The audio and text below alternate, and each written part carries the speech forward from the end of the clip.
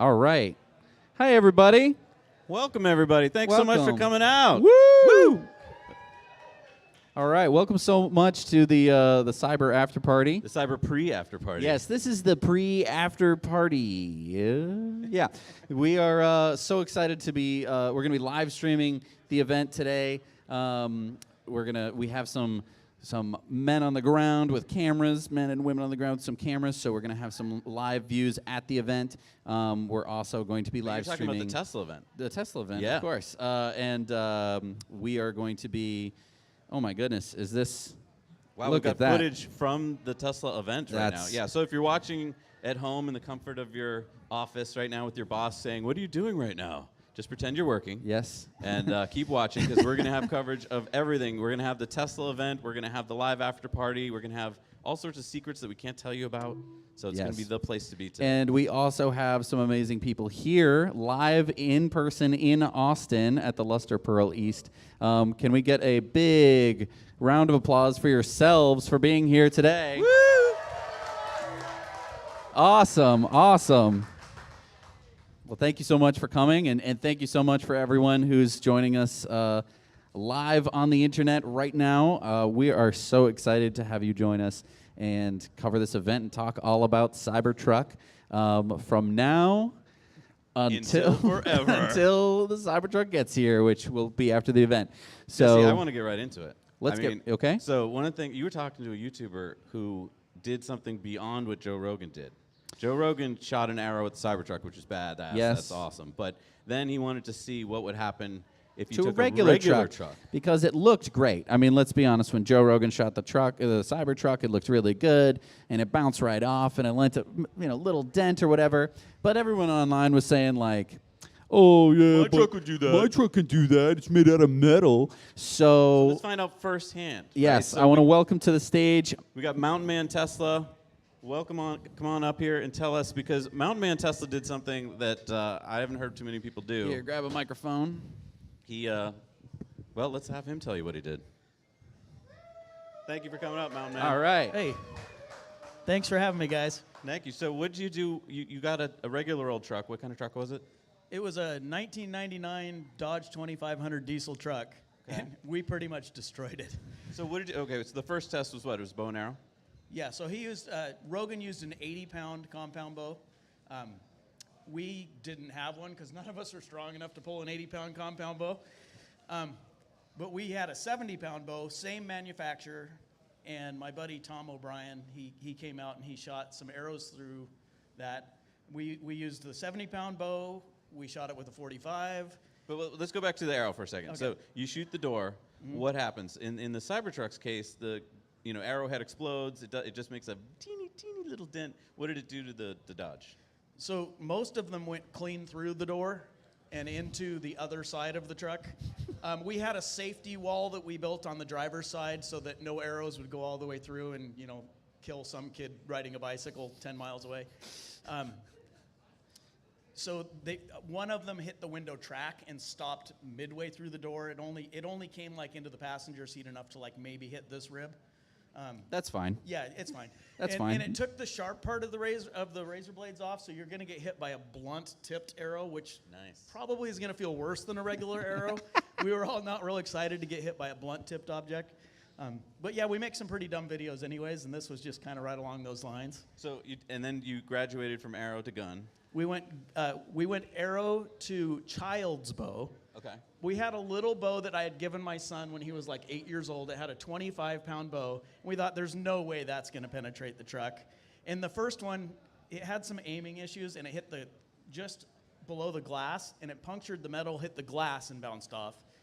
And then the second one stuck in nice and deep. And you can see in the video, he had to get his legs up there to pull it out of the door. So even the child's bow punctured that Dodge Ram Tough. Wow. And I use the term Barbie truck a lot in that video, describing the other trucks that are on the market. So hopefully I don't get sued by Hasbro for that. But you've got all these companies making these other vehicles that claim to be tough, and the owners of those trucks are mocking the CYBERTRUCK for being different. I don't think they understand the reason why it's different is because we're tired of driving Barbie trucks. We want a truck that if somebody hits you, yeah, that's... So if we get hit by a shopping cart or if somebody's throwing firewood in the back of our truck and hits the sides, I mean, go look at any truck that's 10 years old. They show their age. And to be able to have a truck that looks good years later, I think those of us, like I have a ranch, we use our trucks for truck stuff. So I'm excited Good to have for a you truck. testing all that. Yeah. Now, by the way, how did you get a hold? Was this your buddy's truck? How did you get a hold of this? It was my cousin, and he owns an auto body shop, so he had one that... So someone got a truck back that day they weren't too happy about, right? Yeah. No, a little Bondo, some duct tape. It was good. No, he is parting it out. He did, however, was planning on selling a bunch of the parts that we blew holes in. But it made it that much funnier. We were having a good time. It was. When you got to the gun, what happened? So he shot it with the 45, and that went clean through the passenger door. It went through our safety boards. It went through the driver's door, and it stopped in the glass. So, yeah, for sure, a 40. And everybody online was saying, well, a 45 is a big, slow round. Any truck will stop that. Not quite. I was a firearms instructor for my department. I'm retired law enforcement. I know a thing or two about guns. Yeah. You're going to have a bad day if you're in a regular car and you get shot by an arrow. And if you ever plan to go back to 1885 and rescue Doc Brown and Clara, this is the truck to have. So if anybody says, what do you need a truck that's arrow-proof? Doc Brown, hello. So we're trying to revamp the Back to the Future series. Possibly. I think it's about time, right? Yeah. We finally have the stainless steel vehicle for it. Well, good for you doing that. What's the name of your channel again? So everyone go check it out. Mountain Man Tesla. Mountain Man Tesla. Go check that out so you can see firsthand what happens if you're not in a Cybertruck. Yeah. All right. Well, thank you so much. All right, thanks, guys. Thanks, man. Let's hear it for Mountain Man Tesla. You can lead it. All right. Well, we are getting some live views from inside the Gigafactory. Yeah, we were so lucky to have our, Brian, who's on our crew, got a +1 ticket, so that's great. He's in there filming for us, so we get to see what's going on there. Look at this. It's like we're in the factory, too. I know. This is great. Look, I'm in the factory. We're getting a tour. Oh.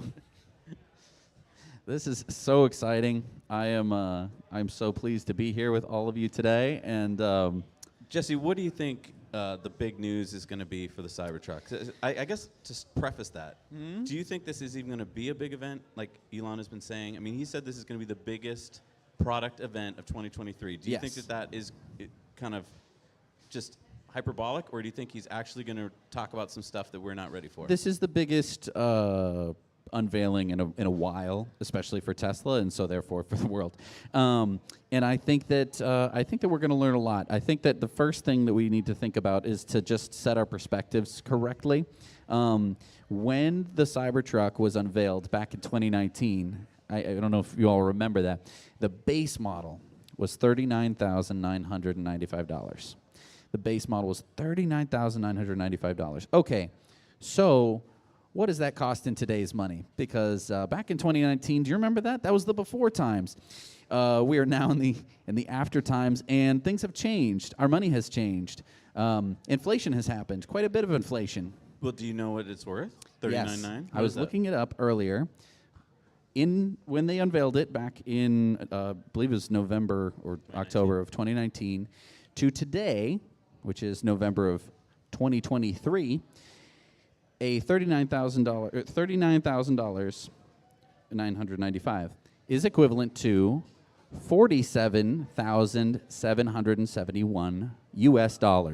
So that should basically be our basis point for the starting price. Okay. If they were not to increase the price based on inflation, well, let me say, if they were to not increase the price above inflation, okay, $47,771. That is. So that's what we should be expecting. Best case for the lowest model. Best case, that would be the cheapest truck, in my opinion. Now, okay, could they pull out some Tesla magic and say it's still $39,000? Yeah. No. But I don't think they're going to do that. So you're thinking maybe $49,990? I think $49,990 could be a respectable starting price if they're going to keep the single motor. I've heard so much rampant rumors about, is there going to be a base model anymore? Is it going to be dual motor? Is it going to be, what is it going to be? What was the one that Sandy pulled up in today? That was a tri-motor. According to what we heard. So do you think that they're going to come up? I didn't see the motors. I have this getup. I don't want to ruin it by climbing under a truck. It's been a little rainy. And plus, I did take out my phone and take some pictures of the underside. It's got a cover, so I didn't think that Sandy would really appreciate us ripping off panels of the truck to Although he count the didn't mind motors. everyone climbing in the frunk and stuff. I know. It was very fun. I got to climb in the frunk. I got to sit in the frunk. Pretty comfortable little seat there. Yeah, was there? So there's a button to get yourself out of the frunk if you happen to find yourself in it with Yep. it closed. Was there any power in the frunk? I did not see any outlets. I believe that was a release candidate, so I'm going to reserve my judgments. Gotcha. We don't know for sure. All right, so we just talked about the low-end truck, but let's talk about the high-end truck for a second. What was that going to be in 2019? Was it 39, 49, 69? Is that how I remember it? I believe so, yes. So roughly, we're talking tack on an extra $10,000 onto that in terms of inflation. a little bit more because it's a percentage. Right. So So technically, it would be above the $80,000 federal tax credit limit if he held it to kind of inflation. Right. So if it stayed with inflation in the tri-motor, if Tesla was just moved into the future from 2019, that's probably what we would expect. Are they going to stick to that? Of course, we don't know for sure. I but feel like let's there's talk two about it. camps on that right now. I'm going to do show of hands here. So there's the camp that thinks that no way they're going to keep to $80,000, that the high end will be around $100,000 because why not? And then there's the camp that I think I'm in, which is just a hopeful camp, which is like, please keep it under $80,000. So show of hands, who here thinks that it's going to be above $100,000 for the high end Cybertruck? So Okay, I'm getting just a couple, really, not 3, many. 4, 5, 6. Okay. A few more. I wouldn't say a majority. Okay, Okay. now who thinks that it's going to be, what did you say? Yeah, below that, so $80,000. $80,000? Or sub Oh, 80. we're seeing a lot more Okay, hands. so you're on the wishful thinking. Or it's probably with me. somewhere in between. Okay. So That's what we're hoping We got for. a lot of hopeful folks here today. I'm excited. So Elon, if you're listening, that's what too. we would like. Okay, we have spoken. We would like it under 80,000, please. That's what I'm hoping for. Me too. Let's talk about snowplows for a second. I know. So I know we're here in Austin, Texas. Sometimes you get snow, and the reason your whole city falls apart, no offense, is because you don't need snowplows most of the time. We're up from up north where it snows all the time, and we get tons and tons of snow. We just checked out the Cybertruck, and we think we have a hack that we could get a snowplow on there day one. So I want to preface this. I want to give credit where credit's due, but I am bad with names, which is always hard to do credit. We are going to definitely come out with a video where we're going to give him good credit. We met a guy who has put a front plow on his Ford F-150 Lightning, and the way that he did that is very creative, and we have been able to put a snowplow on our Ford F-150 Lightning using the tow hooks. So if you don't know, if you've never seen a pickup truck before, although we're in Austin, Texas, so I imagine you have. Usually you have some nice beefy hooks or loops on the front of the truck, nice down low. And that's for either towing the truck out of mud or being able to tow another vehicle out of mud or whatever. Those hooks are bolted onto the frame of the truck. And if you know anything about a plow, you need to get to the frame of the truck. You can't mount a plow to the front fascia of your truck. It will destroy it. So what we found was, if you take off those hooks on the front of your truck, they have 2 bolts. You then go to Harbor Freight. You go to Harbor Freight. You get 2-inch hitch receiver. You drill 2 holes that will accept those 2 bolts. You put those 2 bolts back in with the hitch receiver. Now you have 2-inch hitch receiver tusks on the front of your truck. Already looks badass. You don't have to do anything more than that. Way It already better looks than good. the tow hooks. You can even, because it's a hitch receiver, you can put hooks back, whatever hooks you want. And what we did was we took a big old heavy steel square tube bar, welded on to things that would be accepted into a hitch receiver, and then we have this huge steel bumper on the front of our truck. And I think that we could do that on the Cybertruck, and then onto that steel bar, you could attach a snowplow. Yes. Or whatever you like. Because I think the Cybertruck has the same problem that the F-150 Lightning has, which is that they had to move the radiator down, and when you move it down, you then block where you normally put the plow. But this kind of hack going through the tow hooks, I think, could be the way. Yep. Because I think it'd be great on day one if you could actually plow with the Cybertruck. Now let's talk about towing. Okay, towing. 11,000 pounds. 11,000 pounds? That's what they said in the showrooms. Okay. So I don't know if that's one particular variant, or if that's all across all variants, because we were told there would be 3 different tow mounts, right? 14,000, I think 10,900, and 7,500. So I don't know if this is across all of them or just one of them. So let's talk about what that means, what 11,000 pounds means for a truck and towing, because I think that a lot of people, they don't get to lift trailers very often with their hands and be like, yep, that's 11,000 pounds. It's hard to look at something and know how much that thing is going to weigh. Are you going to do that now? You're just going to point to trailers and say I'm what they going to point weigh? to that trailer over there. Maybe we can get Let's get a scale. Cam to kind of go walk over to that trailer. And I want everyone to kind of take a guess. Do you think that is over or under 11,000 pounds? What do we think of this food truck?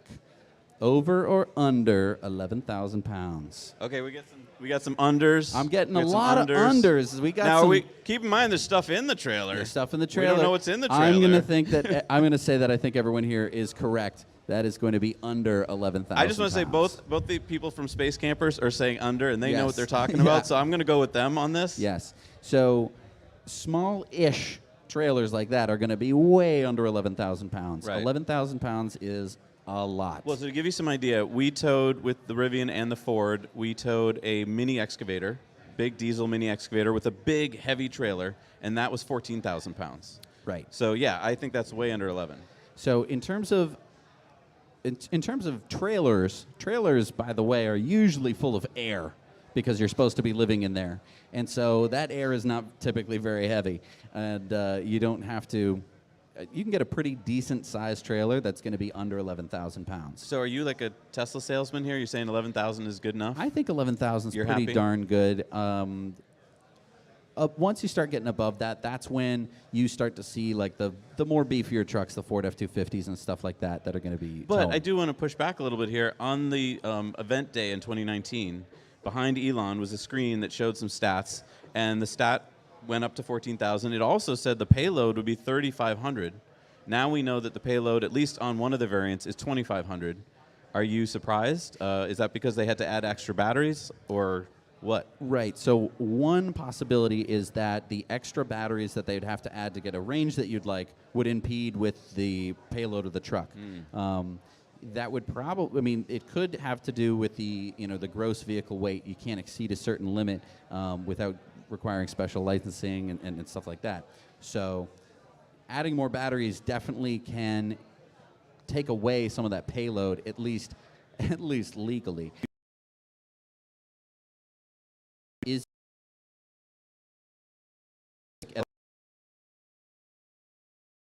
That stands for something. Basically, it's the plastic bed. It's something compound. Yeah. Yeah. It's a glass-filled plastic. Yes. And so glass reinforced plastic is typically very strong, but the question is that bed liner simply sitting in a steel bed, or is it kind of picking up some of the weight? That guy could use a Cybertruck right now. Yes, with the rear wheel steering. So you think that this plastic is somehow limiting the payload weight? It's potentially, it could. Maybe they will. Why is it not a stainless steel? It could be bed? that they have a stainless steel variant, which could allow you to have a higher payload. So that kind of leads me to the question about options. Okay. Tesla typically doesn't like options, right? Because the fewer paint colors, the fewer options, the cheaper they can make it. Do you think they're going to have options on this truck? So back in the old days of Tesla, back when you could buy a Model S or Model X and that was it, the Model X, when you configured your Model X, there were something like how many configurations? I think there's like 1,100 possible configurations. Right, and so there were so many different options that you could put on this vehicle to make it really your own, and the colors and all sorts of different little things, one thing or another. Tesla has totally moved away from that, especially with the Model 3 and Model Y. It's like, what do you want the interior color, what do you want the exterior, and what do you want to be kind of the tires. Those are your only real options, or the wheels. And so I feel like Tesla's going to kind of stick to that. It's going to be like, we have certain variants of our vehicles, and maybe you can't change the paint color. True. Maybe you can get the wrap, but that's a completely separate product. I think that. But speaking of options, what about the ramp to get into the back of the bed? Let's talk about. I have the not ramp. seen, and I was looking closely at this release candidate that we saw today, and I didn't see any indication that there was a ramp. Let's just do show of hands. Who thinks we saw a ramp in 2019? We all want a ramp. I know that. How many think there's going to be a ramp to get into the bed of the Cybertruck? Hands if you think there's going to be a ramp. I saw 2, 3, Oh, no. 4. Oh, no. The crowd's usually right. 5, 6. All right. It's not a very hopeful crowd. How many don't think there's going to be a ramp? Uh-oh. Ooh. I really want the ramp, Jesse. I really wanted the ramp too, and I mean, remember that squat mode where it kind of squatted down, helped you get stuff on and off the trailer? I mean, the tailgate. I just don't. Do you think that's going to be an option, though? Because it would just be a separate tailgate that they would make, right? It could be. I could see a third-party ramp potentially. Third-party ramp. You never know. If you can pop off the tailgate, which you can do on most trucks, and you do see some fancy third-party tailgates on trucks. It usually just has an American flag stripe or something going down the back of it, but it's not impossible for it to be a ramp. Interesting. If Jehu Garcia is around, I would love to have you come on up because Jehu's got a really cool perspective. He's been driving the Rivian, and I don't know, I was talking to him today when we were looking at the Cybertruck itself, and he wasn't, like all of us, I think, our mouths were open and we were just like, oh, this is the Cybertruck. But he wasn't, and I would love to get his perspective on it because right. He's a big EV guy. So Jehu, if you're around, come on up to the stage. I would love to talk to you about this. Oh, and by the way, I want to thank our sponsors today. Everyone, a big shout out to LexArt. So awesome that they're here today. We're going to talk about more about what they're doing and why they're here. XPEL. If you look on the street, you're going to see nothing but Teslas, and so many of them are covered with XPEL, so that is so cool. Lighthorse is here, and Henson Shaving is here, and Jesse has some stuff he's going to talk about, although he hasn't shaved lately. Yeah, I haven't shaved. No shave November. November's almost over, dude. Kind of wishing I could, but. So thank you to our sponsors. They made this whole thing possible, and the big shout out to Corporate Streams. Everything you see here today is because Noah and his team at Corporate Streams have been working overnight, crazy hours to get this all looking great for us. So thank you so much, Noah. And thank you to the weather, because, I mean, it is still a little overcast, but I was expecting, like, way worse weather. So, I mean, we're from New England. It's I think, 22 degrees where we just came from, and so we're just in T-shirts right now. Yeah. This feels great. Yeah. Knock on wood. There's Jehu. Come on up. Hey. Jehu Garcia, everybody. You can check out his YouTube channel. You probably all know who he is. Thank you so much, dude. Grab a microphone right over there. Grabbing the. So, Jehu, we have a fence, so don't worry. You can say whatever you feel. We have a fence, yes.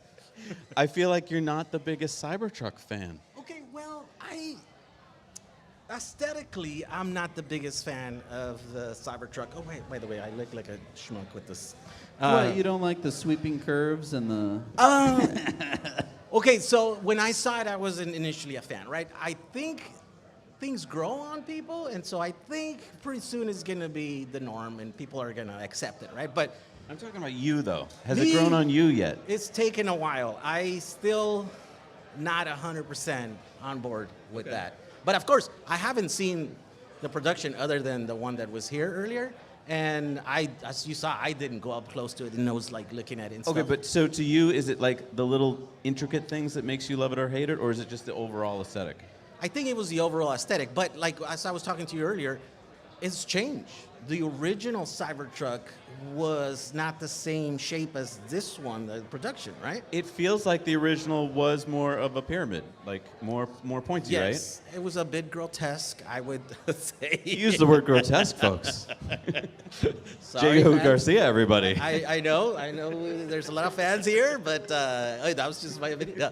But it's, there are other renders that I saw on the internet about cyberfying other cars, and I was like, oh my God, like that's amazing. So it's not, I think it was just the dimensions. I think that's what I was, Is I this didn't just like. because you're a Rivian truck owner now?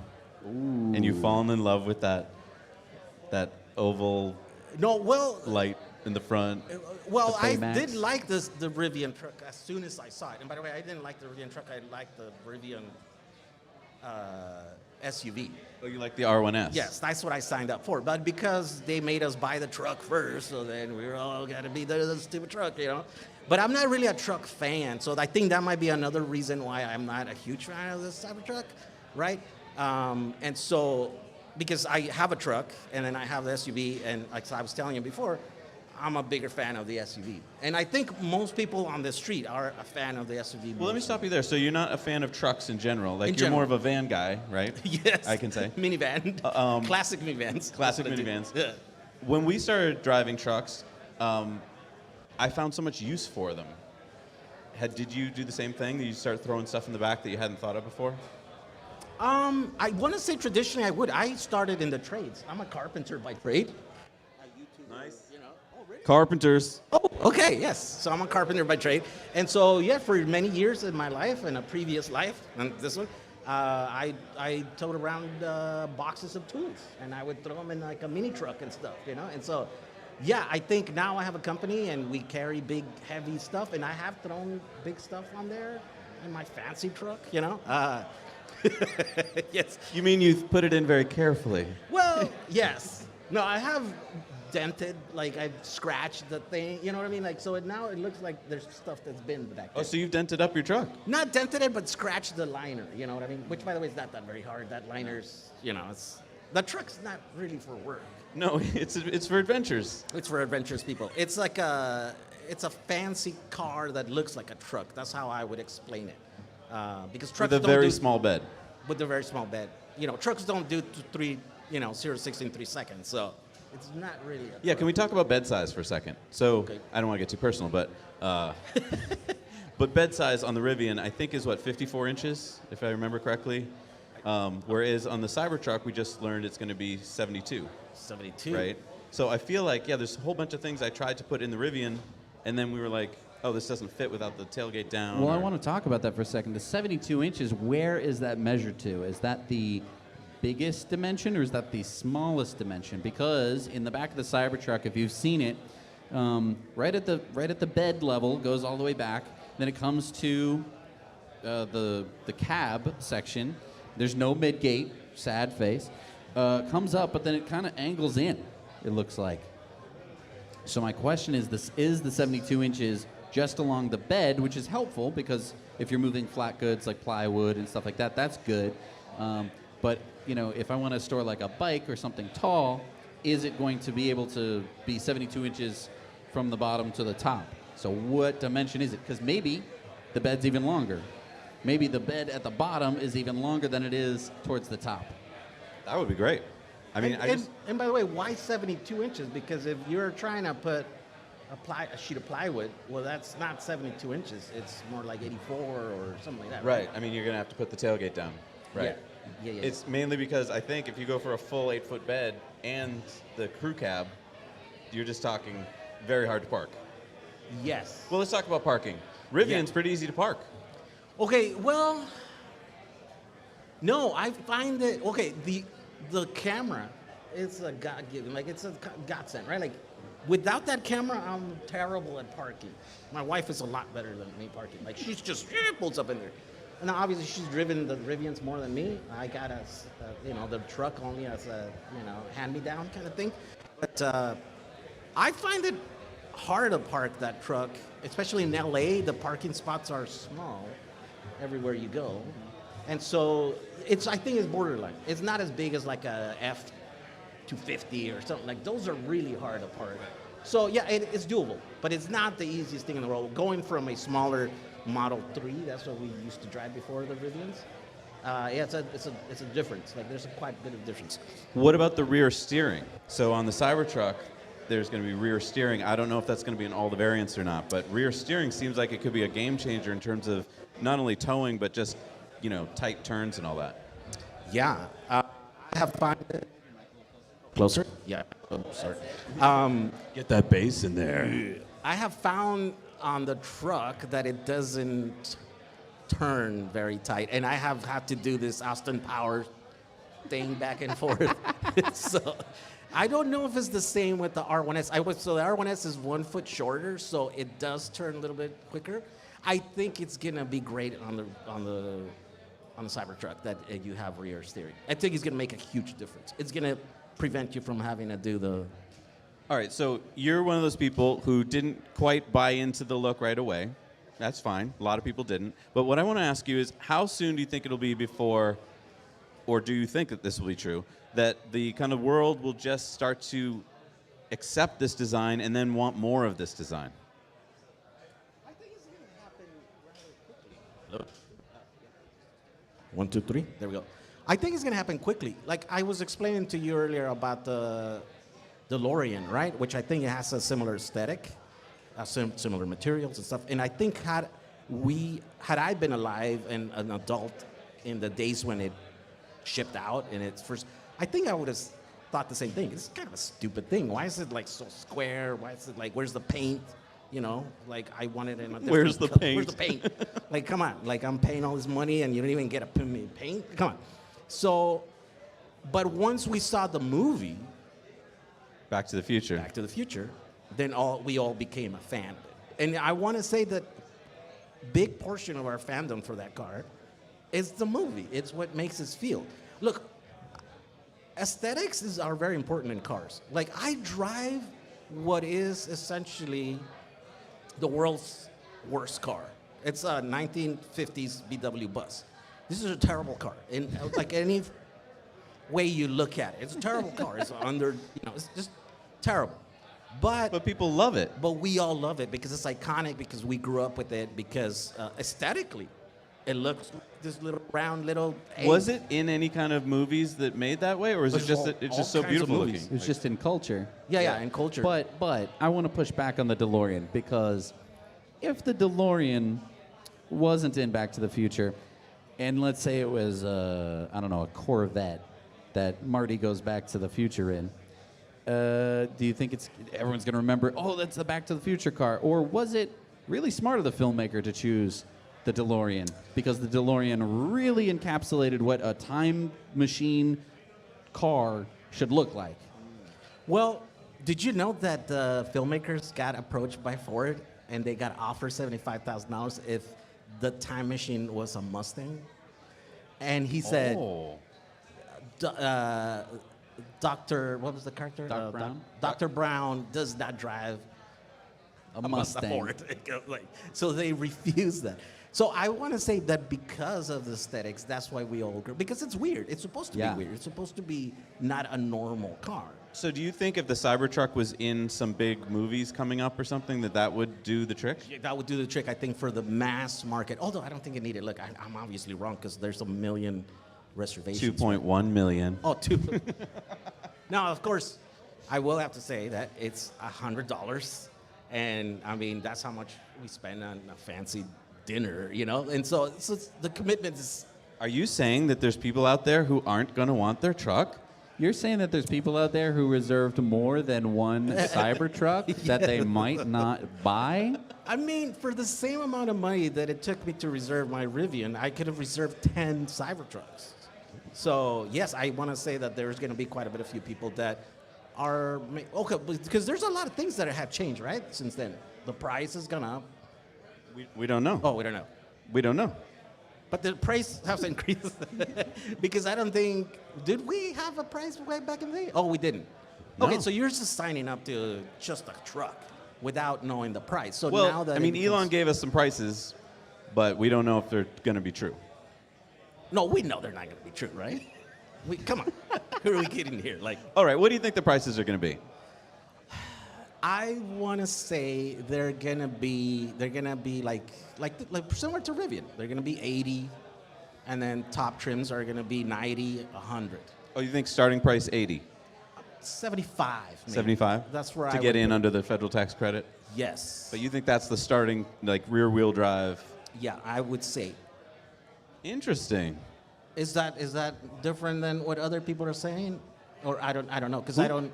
We don't know. Okay. I mean, we really don't know. That's what today is all about. I guess I want to ask you in the audience, do you think we're going to actually find out the price today, or is that somehow going to be kept under wraps? Do you think the early delivery people are going to sign an NDA and we're not going to know?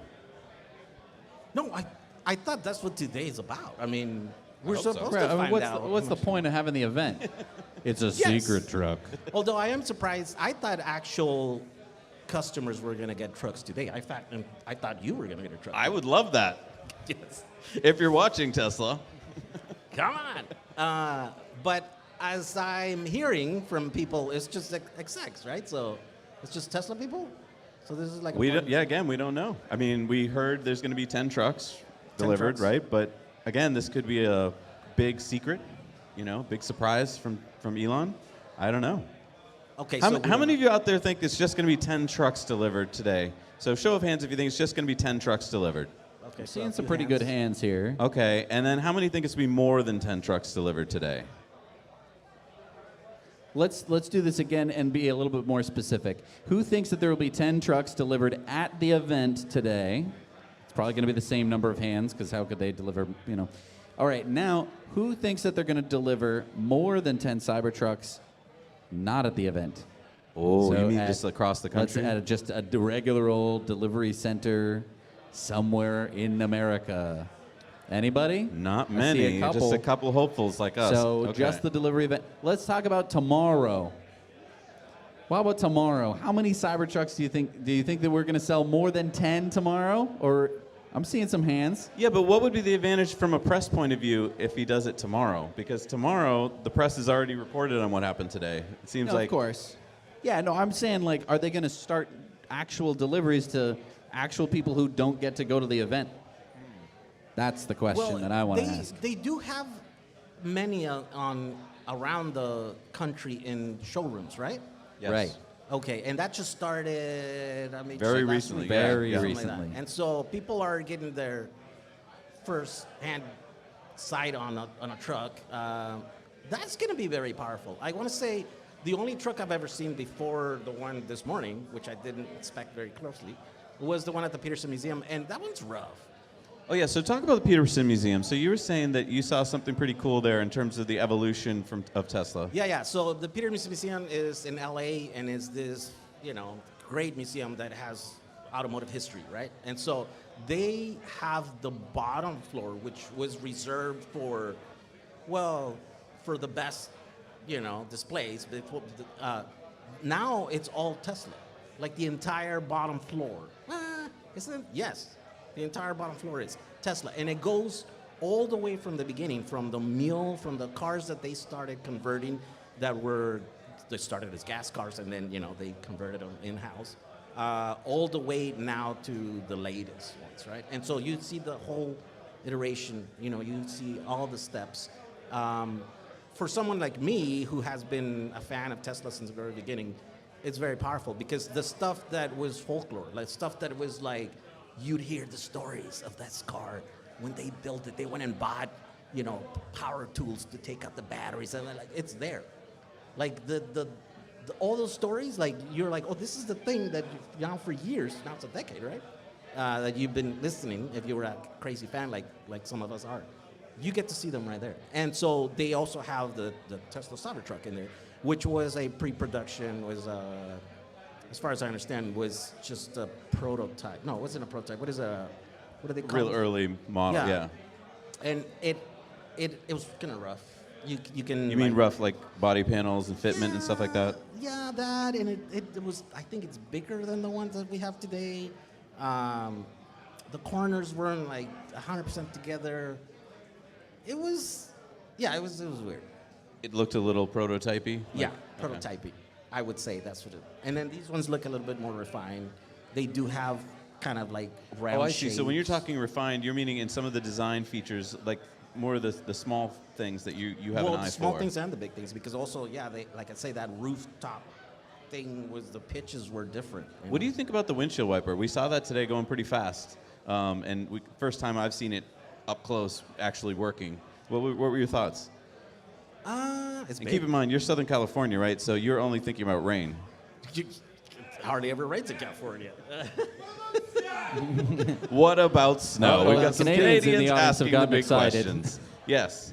I don't know. I mean, isn't there some physics here that say that it's going to be hard to move all that ice and stuff off the windshield? Yeah, I think it was. Who said if I had a lever long enough I could move the earth? This is a pretty long lever, but Yes, it's Archimedes. in the worst way here. It's going to need to be pretty strong in order to move that that ice and snow off of the windshield. But there's one other thing I want to talk about is that normally your windshield wiper starts like this, and it needs to go move all that snow out of the way. And mine usually makes it to about there, and then it goes back down because I should have cleaned my windshield. The Cybertruck windshield's like this, and the glass goes. Right, It it's goes smooth. right down to the hood of the Cybertruck, and it goes, and then it's flat. So I think that windshield wiper just has to go, swoop, and just sweep that snow right out of the way. I think that's all it's going to do. I think that it might actually work better if you warm up the truck a little bit. You probably don't even need the windshield wiper to get the snow off.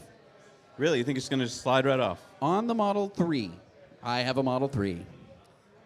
I heat it up for about 20, 25 minutes, get the interior nice and hot. There's a layer of snow that starts to melt right at the back, and it's icy, and then it slides right off the back. It doesn't do that on the front because you have this big dam in the way. It tries to slide down, it can't go anywhere. On the Cybertruck, it's going to... That's a really interesting point. There's no other car or truck that I can think of that has that detail, right, where the hood meets the windshield like that. Usually you've got that hidden area, so to speak. A city bus.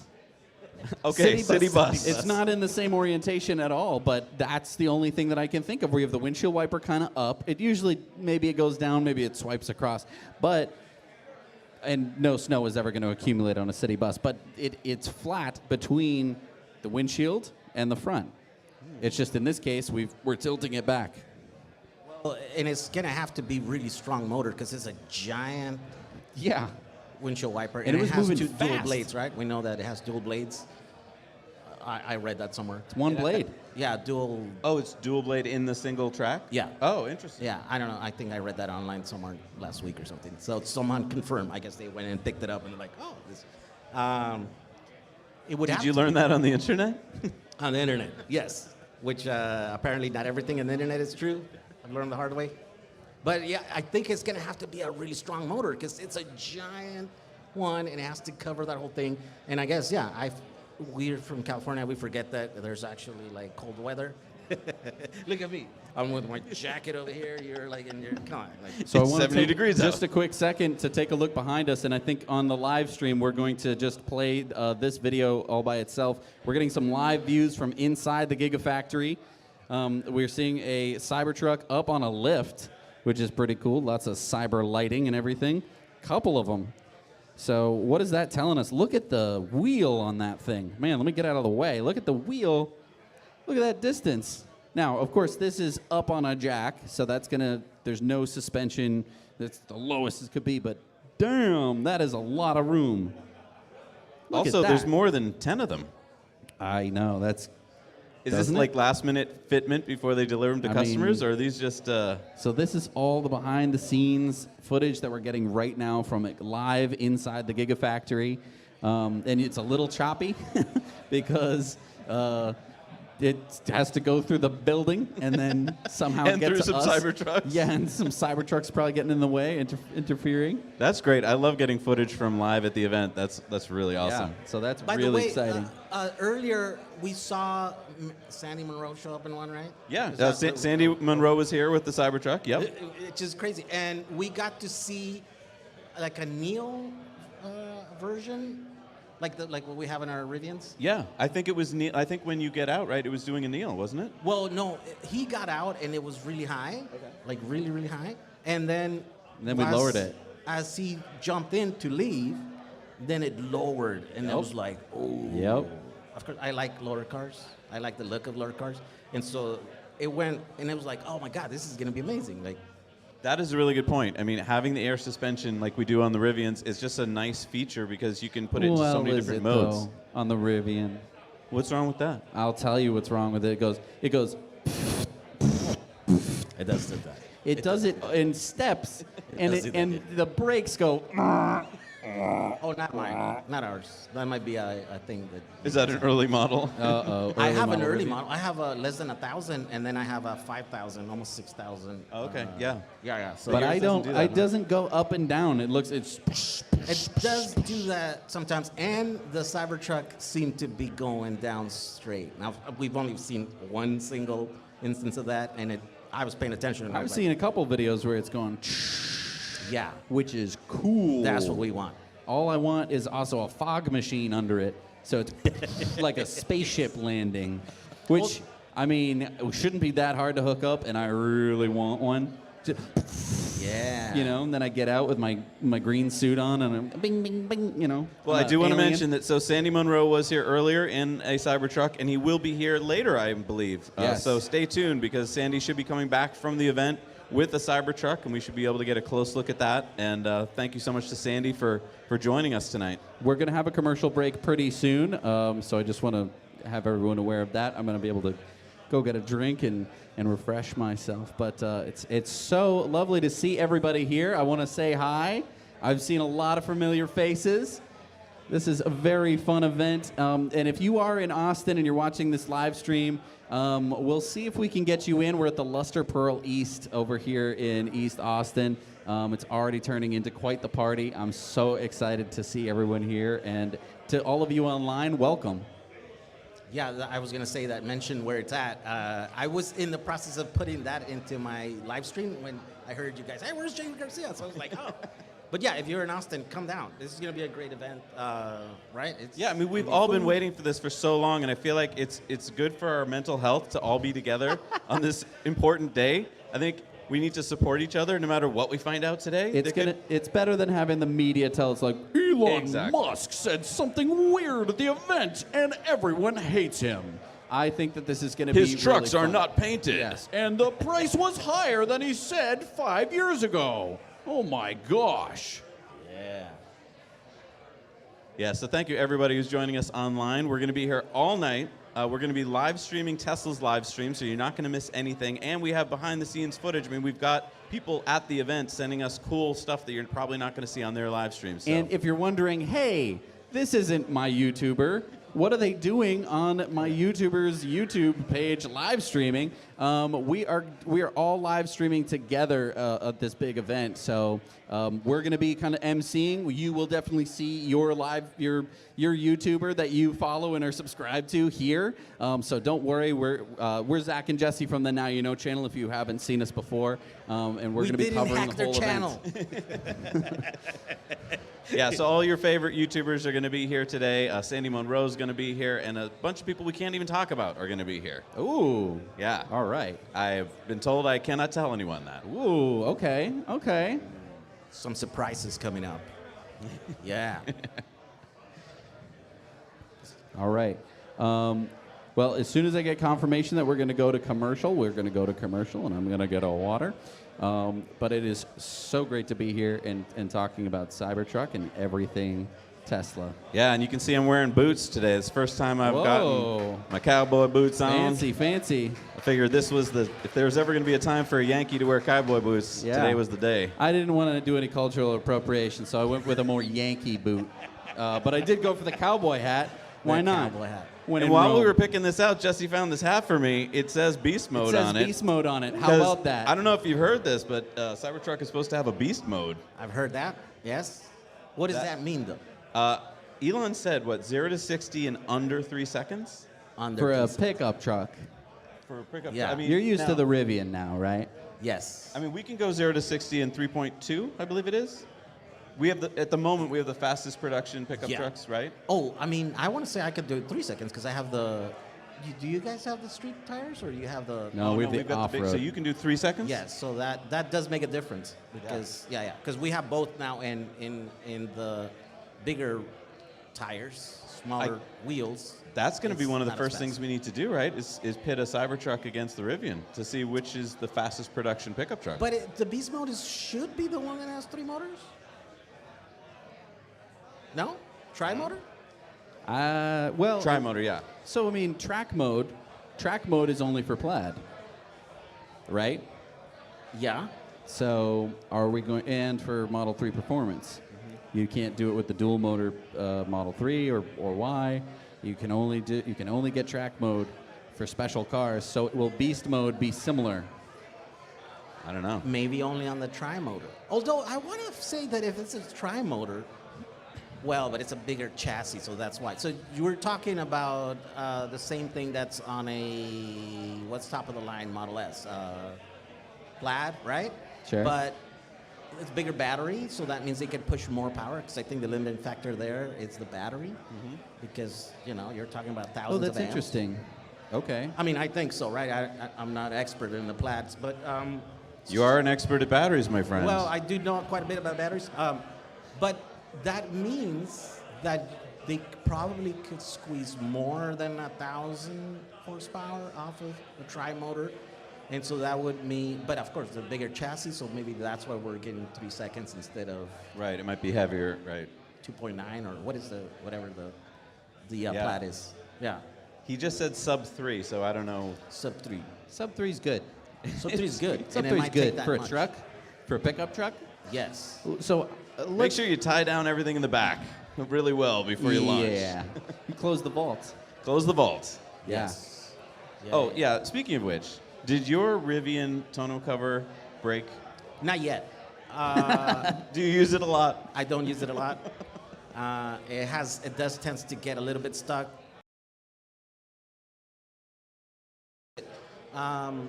Yeah. So it hasn't broken yet. That means I guess I don't use it enough. This is the George make? We've been very lightly using it because I'm afraid it'll break. It's gonna But break. that's what I'm excited about with the Vault on the Cybertruck. Right. Is how smooth that thing works. Because on the Rivian, it's these big aluminum panels, right? And it's like. It's like a Pez dispenser. It Yeah. sounds like there's something wrong happening there. Like the The it whole sounds time. like the gears I think are the first grinding. day it sounded pretty good, but since we've gotten leaves and pine needles and who knows what else stuck in it, I'm sure it's slowly building up stuff that's slowly turning into dirt. What do you somewhere have in stuck in the Southern truck. California that gets into? Is it just dust or like what? Dust and leaves, right? Leaves. Like I know that like in our cars, like if we leave it parked outside in my office, for example, there's trees outside and you get them in there. And so you get to see them in the seals of your doors and your hood and on the trunk. And I had to pull some off of that before. It's like, oh, don't let that go in there because it's going to mess it up, right? Because it takes very little to mess that thing up, right? So I think here's an opportunity for Tesla to really show us how a tonneau is made, because that one from Rivian is a total disaster. The other thing is the side bed rails on the Rivian are so low. I think it's like 18 inches or something, 16 inches. So when you put stuff in there, it's got to be very small, or else you can't close the tonneau cover. With the Cybertruck having this kind of triangular bed, I wonder if you'll be able to fit cooler stuff in the back, like more stuff. More stuff. More stuff. The only thing is it's in an angle though, so it's like you can fit stuff on the very end, but maybe not at the back end. Right, because the tunnel an angle. Yeah, it's at an angle. I can't believe nobody jumped on top of that thing. It was here for If he had been here an extra minute, I think people would have. Yes. It was good. It was We here did for 20 see minutes. the Prime Minister of Thailand hop up on there. That's right. He's a What spry a chicken. badass I know. dude. He just jumped right up on top of the tonneau cover, along with Lars from the Tesla team. Yeah, so I mean, 2 grown men on the back of the truck. That's serious. I wonder, I mean, we haven't really even talked about this, storing stuff on top of the vault, right? Because you have this truck, and what is it going to look like if you not only have stuff in the bed, but then you start strapping stuff to the top of the vault? You need somewhere to tie it down, which I agree we don't have, but a little welding, and you have something to tie it down with. Yeah, are we gonna have, like in the Rivians, have a way to put bars across? Is this going to be the new version of a dude, driving down the road with the 1 2x4 in the back of the pickup truck, just rattling around? Yeah. Mm-hmm. Yeah, what about third-party stuff for the bed? Well, so I want to talk about maybe just third-party stuff in general. Most trucks that you buy come with several layers of paint on them, and it is highly encouraged that you do not remove the paint. It's not encouraged, it's just your truck suddenly doesn't look like blue or green. The Cybertruck is going to be stainless steel. which means that you can weld directly to it, which kind of opens the door for a lot of stuff. But it's not typical stainless steel. It's not typical stainless steel. It's 3 millimeter thick, hardened stainless steel. Very hard. Bulletproof stainless steel. So there's another thing that you can do, which is that you could drill a hole through it. No. And you could mount stuff to it, because on a normal truck, the only stuff that you could mount to the actual skin of the truck is just, little stuff. Like and flares and stuff. Normally it's just stuff that you'd glue on.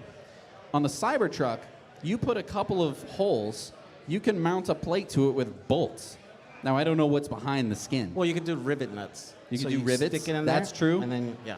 So you could actually rivet stuff to the truck, because the skin is now strong enough to where it's not going to bend or buckle or punch out. You're going to be able to, I think, customize your truck in that way, where it's going to have that strength. So not only could you weld it, but you could also rivet to it. I'm not going to name names, but there was someone in the crowd who tried to bend the metal on the CYBERTRUCK, and it would not bend. Yes, this I is heard that conversation. I was like, you trying to bend it? I'm right. thinking in my head, come on. This is a very serious thing, and no trucks have been built like this, I think, ever. But kind of back in the day, right? If you think about the old, I'm thinking of the Waltons. Has anyone seen the Waltons before? Waltons? Yeah. I'm going to We're get all a young copyright here. strike. You'd have this truck with this big wooden thing on the back, right? Because you could customize trucks to make them however you wanted them. Unlike today, where you go to the dealership and you say, I want the blue one, right? You could just make something and put it on the back. I think the CYBERTRUCK is going to open the door to people welding and riveting stuff onto their trucks, whereas normally you'd have to have steel bar that's attached somewhere else to the truck. It's attached rigidly somewhere. So I think it's really exciting that we're going to have this opportunity. And a lot of people are worried, all these CYBERTRUCKs are going to be the same color. They're all going to look the same. A little bit of TIG welding, and it's going to look completely different. TIG welding. I think a lot of people are going to want to learn how to TIG weld so they can do that. Yeah. Yes. And I think you wanna should. learn. You guys took some classes welding, right? But it wasn't TIG welding. We learned from YouTube. Yeah. No, You didn't can Mr. learn. G teach you? Mr. G did teach us, Okay. yes. He helped us out. Yeah. I would say learn wait, TIG welding. shout out to That's the Mr. thing. G? Yeah, hell Yeah, shout out to Mr. G. Wish you If could you be want to here, learn how dude. to convert a car to Yes. electric, Mr. Yes. G is the guy to go to. Also, check out Jehu, because your channel walks through a lot of conversions. Mostly better. Oh, yeah. Some conversions in there, yeah. But Mr. G is Some. the teacher. Come on. We've You're done so one, and honest. we're proud, okay? Yes. Well, several, right? You guys did also the smaller one, the A ride on lawnmower? lawnmower, yeah. We've done a lawnmower, yes. Okay, hey, I haven't done a lawnmower. You guys got that on me. But you're right. I think there is going to be a whole market where you might just drill a few holes, put some rivet nuts, and now you have a mount to put racks, Yeah. to put a camera, so you can do Because, right now with a pickup truck, there's lots of racks and stuff that you can get, and usually you're attaching something to the bed of the truck. And there's spots to do it, and that's great. Well, and don't forget rust. When you do drill through the paint, you're always worried that now that's gonna rust in a few years. Yes. And now that's not going to happen. And hopefully many of these products are going to be stainless steel as Yeah. well. So you're not going to have to worry about that. And so the original exoskeleton thing is not happening, right? Because we've seen that it Right. does have a sub. I think that Structure. It must have been that at Tesla, at the time of the unveiling, they weren't sure whether they were going to go exoskeleton or whether they were going to go gigacasting. That was right at the time when we Yeah, I were don't even just think starting. gigacasting was in the zeitgeist It wasn't yet. really even in the zeitgeist. So I think that Elon and everyone at Tesla was evaluating how are we going to build a car. We shouldn't be building a car the same way that we build a car. We're never going to make affordable EVs quickly enough for that to happen. We're going to have to wait for batteries to come way down in price. We need to make a cheaper car. And so I think that's why they went gigacasting as opposed to exoskeleton. I think that exoskeleton could have kind of achieved the similar thing, but it's got to be vastly harder, right? Because it's a brand new way to build a vehicle. So that might be the one advantage that they have, and that might be the reason why I'm wrong about the pricing, right? So maybe they don't have to be similar to Rivian because, well, they have a different manufacturing process. And so obviously, they're able to lower the prices on the rest of their line so much that a lot of people are hating on Tesla right now. I mean, that's a really good question because right now Tesla is profitable on all their models, right?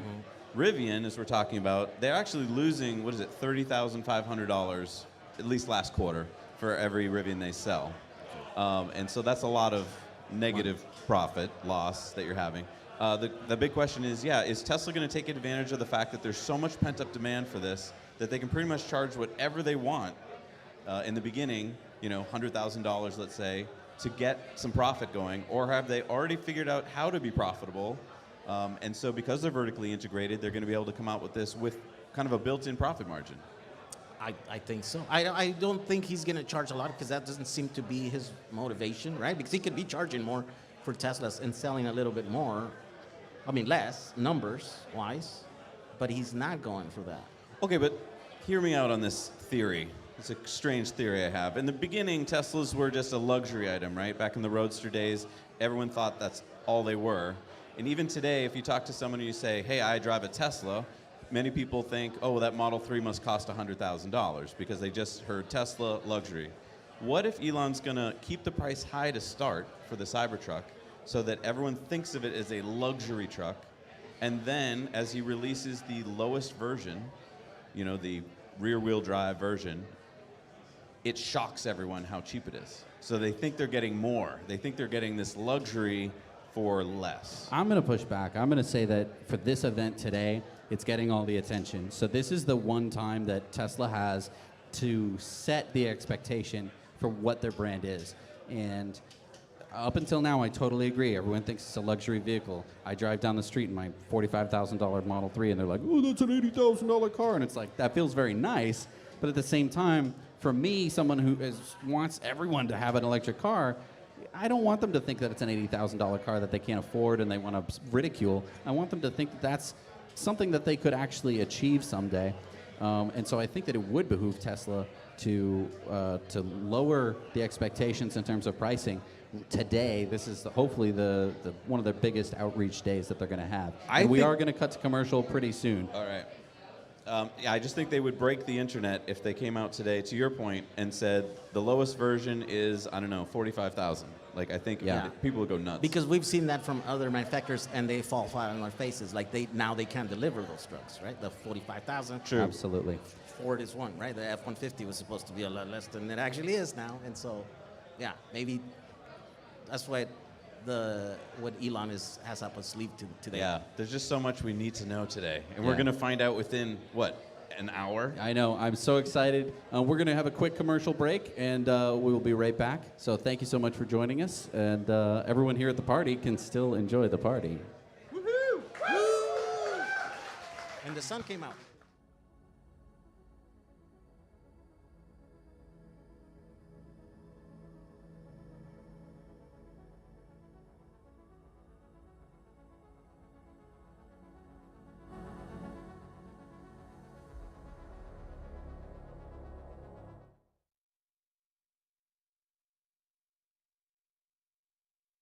Regardless of their location. You can create an immersive, inclusive experience for participants no matter their circumstance. Say goodbye to the burdensome costs of traveling and venues. Our clients have reported savings of up to 86% compared to traditional events. Extend the lifetime of your event with on-demand content. Whether watching a missed session or revisiting key moments, no longer will your audience have to choose. It's time to elevate your communication with corporate streams, revolutionizing the way you connect, engage, and make an impact.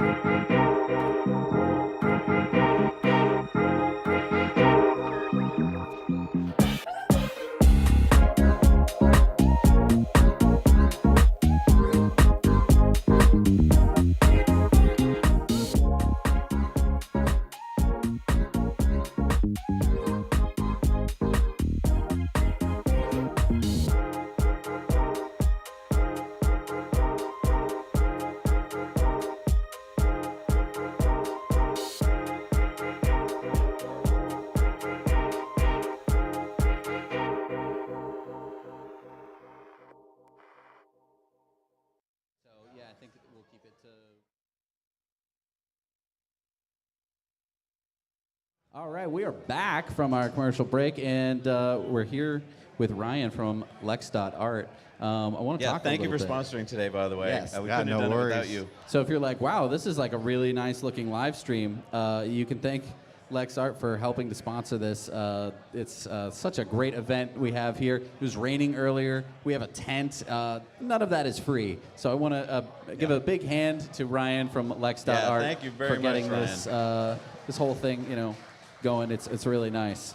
So, Ryan, could you tell us a bit about Lex.art? Because I've been learning about it from you, and it sounds really cool, but you're probably the best person to explain it to us. Yeah, first I just want to say this is awesome, guys. I've been a part of the Tesla community since 2013. Happy to support this. Happy to be here. Happy to be with the Cybertruck and all of you guys. So hope you guys enjoy.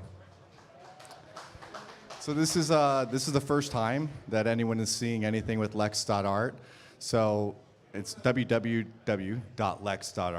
But basically, we are changing the art market. And what we're doing is taking the art and doing, instead of an indirect investment in the artist, we're doing a direct investment into the artist. So everyone here knows Tesla stock, right? We get in early, and we have an actual investment into Tesla and everything they do, right? In the art market right now, you buy one piece of art, and you hope to God that that's the right piece to go up.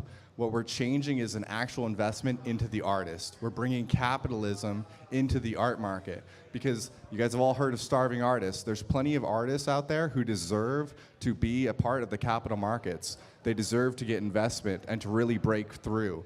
And so we've created this financial system, and you can learn more, again, on the website, and you can sign up.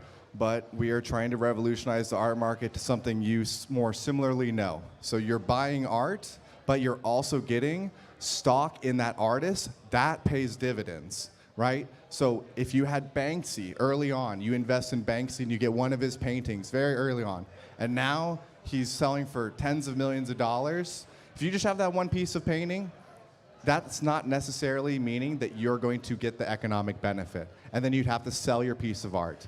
But under our system, you actually would be investing in Banksy, similar to any other company, right? In the early stages, you would get stock in Banksy that's paying you dividends throughout the entirety of the rise. So can I translate this to, like, as an investor, it's like if I got to invest in Elon Musk in the early days, and then I got a share of each of the companies that he made later in life. That's perfect, exactly that. So, right, with everything you do, you're getting in early, you're supporting the founder, supporting the entrepreneur, and you're going to reap the benefits going forward. And you got to be a part of it. You got to develop a relationship with that person. So if you were some of the first people to invest in Elon, and you got to actually invest in Elon, then you would have a share of all of the companies that he's produced. But of course, now just swap that for an artist. And we're talking about artists here, and so I think that we all tend to think that artists are all like long dead. Like, oh yes, the artist that you see Picasso. in the museum. Yeah, oh, Picasso, he's dead, right? But of course, there's new artists coming up and stuff like that, and it's not easy to be an artist. I think that your guidance counselor at school probably dissuaded you from getting into art and probably more into accounting or something like that. And one of the big reasons for that is it's hard to kind of make it as an artist, and it's also kind of hard to make money as an artist because there are paintings that are worth millions and millions and millions of dollars, but it's only for the top 1% of artists. There isn't necessarily kind of a middle ground or a middle class artist. Yeah, exactly. It's definitely hard being an artist. We like to think that, okay, you can just make it in a studio alone. But like with anything, every company, it requires capital, it requires resources to really elevate. So our mission at Lex.art is to elevate these living artists and get them the funding that they need and the support that they need to really break through. Now, we saw Sandy pull up in the Cybertruck earlier. I feel like that is a piece of art. I feel like it's something that's making this profound impact on all of us in terms of design right now. And I feel like it's actually going to change the way we think. How do you feel about that? Like, do you think we're going to actually start to accept that, or is this just an anomaly and we're just going to go back to the way trucks have looked in the past? Yeah, 100%. I think the Cybertruck is a work of art. I think what Franz has done and what the team has done, absolutely amazing. Everything that Tesla's put out are just works of art. And yeah. I mean, when you see the Model S and you realize it's been around since 2012, and yet it still looks beautiful today. It's just a classic design, and I feel like it's hard to picture this with the Cybertruck, but I feel like we're going to still feel the same way about it in 10 years. Yeah, I mean, and that's why our mission is to elevate artists, right? We need to elevate art. We all want art, more art, proliferate the artists, and a lot of cool things are going to come from that. I mean, we definitely don't want to go the opposite direction. So if we want more art in the world, we have to support it, and that's what our mission is, to elevate these artists. So if people want more information, I guess you haven't brand launched yet, but so should people go to your website and sign up? Yeah, so right now the landing page is live. You can go sign up if you want to chat more. There's some complexities that we'd love to talk you through and really just show you what we're building. We'll probably launch in the next 3 to 4 months. So this is just our first, you guys are hearing about it first here, part of the Tesla community, and happy to be telling you all about it. Ryan, thank you so much for you and your company supporting us today, being part of this today. It's so great. Everyone go check out lex.art. I'm really excited to be working with you in the future because I am a big fan of art, and yet I've never felt that I could actually be a part of this world. And I feel like this is my chance to actually become a part of this. So happy. Thank you all. Thanks, man. Can we put the microphone back down? Yeah, right there. Thank you, Ryan. All right. Wow. All right, so we're just minutes away from hopefully learning what's going to happen at the Tesla Cyber event today. Yes. Again, I feel like it could go in a bunch of different ways. It could be kind of a letdown for us Tesla folks who are expecting like tons of data and information, and maybe he's just designing it for the rest of the world and keeping it simple. Or it could be exactly what we want today. We could hear about ranges, we could hear about prices, we could hear about everything. What do you think is going to happen? Oh, I think it's going to be a boat. I think Did it's gonna you just float. say it's going to be a boat? I think, look, why do you have a stainless steel truck? It's to avoid rust. Okay. What causes rust? Water. Yeah. I'm just trying to piece this together here. When we were at the unveiling back in 2019, they had Elon's Lotus Esprit. Lotus Esprit from James Bond, where he drives it off a cliff or whatever, and then dives under the water and it turns into a submarine. And I think, let's see.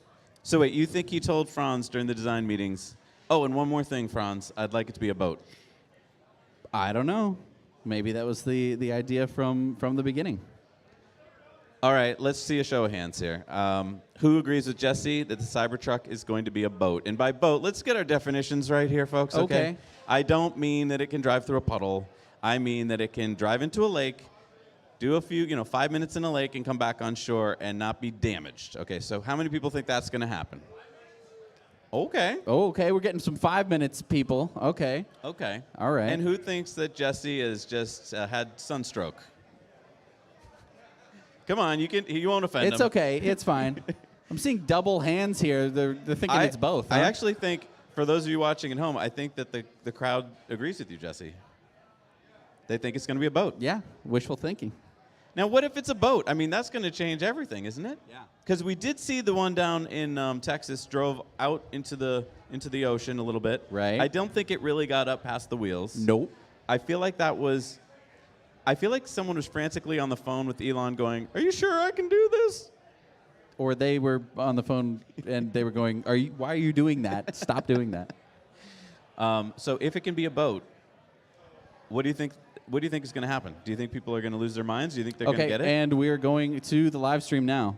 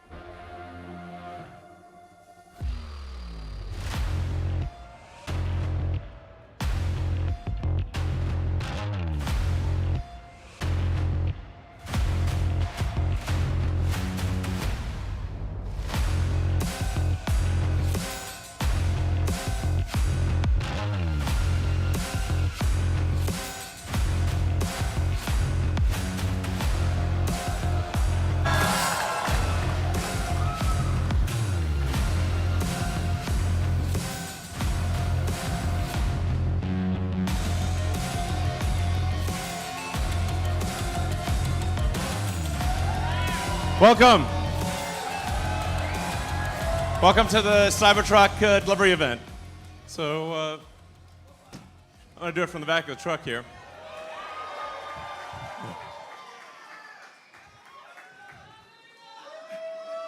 Hey.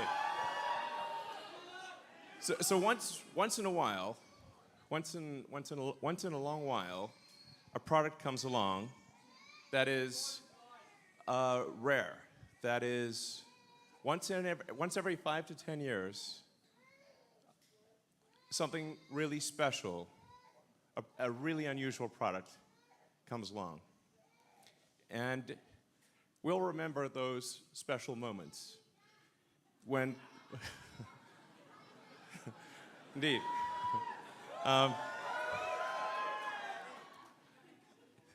Special moments.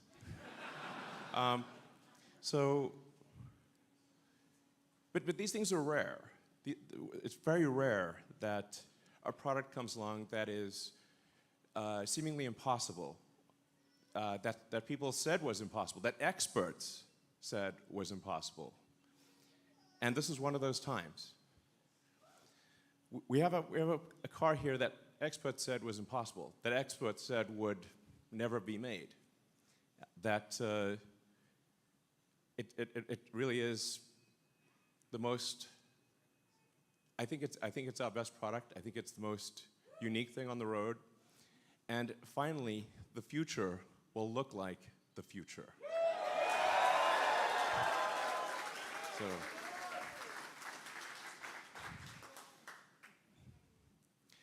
So what we're aiming for here is something that's more truck than truck. Okay. Thanks, bro. That's literally my brother there.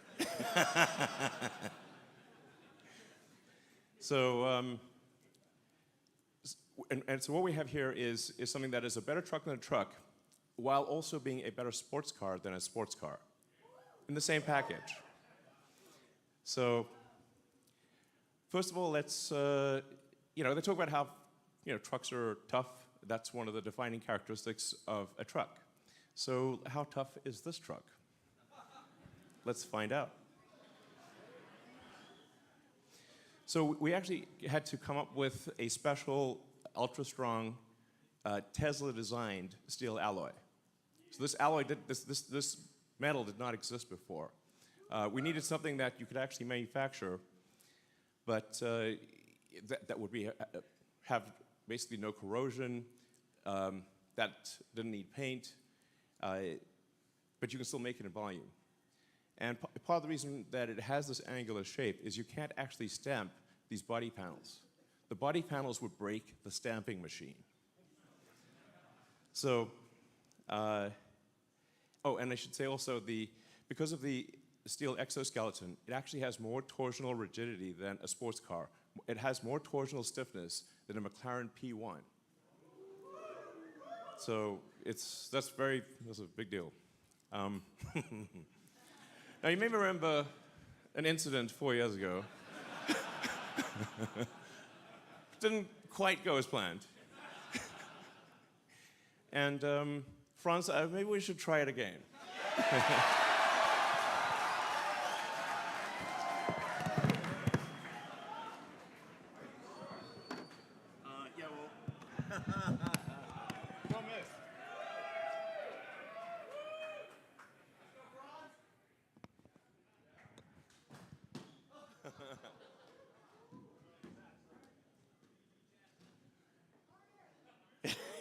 Yeah. Yeah. Great. I mean, I think we could probably have a pro pitcher love it if it still work. So anyway, it's the glass is tough, basically. That's what we're saying. So you don't have to worry about like rocks hitting the glass and cracking the glass. This glass is basically rock proof. It also makes the car very quiet.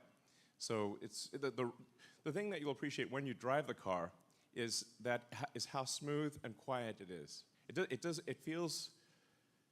feel like a normal truck. It's smooth as silk and silent. when you drive it. Yeah, so in terms of toughness. And then things like rollover, because the center of gravity is so low, it doesn't roll over. And if you're ever in an argument with another car, you will win.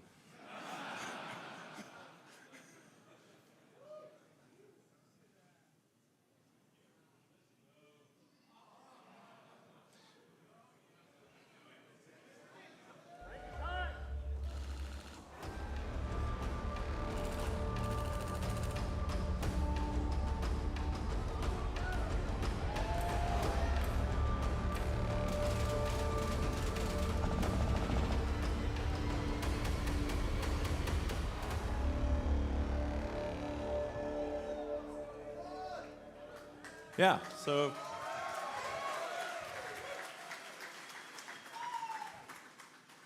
in movies, you sometimes see the hero or heroine hiding behind the car door while being shot with bullets. That doesn't actually work unless you're driving a Cybertruck. So if Al Capone showed up with a Tommy gun and emptied the entire magazine into the car door, you would still be alive. So, and so people say, like, well, why'd you make it bulletproof? I'm like, why not? Do you want to, how tough is your truck? Because the other trucks, the bullets go through both sides. So you shoot a bullet, it goes through both sides of the car. You just never know. I mean, sometimes you get these, like, late civilization vibes.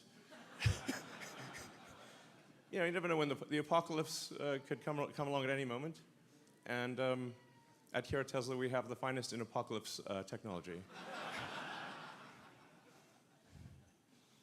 I was on the Joe Rogan show, and Joe bet me $1 that his armor-piercing steelhead arrow would go through the car. Now he owes me $1. So.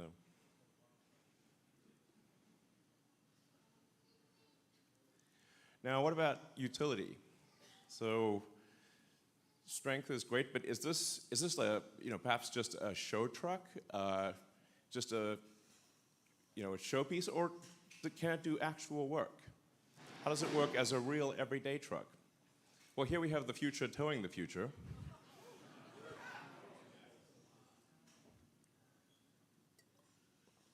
So, if you can fit any cargo in the trunk or in the bed, you can basically move it around.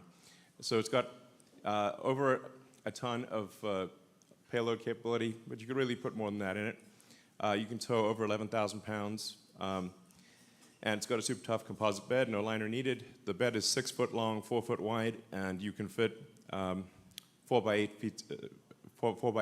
pieces of plywood in with the back down.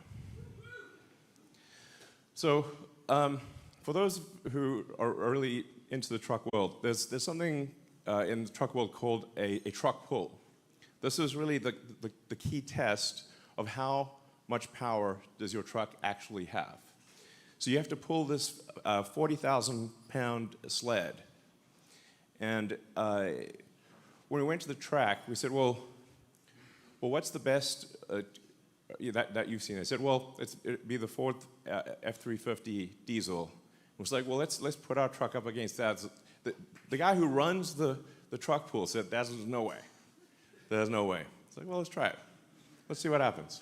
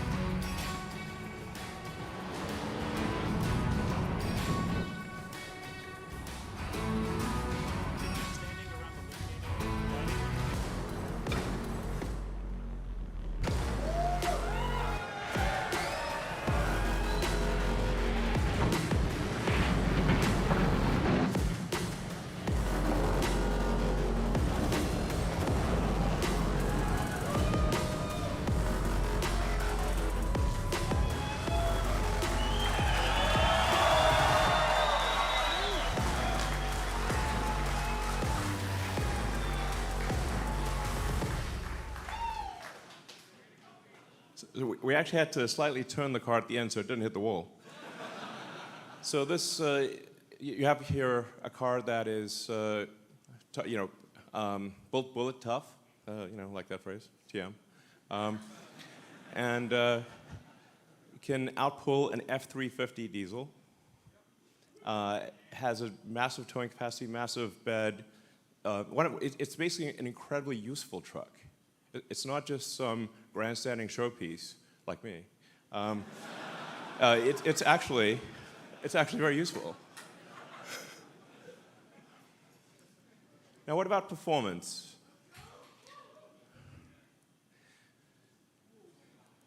So this, I should say, it has an adaptive air suspension. So no matter what the load is, you can always have it can set the ride height at low, high, anything. It'll automatically adjust the damping according to how much load it's carrying and the road conditions. It has a 17-inch ground clearance. Now, that's a true 17 inches. Typically with a truck, you'll get the differential hanging down low, the rear differential, and that's what you'll high side on a rock. But this has a completely flat bed, so you could drive over basically anything. We actually took the Cybertruck on a Baja rally drive. So this is insane off-road capability. It has locking differentials, rear torque vectoring, and the crazy thing is they'll do this all in comfort.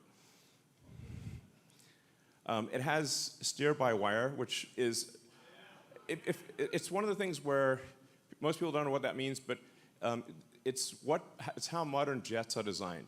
The steer-by-wire, which gives you variable gain. So if you turn the wheel the steering yoke a small amount in the parking lot, it will turn the wheels a lot. But if you turn it on a highway, it turns the wheels a small amount. So it dynamically adjusts how much the wheels turn according to what your speed is. And this actually makes it very easy to drive. It has a turning circle less than a Model S. So this thing can practically turn it, rotate on a dime basically. It has incredible low-speed maneuverability. And then there's a lot of advanced details under the skin. It's the first time that a car is moving to a 48-volt low-voltage architecture from 12 volts, which has been around for 100 years. We have Ethernet comms, distributor controllers, allows for 70% less wire in the car. And it's really, the internals are as advanced as the externals. It's a whole new step change in the technology. So let's take it to the racetrack and see how does the Cybertruck perform against a Porsche 911. And I should say this is an actual Porsche. We literally just got it from the dealer, 2023 Porsche 911.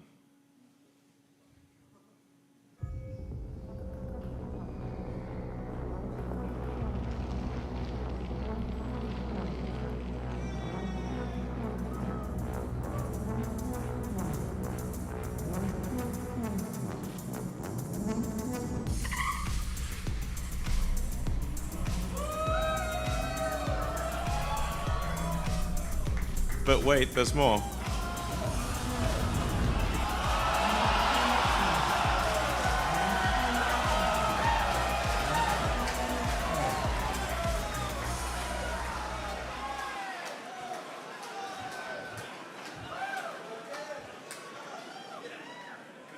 So the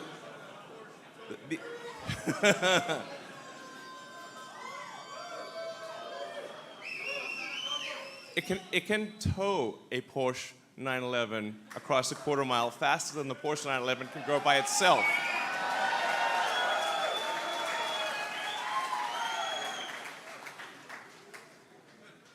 I should say tougher than bullets. Tow pretty much anything. Faster than a 911 while towing a 911. So, and deliveries begin now. Thank you.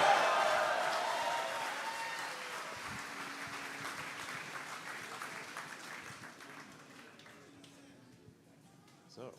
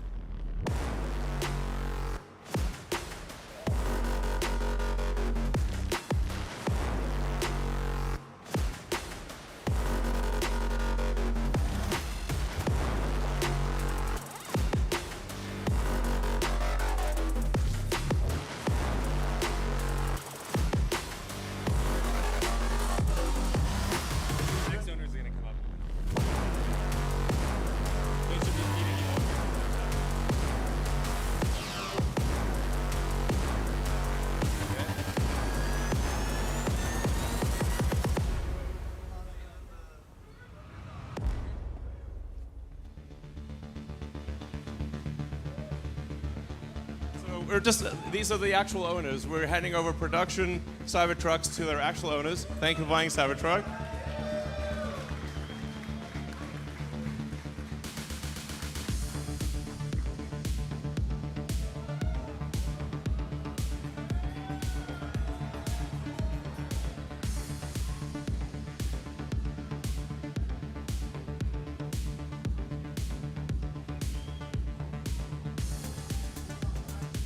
Oh, hi. Hi. Sure. Absolutely. Just open the. I think C3 is blocked. There we go. You got me the best driver in town. Thank you. Thank you.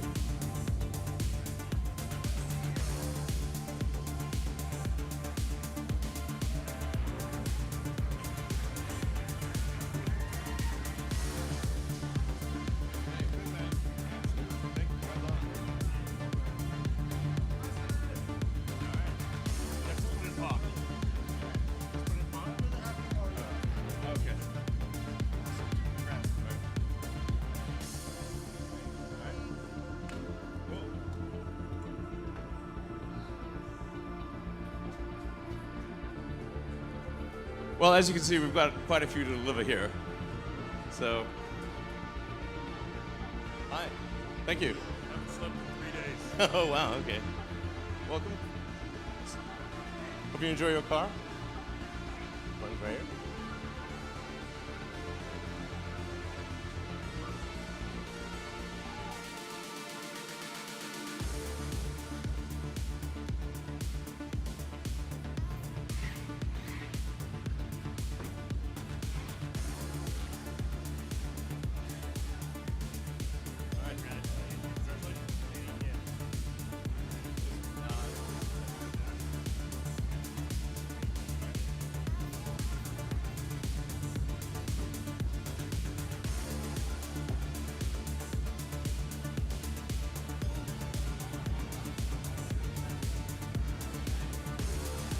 All right, hey. Yeah, good to see you. I'm here. Good to see you. Yeah. Enjoy your truck. Thank you so much. Yeah, just, yeah.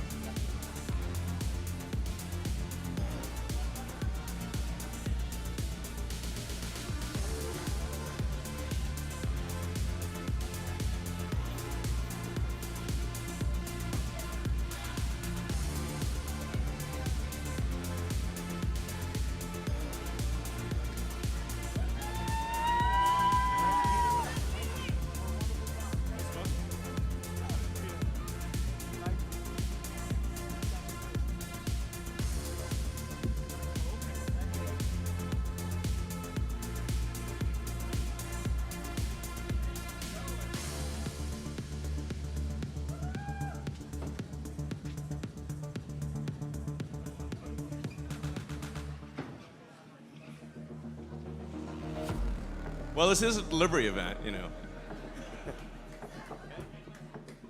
Thank you. Nice to meet you. Great. Is this the button for open it? And that's it?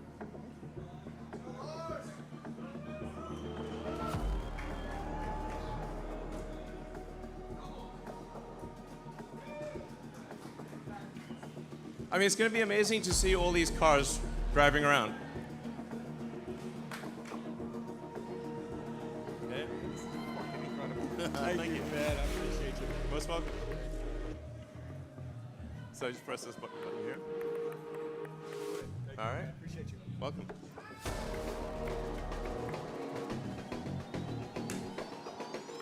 So, I mean, this is really going to change the look of the roads.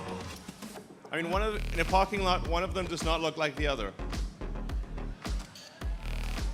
So, hey. See you. Hello, sir. Hey, how's it going? Fun? Hey, yeah, welcome.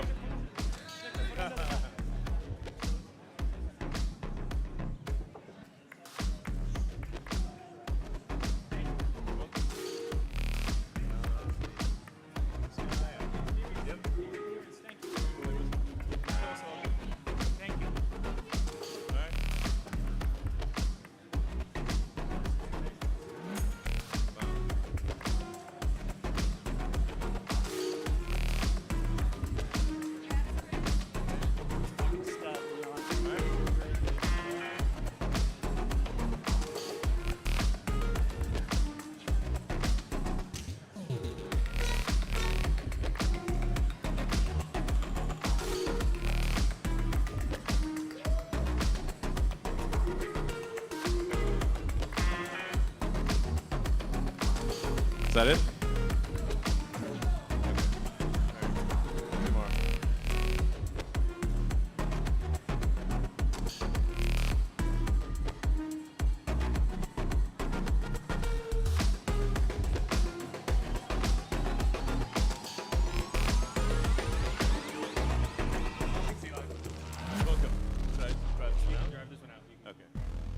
All right, thank you, everyone. Thanks for coming to the CYBERTRUCK delivery event. And you're witness to what? Oh, one more. Okay, sorry. Okay. Go ahead and drive it out, actually.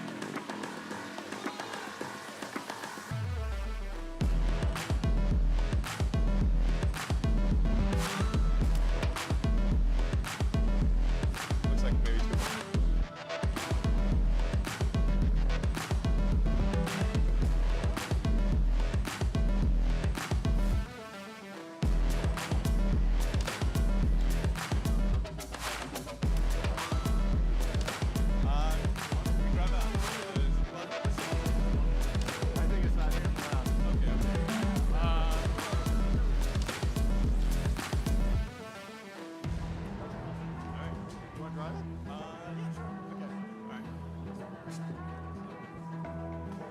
All right, thanks everyone for coming to this delivery event, and appreciate your support. This is really gonna, like I said, change the look of the roads, and finally the future will look like the future, and it's really gonna be something special. Thank you.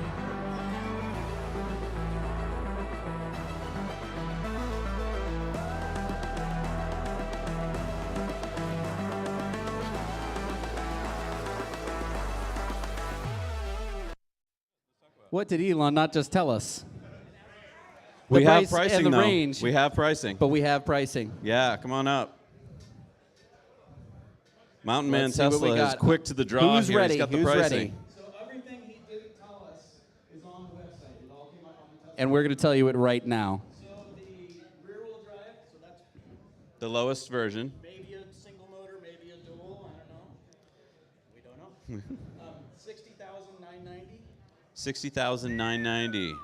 All right, well, let's just get a reaction here from everybody. One is 250 miles of range, 0 to 60 in 6.5, so a little better than Grandma Buick. Then the all-wheel drive. Oh, and just does it give anything about payload or anything for those? It does not say anything on the rear-wheel drive motor other than available in 2025. Oh. So that one's You're going to wait a while. Okay. to be continued. Then the all-wheel drive, delivery in 2024, 340 miles range, Wow. 0 to 60 in 4.1. Nice. So that's better than like a Model Y long Yep. range. Yep. And the price? 112 mile an hour top speed, 600 horsepower, 7,435 pounds of torque, 11,000 pound tow capacity, 79,990. Right under the $80,000 Right under the 80. price limit. Okay. The federal tax credit Then limit. the Cyber Beast, which Cyber I believe is Beast. what we saw Mr. Monroe show up earlier in. Okay. Delivery in 2024, 320 miles range, 2.6 seconds 0 to 60. And what was the range again? 320? 320. Okay. So it's probably using the same battery pack as Yep. the other one. 2.6 seconds 0 to 60, 130 mile an hour top speed, 845 horse, 10,296 foot-pounds of torque, which is like a jet engine. 11,000 pound towing capacity, $99,990. $100,000. And I think I'm going to start a GoFundMe account right Yeah, now if you right. guys would like to donate. Woo! Wow. All right, so we have our pricing and we have our ranges. Yes. Well, And thank you. I am excited Mountain to Man Tesla with see that. the Thank you. reaction. I feel like this is a little bit higher. It's a little bit higher than I was hoping for. We were all kind of hoping for a little bit lower than that. Yeah, there's a lot to process, isn't it, people?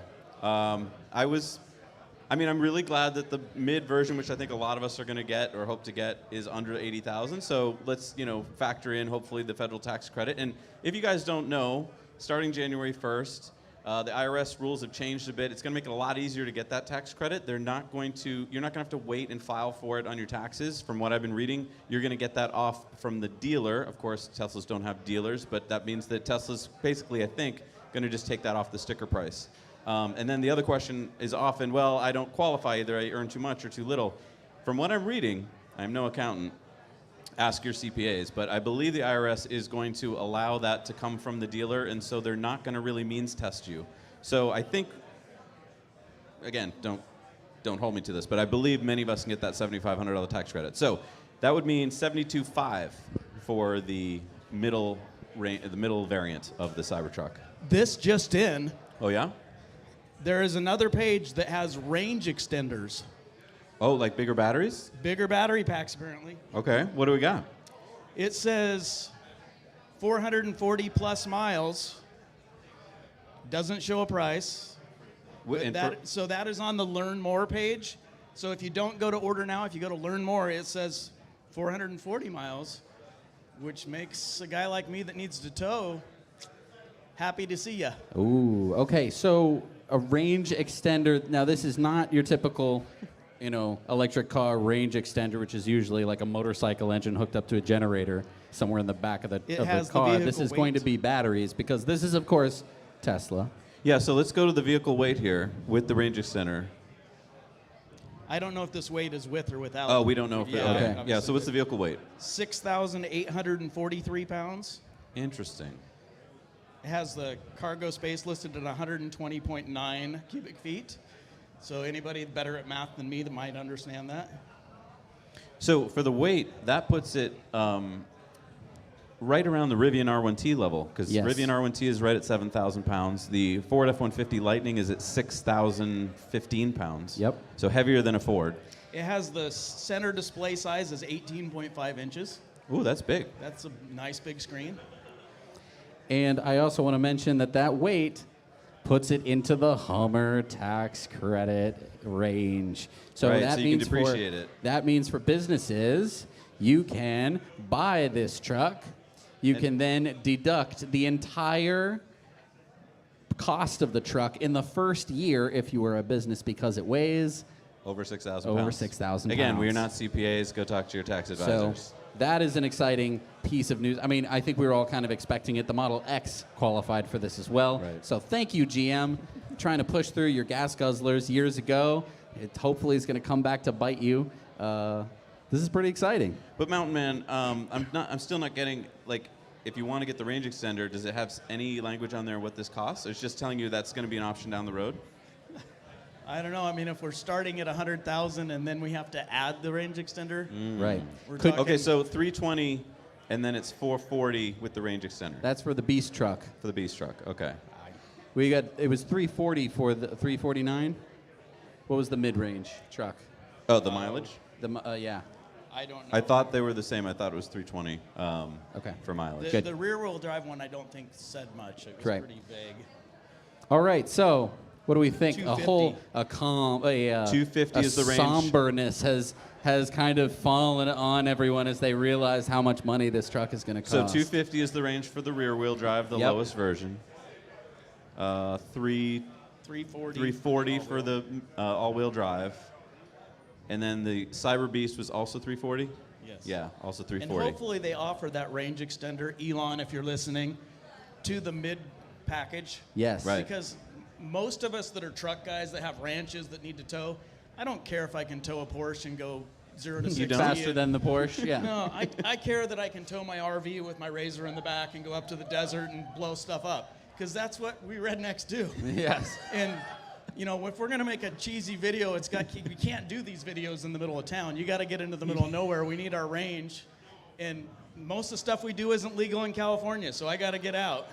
No. Now, what was the speed on the Beast again, the 0 to 60? Because in that video, weren't we at 0 to 60 in 2.6? Yes. 2.6 seconds. 0 Wow. to 60. I mean, that's just insane. It is cool. Like, But again, I would rather have range over speed. range over speed, over quickness. But some people might Usefulness want over speed over gimmicks. range. You never know. Yeah. My RV is about 12,000 pounds, so. Wow. This is a lot to process. I mean, I knew we were going to get all this information, but now that it's real, it's no longer conjecture. Yes. Now you have to actually like process it in your brain like this is the cost of the vehicle. Wow. So now tell me about ordering.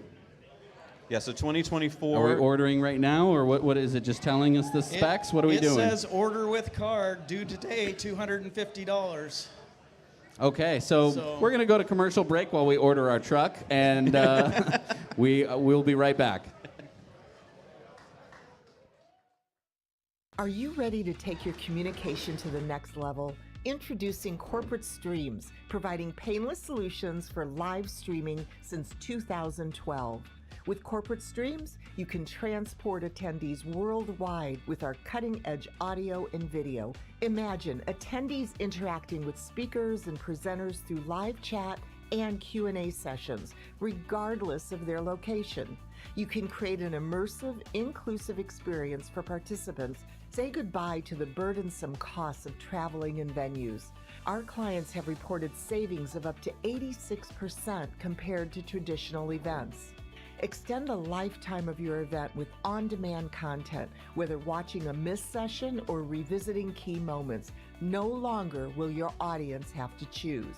It's time to elevate your communication with Corporate Streams, revolutionizing the way you connect, engage, and make an impact. In the heart of nature, where the symphony of the wild plays, a new performer quietly steps onto the stage, rewriting the rules of off-road adventure with zero emissions and infinite possibilities. Light Horse, a tale of power told in electric whispers.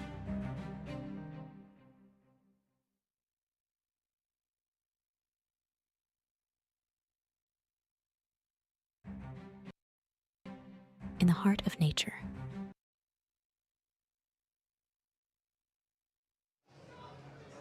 All right, and we're back. Can I just talk about the ramp?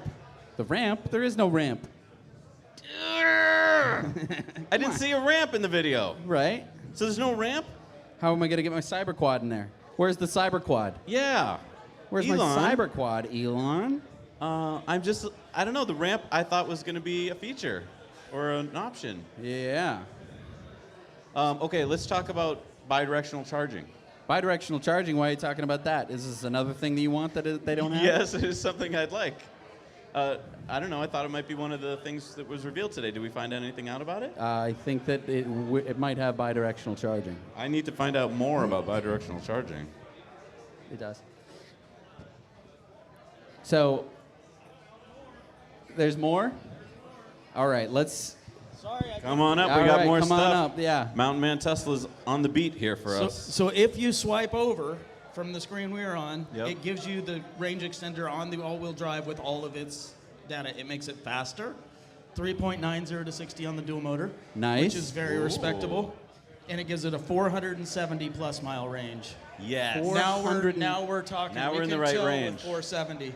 So for the dual motor, 470 miles of range. with 470 plus. plus.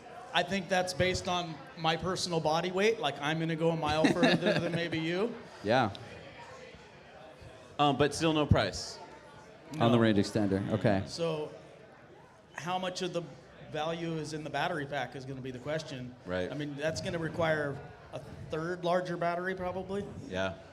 Now let's talk about bidirectional charging. So it says it has it. It says that it has bidirectional charging. Why didn't he talk about it then? This is an interesting question. So markets have not closed yet. Right. I think they're just about closing now. I haven't checked my time. They just closed. Just closed 2 minutes ago. But we during wanna the know? entire delivery event, the markets were open, which meant that they couldn't say too much. Yeah, so according to NASDAQ rules, if you're going to talk about anything that could materially move the stock, you're supposed to give them warning. I didn't see any filing that gave that warning, so that's why I was surprised that they could talk about practically any of this stuff. But then again, the video didn't really show anything that we didn't already know, did it? I mean, we didn't know that it could pull a Porsche faster than a Porsche. What else didn't we know? We didn't know the range, Right. the final ranges. But I mean, all this information we're finding out has pretty much been after the markets closed, Right. Especially price, which Right. he didn't give during the video. So why didn't he talk about bidirectional charging? That's a huge feature. Is that something he's going to talk about in the days to come? I would hope so. Did he think that the average person doesn't care about that? So like, why talk about it? Well, so let's talk about bidirectional charging, what it means, what it doesn't mean. It can mean a number of different things. First and foremost, we knew that this truck had some form of outlet in the back. We've seen a 240 or 220 volt outlet in the rear of the Cybertruck, and that means that you can power some pretty hefty things. We don't know yet what that amperage rating is going to be for that plug. It is a It's a 1450 plug. 1450, So- which could be 50 amps 220, which is a heck of a lot of power. That's more than the Ford, by the way. The Ford has, what, 30 amps? 30 amps. That would be fantastic if it could provide that much. I think if they're going to put a 1450 on there, it's going to have to be able to provide 40 amps. I would certainly at hope least, so. At least a peak. Yep. I don't know if it would be able to be a constant 40 Right. amps. So that's fantastic. But then the next question is, you have something that can basically generate AC current, and it's probably going to be going, if it's a true bidirectional charging, that should mean that it should be able to power your house. Now, Ford has this feature in their truck, right? Kind of. Because you have to spend about $11,000 on a system, on basically an inverter system for your house. It's going to use the DC plugs, the DC ports from the CCS connector of the Ford, and it's going to go out to the charger. The charger's going to be connected to basically $11,000 worth of inverters and whatnot, and that is going to be able to power your house in the event of a power outage. And that's great because a Ford has like 130 kilowatt hours of electricity, so you're going to be able to back up your house for about a week.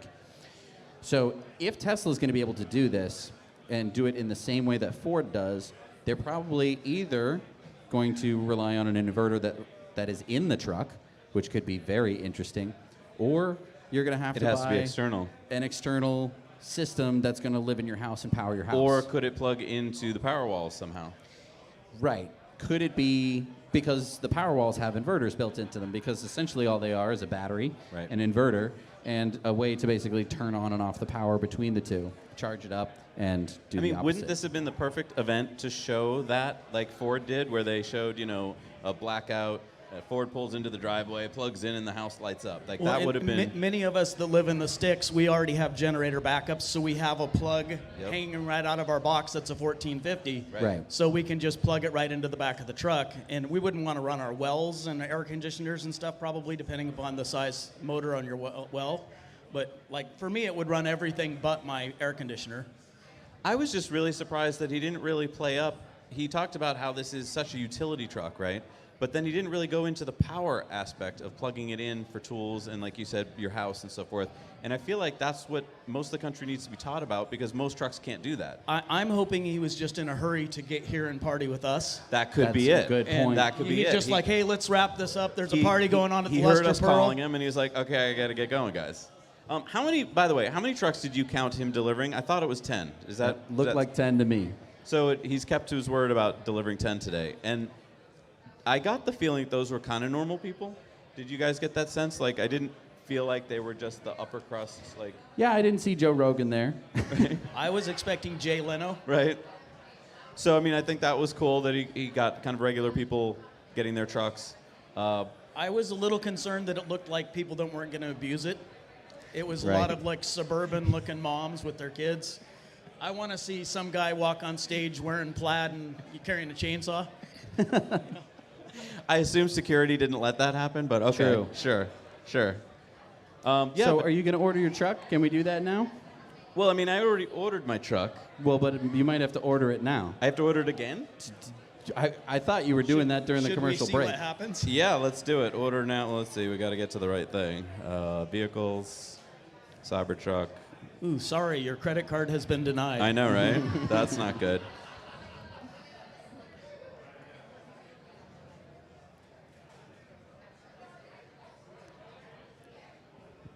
Just a quick announcement. For people who are live with us, there is a Model X that has a license plate, power you up. Your tailgate is up. Which one do you want to get? Cyber Beast? I'm wearing the hat for Cyber Beast, sure, so let's do okay. that. All right. Can we? Is there an order now? I just want to see if we can order with card. Has anybody checked their accounts yet to see if their like RN numbers have changed? Yes. To This is for people who are here. Has anyone seen any changes? Has anyone ordered their truck who's here? Raise your hand. Oh, crap. You guys better not beat us in line. Come on. How's it going? Almost there. We're on the zip code. Yeah. Let's zoom in on the credit card here. Huh? Just kidding. So people are saying that their accounts haven't changed yet for the RNs. It doesn't say. Okay. I So can't yeah, not find too it. much has changed in terms of your, account. So I guess if you want to order a Cybertruck, you should do it right after Zach orders his. Well, I would hope that our original $100 deposit locks our Confirmed. spot in line. Confirmed. All right, we're confirmed. We got a Cyber Hedgehog. We got a Cyber Hedgehog. Nice. Doing the nice. I'm going to take a screenshot of that. Nice. All right, now you can all order. Okay, thank you for everyone for waiting. We really appreciate it. But wait a minute. That brings up a good question, though. We're like number 20 on the list who ordered that night, like seconds after it drove onto the stage. Yeah, it doesn't matter. None of that matters? No. What? So yeah, reservation I've been tracker, holding all on to that for 4 years. You never know. Well, you never know. Who knows how they're Okay. going to roll I this mean, out. they can't just discard everybody that put the 100 down and make No, you do right? another 250. And by the That way, would- it's a $250 deposit on this one. So yeah, that's kind of strange. Interesting. Yeah. Okay, so let's talk about the elephant in the room, which is the price of the base model. Can I get the price again? How much was that again? 69, I believe. $69,000. That was going to be the top end price, wasn't it? Yeah. Yeah. Now, we talked about inflation before, and we said that the base model was going to cost, in today's dollars, $47,000. $47,771 if you accounted for inflation. So we're a little bit over that. Yeah. I'm surprised. I'm not too surprised. Well, let's talk about it. Tesla in 2019. You're not surprised that it went from 39 to 69? Let's talk about it. Tesla in 2019, they thought that they were going to make a Cybertruck using an exoskeleton. Okay, hold on. The rear wheel is 49. Wait, rear wheel is 49.9? 49,890. 49,890. The dual motor all wheel is 68,990. Okay. Okay. Okay. Thank goodness. Okay. So it's like we said. So it went up 10 grand and 20 grand. It just followed inflation then. He's actually keeping Give his me word. that number again. I don't know how we got So- this wrong the first time. I'm so sorry. So yeah, rear-wheel drive, 49,890. Yeah, so he's stuck to inflation. There's an pretty much. asterisk. I want to see what the asterisk is. Uh-oh. Hang on. Oh nope, that's with the Price only tax guaranteed credit. in Puerto Rico. Yeah, you got That's with the tax credit. So that's what the asterisk was. So, ooh, so with that that's not add purchase another price? 70. Yeah, so we're up another 7,500. Oh, yeah. On purchase price, $60,990. 60,000. And Sorry, 79,990. woo. 990. It's a little high. Well, do we give Elon the pass because there was no federal tax credit at the time? Okay, so yeah, let's talk about that. That's interesting. So let's say that. So they're claiming that they think that they're going to get the tax credit. So Not only means- that tax credit, but he's counting more than that. Like he's counting state or something as well. Okay. So, I mean, Tesla's going to be able to take advantage of it. And you're right, at the time in 2019, there was no federal tax credit that was going to be able to apply. I mean, that does put it in line with the price of like the Ford F-150. I think the bottom level is around 55. I haven't seen anyone actually No, I don't think they've take delivered on delivery that. of the base But model. you're not going to but- get this till 2025 either. So my Sure. dream is that they do the all-wheel version for $79,990, include the range extender, but have it be software locked, so you can buy it for $79,990, get the credit. That would be And great. then a week later, give them another $15,000 or whatever they want for the battery. Interesting. So that we can stick it to the man and get our trucks for $79,000, then pay the rest. I on a love credit that card. idea. That is something that Tesla has done in the They did past. that There in is Canada, I precedent know. for that. That's a great idea. And they have done that in Canada. Elon, if you're listening, Right. adopt me. That would be good. I don't know. I'm still trying to absorb the pricing here. Yes. 61,000 for the bottom model is just. I wasn't expecting that. How much of that could just be because of demand is so high, they have no reason to sell it cheaper? There's Everybody two- in this room is going to pay whatever it costs. There's 2 million people waiting for the Cybertruck, but you do have to keep in mind they thought that the base model was going to be 39,000. That is true. A lot of people were like, I can afford that, so I can do this. If but- it's only 500,000 that still want it, it's going to take them years to deliver, and then they can lower prices when demand drops. And, Let's- True. and it goes to scale. And let's think too. There's this adage, right? You lower the price of a vehicle by, was it $5,000, and you double the number of people who can afford it. Right. So we've just basically done the opposite. We've increased the price by how much? We've raised so from inflation, we've raised it $12,000. So I'd say 4 times the people can't afford it. Like it's just become. So 1/4. That would basically put us at 500,000 people who could conceivably still want the truck.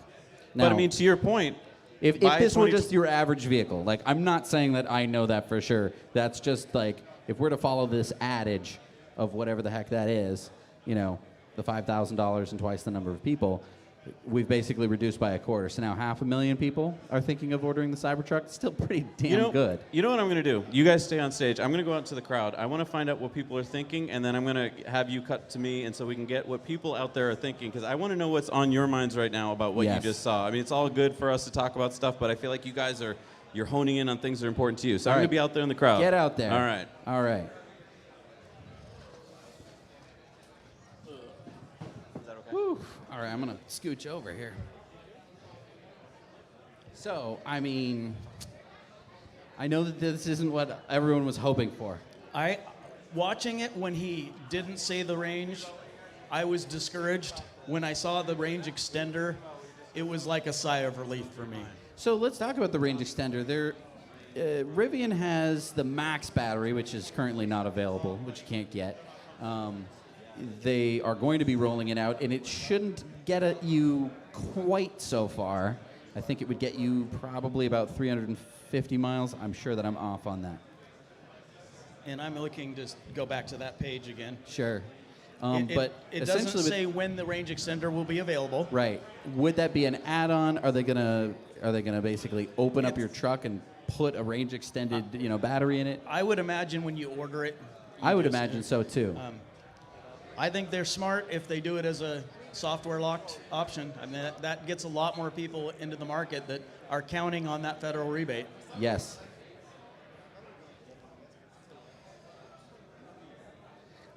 And tell me again, what was the range of the range extended dual motor?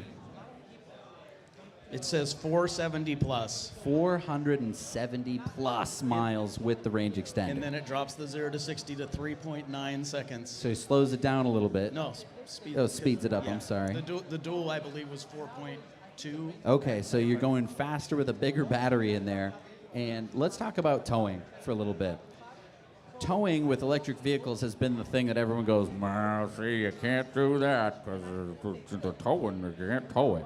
How about now with 470 miles? Because I think typically we think you take whatever the range of the truck is, you divide it by 2, that gets you the towing range. I tow all of the time with my Model Y. We Okay. tow 30 bales of alfalfa, Polaris Razor.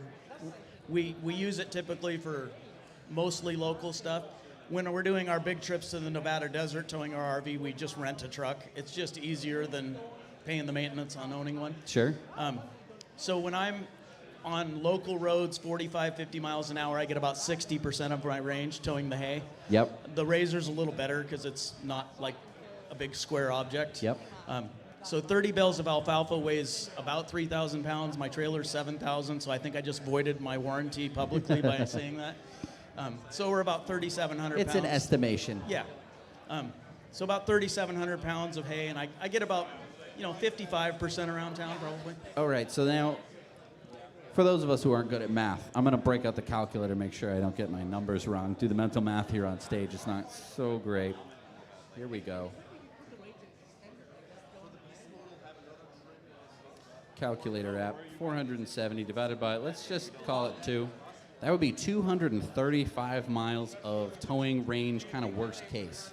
Well, I think worst case is worse than this because Sure. towing 30 bales of hay versus a 30-foot RV that weighs 12,000 pounds and is much taller and Sure. the drag coefficient is going to be horrible.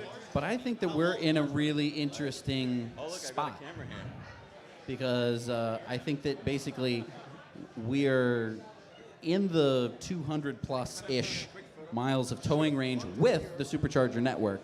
Yeah. Now, is Ford going to get the access to the supercharger network before I don't know. Tesla can roll this out? I think the bigger question is the Cybertruck going to charge at a faster rate and have a higher voltage architecture? Because I was in Reno 3 or 4 days ago and I saw the V4 charger. Yeah. And all of them have labels that have a much higher amperage and a much higher watt. I mean, they're set up to charge these bigger battery packs faster.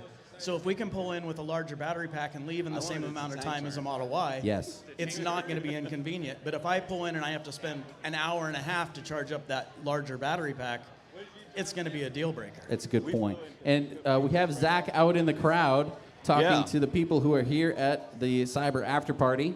All right, so I'm getting some feedback on what they thought, and a lot of people are talking about the range number. They were looking for 500. That was the magic number, and they didn't hear that magic number, and now I feel like they're disappointed. 470.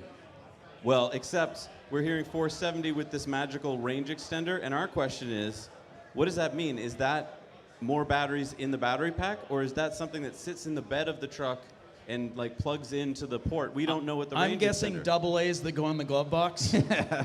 Glove box double A's. Okay, but that's our question: is what is this range extender? I don't think we've ever heard Tesla call it that before. So is this a special box with batteries in it? Well, Or- so it's definitely not a generator, right? No. Because that would give it a nearly limitless range. So my dream Cybertruck would allow me to swing by a dealership, pick up a battery pack that goes into the bed and use it for towing, rent it for a week, and then at the end of the trip, send it back and then have my 300 miles for the and regular. we have road. seen that sub-trunk So in if the it was Cybertruck. something that would slide in and plug into the 1450 outlet, figure it out, Tesla. You're relanding rockets. Figure Those that guys out. are smart. But that would be my dream truck. Would be sell it to me cheap at a less range, and then on my 2 trips a year, which most people don't do more than 2 trips a year, you let me go in and rent a battery extender. I like your rent idea. That would be and really just cool. slap Get there, it when and you then need all it. those resources needed for that battery aren't being wasted driving to Starbucks, in my 3-mile trips. Yep. Slap that thing in there. Okay, but then why didn't he talk about that? If that's the way, I mean, I'd love Because that to they didn't hire me. And because I have no employable skills. That's another good point. If you're camping, that would be great because then you'd have this extra battery pack with you for powering up all your stuff. Right. But I mean, but again, if that's what it is, and that sounds great. It won't be. It's too good to be true. They want to sell that big battery pack and, make you drag it around. All right, so let's say that it's not rented. Let's say that you have to buy a battery pack. Let's say that it is not removable. Let's say that it goes in your truck and you can only get it when you order your truck. Or they ask you, they say, hey, do you want to add the range extender? And you say yes. And they say, that's another X number of dollars. So my what do guess you think, 20,000? My guess would be that the battery pack is going to be, like 2 layers of batteries, and when you get the range extender, it's a 3rd layer that they just made a space for. I mean, it could go forward or back, but it's definitely going to be heavier. When he was on Joe Rogan, he said that the weight would be this amount to this amount, and he said that there would be a bigger version coming. So that would mean it's probably not going to be software locked. I just keep going back to why didn't we get the answers today? Like, if this is what it, like, we just want to know. So when are the answers going to come? Are they going to slowly trickle out? Like, why didn't we get them today? I'm going to ask people that. Why didn't we get the answers today, people? Like, I want to know what questions you guys had about the truck. Tell me, what were you thinking was going to happen today? Did you think you were going to get this information or more information? I guess I thought I'd get this information. I don't know, or more information, I would say, yeah. So you wanted more information. Yeah, I kind of love numbers. So what is it you wanted to know today that you didn't get? We got the price finally, but... Accessories. We want to know about accessories. Ooh. We didn't get What any. kind of accessories do you want to know about? Can it go on Mars? Can it drive on Mars? Ooh. Well, I think if it can't float, I don't think it's going to be driving on Mars. Yeah, can you didn't it? get your answer about the boat. No, there's a lot of unanswered questions because they just delivered the trucks. Man, if only there were some trucks that we're going to be visiting today. I know that we could to really our look event at here closely. in Austin. Should we start digging that ditch right now so we can put the truck in some water? Yeah, is anybody like kiddie pools or anything like that? Do we got anything? Thank you, man. What did you hear today that you wanted to hear? What is it you didn't hear that you wanted to hear? Like what? About the accessories, I know they were talking about accessories coming with the Cybertruck. They were going to unveil that. You even saw that whenever they did an unveiling of the lithium plant. You could see the accessories on the back of the... Yes, remember the lithium plant? We got to see this really cool tool rack on the back, and I was expecting to see that today too. Yeah, and we didn't hear anything about that today. It felt like, it was just kind of skipped over. Like it was just a delivery event. Maybe they're going to have something later on. But, it'd be nice to hear more, hopefully. And again, I go back to the question of why. Like, here was his opportunity to tell the world all this cool stuff. Do you think he was afraid he was going to overwhelm us? Yeah, I mean, it is a delivery event, so I imagine it was more geared towards, here's the first 10, here's the pricing, and it unveils it to the world. But I think they have a lot more probably to work on, I imagine, if they're not going to talk about the accessories today, or even in the bed of the truck. Like, I wonder why they didn't cover that either, because I want to know more about the utility aspect of it. So you think it's one of those things where this is enough information to keep us kind of satiated for now, and then as the weeks go on, we're just going to keep getting nice little nuggets of like, oh, here's an accessory, and here's an answer about the range extender and stuff like that? Yeah, I think for like the average normal consumer, like the Ford truck guy or the Chevy truck guy, this is kind of what they want to know about. What is it that it can do? Okay, it can pull, further than F-350. It's faster than a Porsche 911. And it has this range and towing capacity.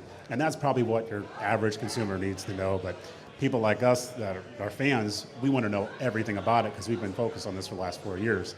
And that's kind of where we feel like, yeah, this is kind of like left out on that. Could have been covered today. It would have been nice, but I expect another event to happen, and I think that's when they might even talk about the next model. Might be just a whole package at that time, hopefully in the next few months. Cool, thank you. All right, I'm going to be circling around some more, and I'm going to be asking people if they, now that we know the price, now that we know the range and stuff like that, I'm going to be asking them if they're going to change their mind about their order or whether they're more excited than ever about their order. So I'll be coming around. Please let me know if you'd like to talk to me. If you have some thoughts, I'm going to go find you. And before we get to you, Zach, I just want to talk a little bit about this event. I feel like this event was a little rushed, wasn't it? I feel like they might not have been necessarily 100% ready for this. It did kind of feel like they promised this date, so they had to do it whether they were ready or not. Yes. I And mean, I appreciate that because we all probably had plane tickets or plans to get down here, and so staying to that date was important. And the media pressure and Sure. the investors that wanted it to happen. So I think that they're going to be under some pressure to see real production numbers in the next quarter. If Q1? Q1 2024 comes out and they ship 100, how are investors going to react to that? Sure. So. I think that this is a positive. I think that so many times Tesla does something and it's not executed to the level that I have in my head. I always have this idea in my head that he's going to pull out on the stage and he's going to pull out a Tommy gun and he's going to smoke the Cybertruck and it's going to be so awesome and wow, unbelievable. And that he's going to tell us all sorts of amazing things, that the range is going to be 500 miles and it's going to cost $20,000. This is my dream. I'm constantly dreaming about that kind of thing. And when it doesn't happen and there's real numbers, it can just be really discouraging, and I think that so many people get disheartened very quickly. My concern was the dollar value. I'm not one of the wealthy Tesla guys that are kind of stereotypical. I'm retired on a fixed income. I can't go drop $100,000 on a vehicle, and if I'm going to spend $80,000 or $90,000 on it, it better do it all for me. It's Sure. going to have to take the place of something in my life, and it's going to have to meet those needs. And when he first came out and he avoided the price and he avoided the range, I was like, I was really down. And then I saw that range extender, and I'm feeling pretty good about it with that. I would like to see the price on the range extender. Sure. But the range extender makes it useful for me having a farm, vacationing, traveling. So, yeah, that was a big plus for me. Yeah. And, I think the other thing that we're all kind of forgetting about is the truck itself and what it looks like and how it's going to be to drive. These are things that we don't really tend to consider. But I'm going to head back over to Zach. And All right, Zach, why don't you move over this way just a little Sure, bit so let's the come in camera this can way a see bit. you. So what I'm hearing Right here there, is we got good. an early Cybertruck reservation. We don't know where in the line he is. He's reserving the middle layer, right, the medium one. But now that was going to be $49,900, and today we learned that it's going to be what did we learn? $79,890, so like right almost at $80,000. Are you bummed about that? Are you still on board? Oh yeah, I'm super excited. I'm ready to trade in. He's ready. So he's driving a Model Y, and he's going to trade that in. But did you hear everything you wanted to hear today, or is there something else you wanted to hear about? Honestly, I wanted to know more about the lights, the interior, the exterior, that light beam right on the top. I know you guys in your podcast talked about maybe certain countries can't have it, and I'm curious about North America. Hopefully we get to have that light bar in the top. Better visibility. Honestly, I love my Tesla. They have great visibility with their lights. And you were also wondering about tank turns, whether the top level will tank turn. Can a tri-motor tank turn, or does it have to have 4 motors? It could do something like a tank turn. But not like the Yang Wang. It could, Okay, no. so Right? This is where I go from Mountain Man Tesla to Jarrett the cop. On your light bar question, it's going to be state by state whether they would allow lighting up on the roof. Many states, they have to be covered if you have any sort of off-road light that's above, X amount of inches. So I think you're probably going to run into a production issue that'll make it state by state. So. What could he have said today that would have gotten you not excited? Like, if some price got to, like, what would the price have had to get to for that variant where you would have gone, oh no? Honestly, I'm open to it. I would have been like, all right, I know X amount of time I need to save, and I'm going to get it. So you're all in. He's got you hook, line, and sinker. So no matter what he said today, you were going to keep going. Yeah. Honestly, every time these car manufacturers release a concept car, looks futuristic, I'm in on it, I really want it, but they never deliver. And just today, Tesla proved that their concepts do go all the way to delivery. And I want the future to look something like that. I want us to have this polarizing design, and hopefully other manufacturers start adopting this futuristic Blade Runner look. Nice. All right, so he's not bummed at all about what he saw today. That's great. Good All for right. you, man. That's awesome. Good for you. Oh, and we're getting video feed from the factory. Oh my goodness, this is some kind of thing in the back of the Cybertruck. Microwave TV dinner, possibly. This is looking pretty interesting. Definitely looks like some kind of camper in the back.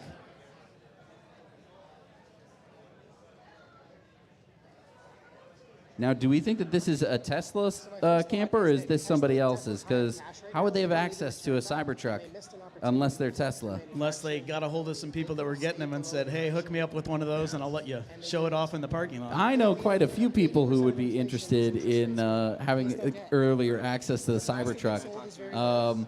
So yeah, seeing that footage, that's pretty interesting. When we're talking about accessories, that might be something that we're talking about. We're going to go back over to Zach. Awesome. I got here Daniel from Henson Shaving, and thank you for sponsoring today's event. You're an awesome sponsor.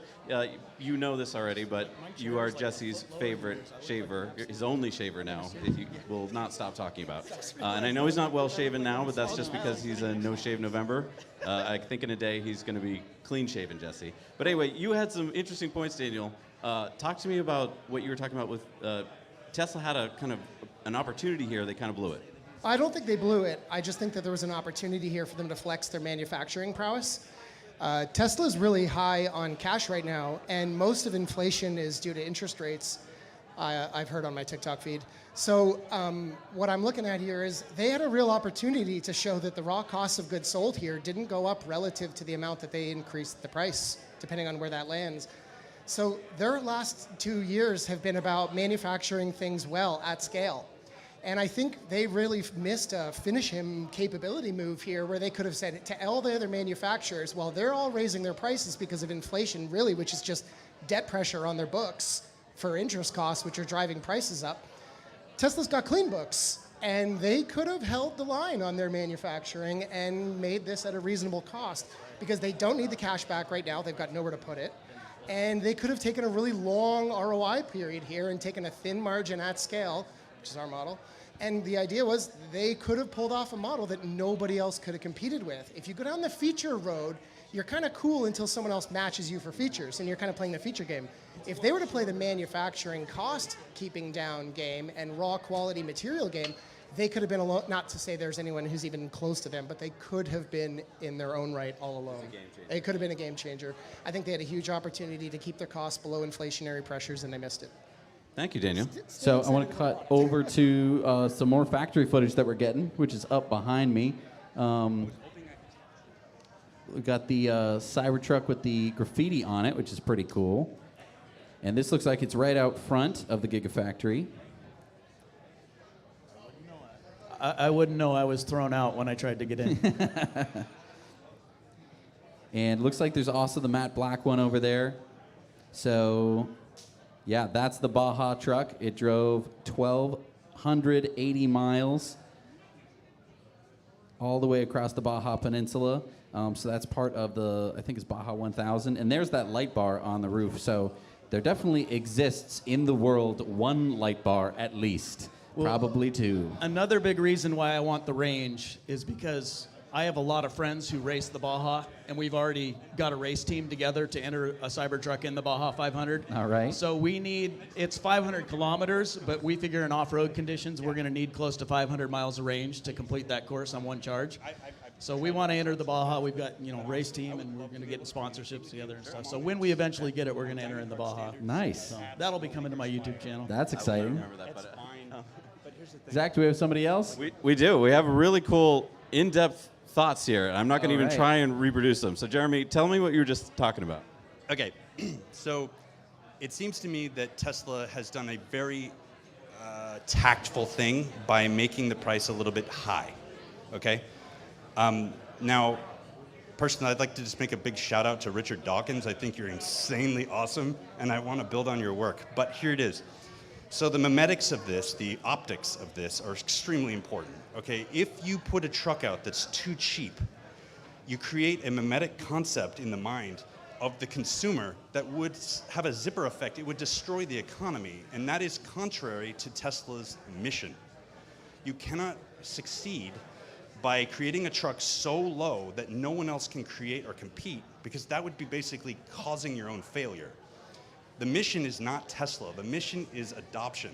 And to have large-scale adoption throughout the entire culture, you have to function within an appropriate price range of the culture. Otherwise, you're basically just being a despot, and you're gonna fail. That's interesting. I think that is interesting. So you're basically saying instead of pricing it as low as possible and everyone thinking that it's a crappy cheap truck, now it's a thing of desire for everyone. Everyone is thinking like, I do want that, but it is not cheap. Cost? Yeah. Yeah, it's about so the memetics of it of how much does a truck cost? Yep. Okay, and this is a keystone event. It's making it valuable. Exactly. So here's the thing.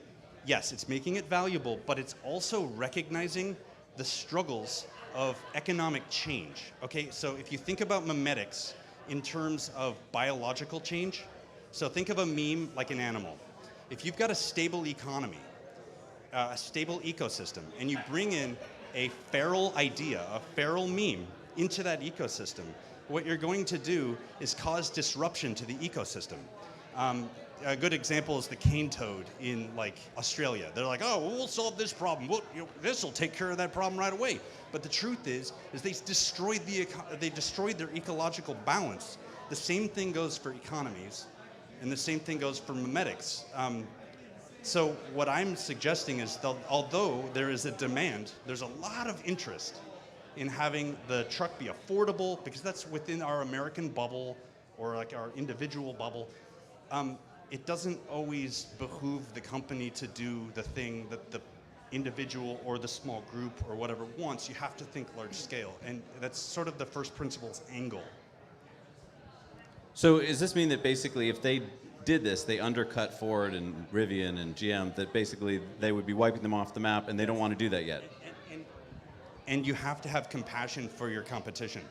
If you lose compassion for your competition, you have done a great disservice. You have to have competition for the people and respect for your adversaries. And in doing so, you can create something that doesn't actually nurture conflict, you nurture resolution. So you're saying basically that Tesla kept a high price for the truck to not put Ford and Rivian out of business? I would like to go out on a limb and say that I think that is the most noble of paths. And even they just if so they happen don't to see also get great margins if that's the case. I think it could be to protect margins at a time when they're scaling up as well, because you see Ford and Rivian and everybody struggling to make $1. I mean, Ford's at what, a negative 60 or something? It's bad. Margin. Sorry, I keep It's giving back. bad. And if while they're going to their economy of scale with the Cybertruck and the costs are high, by starting off with a higher price, they can still have a positive profit margin. Right. And it'll look good for the investors. Well, and I do think that they generally stick to pretty fair prices at Tesla. They bring down the prices when they can. They raise them back up. That's always moving around. And the 4680 cell density is not where it needs to be yet. Okay. So, the cost is going to come down as they improve the chemistry on the batteries. True. It's not about cost, it's about not value. my wheelhouse knowledge-wise, but I know that's still an issue, that the 4680 isn't where it was promised to be yet. So as that gets better, price is going to come down, range is going to get better. It's not about dollar value, it's about value. And here's the thing. So values are shaped by the memetics of the culture and the body. So I'm developing a system. It's called the Welton Framework. It's on X. I'm embedding it. But basically, there are three aspects to our views. There's the technological. I call it the tech Welt, the Umwelt, which is the body, and then the memetic Membelt. And if you only focus on the Membelt, you don't focus on the thing operating. I'm going to cut you off just because we're getting more info. This comes from Adrenaline Junkie. Guys, the Cybertruck webpage has more details about the light bar. It can illuminate up to 525 yards, and base camp fits 2 adults and pumps up in minutes, spare tire, and more. All right, so we're getting more information on the Cybertruck webpage. A 525-yard light bar is ridiculous. It's not how long it is. No, I mean... That's how far the light well, reaches. never mind. Yes. No, that is a very for LED lighting to throw 500 yards is. I off-road in the desert. Yes. And it is, you can't get lights that shine that bright that far. That's remarkable. So let's talk about that for a second. So we're getting some questions here from people saying, like, why didn't Elon talk about this during the video? And we just had some interesting point, which was maybe, I don't know if we all know this yet. We might have been following on X, but Elon had a meeting with New York Times yesterday where he said a few things that we can't repeat here. We was pretty upset with advertisers, right? And maybe the fallout of that is that his head is not in the Cybertruck space right now. Maybe he's in X space, X.com space, and I don't know. Is that why he didn't talk about all these really cool things that he should have been talking about? This is the using his words, the biggest product announcement of the last few years. So. And I doubt Elon is the guy that put the thing together. They probably handed him a clicker and said, "Get on stage and talk." I mean, I'm sure somebody organized that event, wouldn't you think? But why are these things coming out piecemeal afterwards? Why aren't we getting all of this in a really well-produced Well, it's video all on the presentation? website. To keep us talking about it? Sure. Okay. Yeah, maybe he's just I passing. would have been thrown off stage an hour ago had this not happened. That's memetics. Yeah, he is the meme lord. That is true. Yeah. I wanted to hear more about Beast Mode. Selling the high-end Cybertruck, kicks butt in Baja, all the cool accessories it has. There's Hopefully so that's many gonna come things out. that they've been working on, and we barely got to see anything. Right. I mean, what was it about? This was Cybertruck. This was Cybertruck release. That's what this is about. So all those other pieces, again, Elon's a meme lord. He's one of the best I've ever seen. And so he's compartmentalizing things, and he's killing it. He's doing a great job. So you're saying we're going to keep getting these memes in the days to come? Why would you burn out all of your? Why? That's just hubris. Don't burn out too fast. Keep it a stable, slow burn. I mean. Right. So even in this media cycle, if he'd given us too much, we wouldn't have even been able to absorb it. And then tomorrow we would just be on for what else is there? We would have just lost it in the news cycle. The truth is he knows what he has. He's not going to give it away. Really good point. Yeah. No, I mean, I think that we're all super Tesla nerds and we want to get every last drip of information, but I think you're absolutely right. I think that Elon knows that he didn't need to give us much at all today. I appreciate you guys so much, and I appreciate the opportunity to talk. Thank you. All right. Pretty soon I'm going to have another guest up on stage here. But, I mean, so far this has been, pretty exciting. I think that a lot of people, we're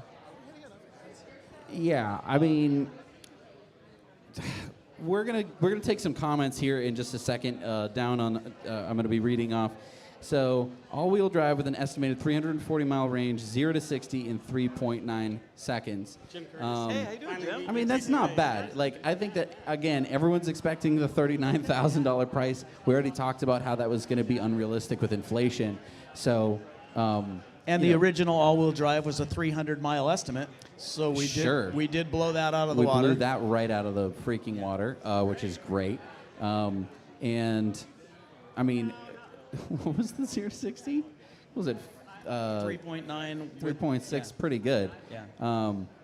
I think that these numbers don't translate to what it's going to feel like to own one of these trucks, or what it's going to be like to see one of these trucks on the road. And I kind of want to talk about that a little bit. We've been fortunate enough to be down here in Austin and see some Cybertrucks out on the road. And, I've been looking at pictures of Cybertruck for about 4 years now. And I'll tell you right now, I thought that I would have been used to seeing it. I knew that as soon as I saw it, I went, oh my God, it's different. Was that your first time seeing it in person? That was my first time seeing it in person. I saw it at the unveiling, but, That was, for me, that was. So seeing it in real life is just completely different to me.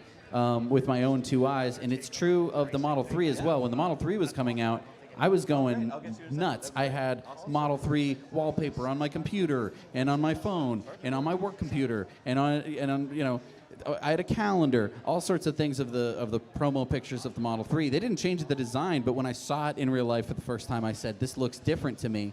Something about that design is different. We're just going to pop over to Zach real quick. Yeah, so I'm talking to Jim, and we were talking about the range extender. Jim has some ideas about what the range extender might be. Yeah, I think the range extender is just a battery pack laying in the bed. Plug it into the 220 in the corner of the bed, and it just allows you up to 470 miles of range. I think it's going to be ideal for people that are towing with their their Cybertruck. So. Do you think you'll also be able to put it into your trailer? Maybe it would have a longer cord or something so that you could, if you were pulling a trailer, you could put it in the trailer itself? Yeah, I don't see why not. I mean, it's just going to have a cord, and it's just as long as it's a thick enough gauge wire to plug into the back of the Cybertruck, it should work fine, I think. I had never really thought of that as an option, but I feel like that would be really cool because it would solve a lot of problems if you could just either rent it from Tesla or, I don't know. I mean, I guess the thing is a lot of the time you wouldn't be using it, right? If you bought it, it would just sit in the garage or something. Yeah, exactly. I mean, most people are not going to want that extra range. I mean, if we talk to people that own Teslas, most of them don't use most of the range anyway on a daily basis. They only need it for those long trips where they're hauling stuff.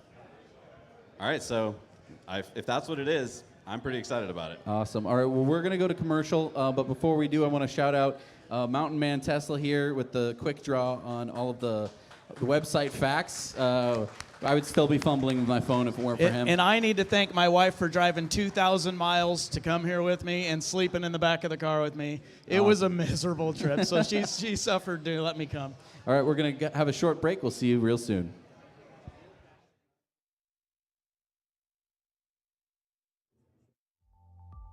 When we were initially experimenting with different blade gaps and blade exposures, we were surprised at the difference that microscopic changes made.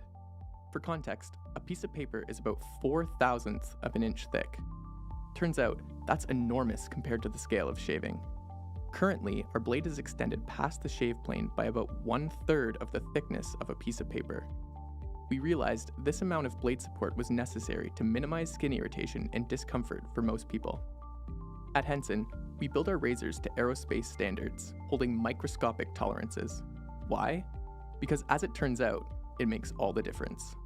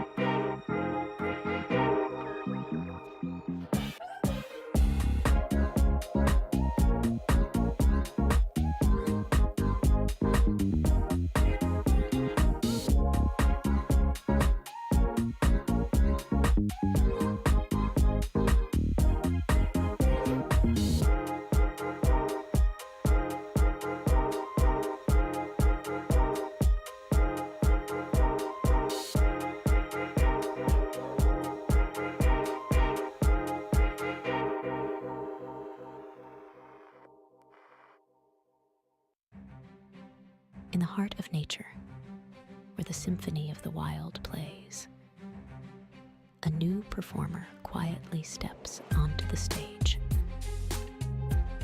rewriting the rules of off-road adventure with zero emissions and infinite possibilities. Light Horse, a tale of power told in electric whispers. All right, we're back. And for those of you who are like, oh my gosh, you're coming home from the Cybertruck event and you want to go to the after party, we are here at the Luster Pearl East in Austin. That's Luster Pearl East, not there's West. 2 Luster Pearls. Make sure you go to the East one. Yes, the Eastern one is where we are currently on Linden located. Street in Austin. Right down Cesar Chavez So, yeah. Can I just talk about that ad that just ran from our buddies over at Lighthorse? Yes. Doesn't that look badass? Yeah, if only we had a couple of them We over do at our have event. some of them here, Yes. so come on down and check them out in person. I think this is one of the first times you've been able to check them out live. It's so cool. There's so much cool stuff going on right here. The weather is great tonight, so come on down, party. Let's talk about Cybertruck. Yeah. Let's talk about everything Tesla. The rain has completely cleared away, and there's some stuff that we have. Yeah, sitting so there's over a there. special camera to our right, which is a special like 360 camera that's all set up. Gonna And I orbit wonder what's going to something? go under it. I don't know. What could possibly go under it? Something that we would want to take a really good look at.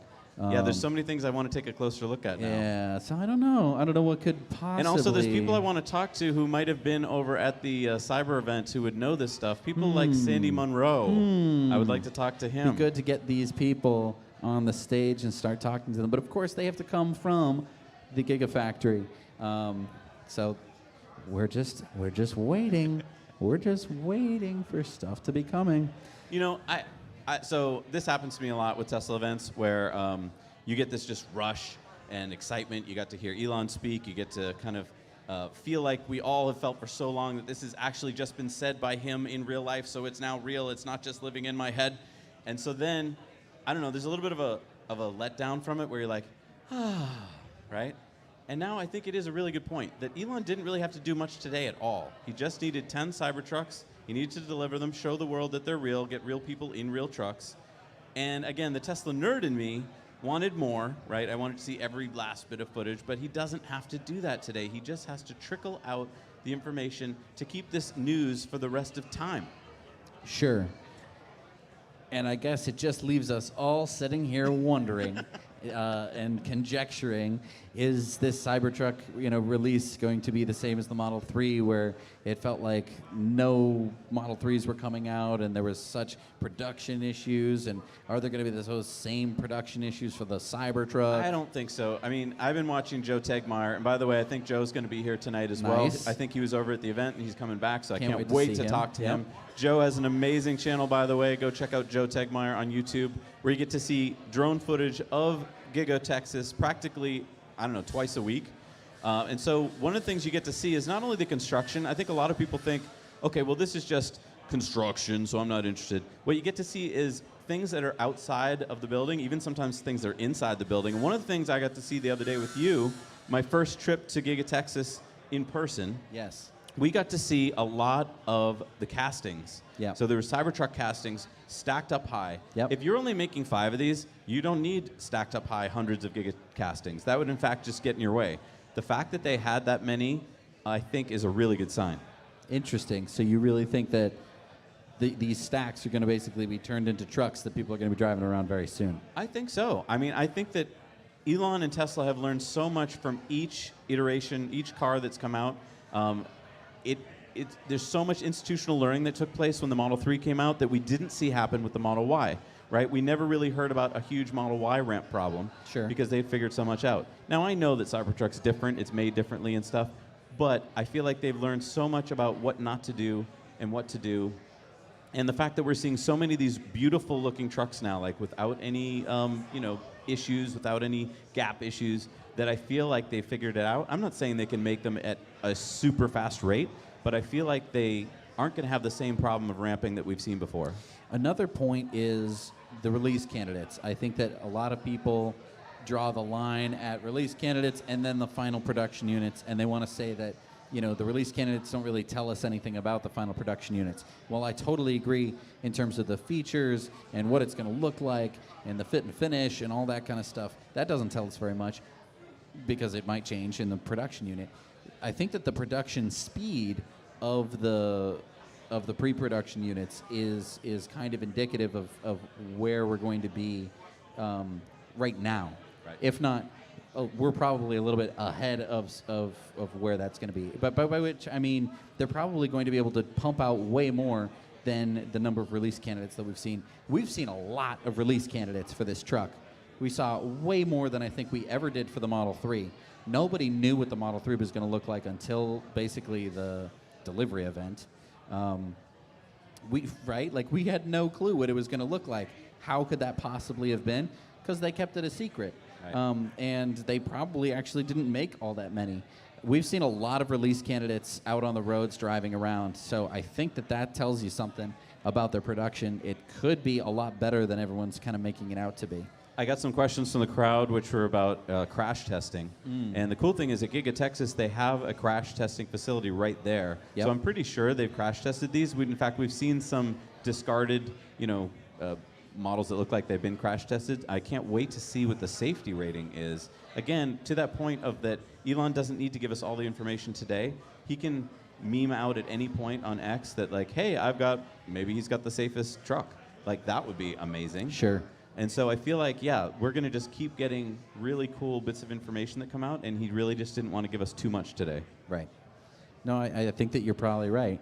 Also, Elon really tamped down our expectations in Q3 on the Q3 earnings call. And I think the expectation that he was giving us was that he's not going to be able to ramp this as fast as we all hope, right? Because if we're at number 2 million on the list, we want him to be able to make 2 million this year. And we just saw you're probably not getting your truck until 2025 in many cases, right?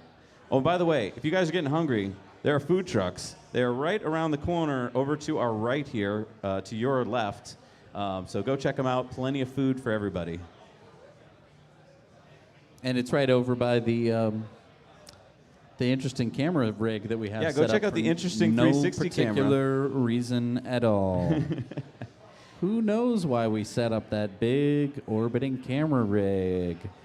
I wonder what fits under there. I don't know. And I wonder why it's so tall. This event, by the way, of course, I want to thank our sponsors, Lex.art and XPEL, Henson Shaving, and Light Horse. This event would not be possible without them, so a They big are the shout out to coolest them. folks, by the way. If you get a chance to go up to them, they're all here tonight. Go up to them, say thank you and hello, and find out more. Ask them about their products. They'll tell you, which is really nice. Because, I mean, this event was put together in less than a month, and Yep. it's amazing. Yep. Less than a month ago, we were just talking, and we were like, oh, wouldn't it be nice if we could have an event where everybody could come meet, talk about the Cybertruck, drink and enjoy, and here we are. And whoever ordered the great weather, thank you. Yes. Okay, so we got some comments here. Mike Jones says I lost the comment. It's a cool truck that's bulletproof. That's enough to justify a price premium, I think. Not too complicated. That is a really good point. You know what? Let's take a step back and talk about that. The bulletproofness of the truck, everyone's acting like it's a gimmick. It can take a 45 caliber handgun round and also SMG round. That's not nothing. If you want to pay for that level of bulletproof, like if you go and you buy a pickup truck or an SUV and you want a bulletproof truck, you are going to be spending $8,000, $10,000, $80,000 in some cases. What's an SMG round? Submachine gun. Oh, okay. So this is like the level that you would get if you were paying for like a security vehicle. Yes. Now, they didn't show it stopping a rifle round because it probably can't, but it's probably going to help. I think this is a really good point. Everyone in the Tesla community already knew about the bulletproof stuff, but I think if you were the average person watching this and you didn't know about that, that was a game changer right there. Sure. It's a bulletproof truck. It's also, the windows were baseball proof. Yeah, so talk to me about that, because I was expecting to get like a metal ball thrown by Franz. He backed off and did a baseball, and he didn't throw it very hard. I mean, I just want to be fair. So, check X, Elon just confirmed the range extender bat. Is it a bat? Battery? Oh, battery. Okay. Okay, so Elon's confirmed it. It was on the website. I don't think we needed his confirmation, but let's talk about the range extender for a minute. So 470 miles on the dual motor range. So that brings vehicle. you up from 340 to 470, so 130 miles more range. It's not anything to shake a stick at. That's a fantastic range. It blows all of their competition out of the water in terms of pure range, and that is going to make a huge difference for towing. Do you think they would rent it? Like you go to a Tesla service center and rent it for a week? It really depends. I mean, they call it a range extender, right? They didn't call it a bigger battery. So if we're thinking about language here, a range extender is something that you can extend the range with. A bigger battery is a bigger battery. Right. So could it be something that you can pull out of the truck? And maybe that's why we don't see a price. I'm already onto that. I'm already assuming it's that. That it's a I don't- rental. No, I'm not assuming it's a rental, but I'm assuming that it's a block of battery that you can move. If it's a block of battery that you can move, I don't know. Let's go to this comment. Beck990 says, Elon posted about range extender. It's an optional pack that fits in There it about is. 1/3 of the truck bed. Still room for plenty of cargo. It's meant for very long trips or towing heavy things up mountains. Okay, so there we have it. Optional pack fits in the 1/3 of the bed, so it takes up 1/3 of the bed space. So going back to the rental question. So now we know. Now Yes. you know that Now this you know. is, that this is a battery that's going to be in the bed. That's the range extender. Can we talk about the weight of it? Okay, it's going to be a lot. 130 miles of range. Yeah, it's going to weigh more than you can. I don't think even 2 people could probably easily lift it because we're probably talking like 600 pounds. Right. So is this going to be in the front of the bed or the back of the bed? I'm going to guess the front of the bed. But is it the kind of thing you put in there, you mount it, and it doesn't really get taken out very often? Yeah. Because won't you need to take it out before you need to return your truck back to a normal work truck, like daily driver truck? It's a good question. So they're putting the battery in the bed of the truck. So I mean, this, I don't know, I'm just conjecturing here, conjecture time, but I'm just conjecturing this would be a really good thing to have at a Tesla service station. Sure. Where they have the equipment to put it in, you rent it for a week. Because, like, why would you want to own it if you don't need the range all the time? Right, so it would be taking up space in your bed. It would make your truck heavier, which is going to somehow, wear your tires a little bit faster, all sorts of stuff that you don't want. And plus, it's a whole bunch of batteries that you're going to have to, pay for? Right. So what if you could rent it? I love that Jim has a great idea. What if the mobile ranger can just drive it to your house and bring it and put it in your bed? I don't know how they lift it. You need, it would have to be on a some crane. Tesla bots. Tesla bots. It'd have to be on a crane. But I could definitely see that happening. Yeah, come on Jehu, up. come on up. Jehu's got some ideas about the battery. All right, so I don't know what I'm talking about here, but I just did some quick calculations. And in order to get 130 miles, it would have to be a battery about... Yeah, how much would it weigh? Well, about 26 kilowatt hours. If that's, of course, considering that the Cybertruck has an efficiency of about 200 watt hours per mile. Now, I don't know how off I'm there, but... You think it's going to have that good an efficiency? I mean, 200? Yeah. A Model 3 is like 230. Is that too low? That's way low. Yeah, it's way low. Okay, so then if that's the case, then the battery has to be bigger than that. Oh, thank you. Okay, so we're talking probably 30 kilowatt hours, right? So, So let's how say- heavy is that? That's so 3 that power would walls. be, well, Yeah, that's 3 power walls. That's right? a lot. yeah. That's yeah. big. So we're mean- talking about 300, 400 pounds of batteries. At least. At least. Right? And in order to go on the bed, yeah, you could have it small, Power walls are what, 14? Or what are they power? Yeah, 13.5 kilowatt hours. So 3 of them. it's a big bed. You I could mean, put I it in watched the there. guys install them, and like two It big takes guys two big guys. need to move a power wall, right? You would need almost like a cherry picker, like Yeah. an engine hoist to be able to put it up there. So that's kind of my point. Is like if you buy this thing, right? Then when you get it home, you can't get it out. It's in your bed for good. Yes, unless you have a little tool that you can Right. pick it out, put it up. No, the other thing is that you could store it in your garage, and then it could be your power wall. Okay. It so you could get be a 3 special power walls. crane in your garage. You need a hoist. It could be 3 power walls. It Then you doesn't have need- to be a specialized battery. So it could be, if it could be 3, it could be 5. It could be 7. It could be 12. It's the infinite range extender. Now, the other thing is, do we know what like someone else had said that it might just be something that you plug in there, and I was thinking, do we know what plug it has on the bed? We don't know what plug, but we just heard that it's 1/3 of the bed. We knew that there was going to be a maintenance hatch in the front half of the bed, right? We've seen this before. We didn't know what it was. We're like, is that storage? And they're like, no, it's a maintenance hatch. Oh, okay. And it's like, well, I think we know what the maintenance hatch is for. So if it's just like a NEMA 1450, then it would be capable of 11 kilowatt power, It's right? got to be DC. It's got to be direct. yeah. You're just plugging it onto the battery. Well, not necessarily. You could do back, right? Because here's the thing. It doesn't have to, 11 kilowatts is nothing. You can't push a car, right? But it would be enough to supplement the like usage. trickle charge the battery? Yes. Yeah. Because it doesn't have to power the truck. It just has to put back in 11 kilowatt. Okay, except, as you're using and it. here's the only hole in your argument. It increases the 0 to 60, it decreases the 0 to 60 time, makes the truck faster. Then that would tell me that it is a high power because connection. adding more instead of- weight to a truck and it somehow gets faster, the only way that happens is if it's pumping more amps. Unless the factor there, like it's traction, right? Like, so adding more weight would.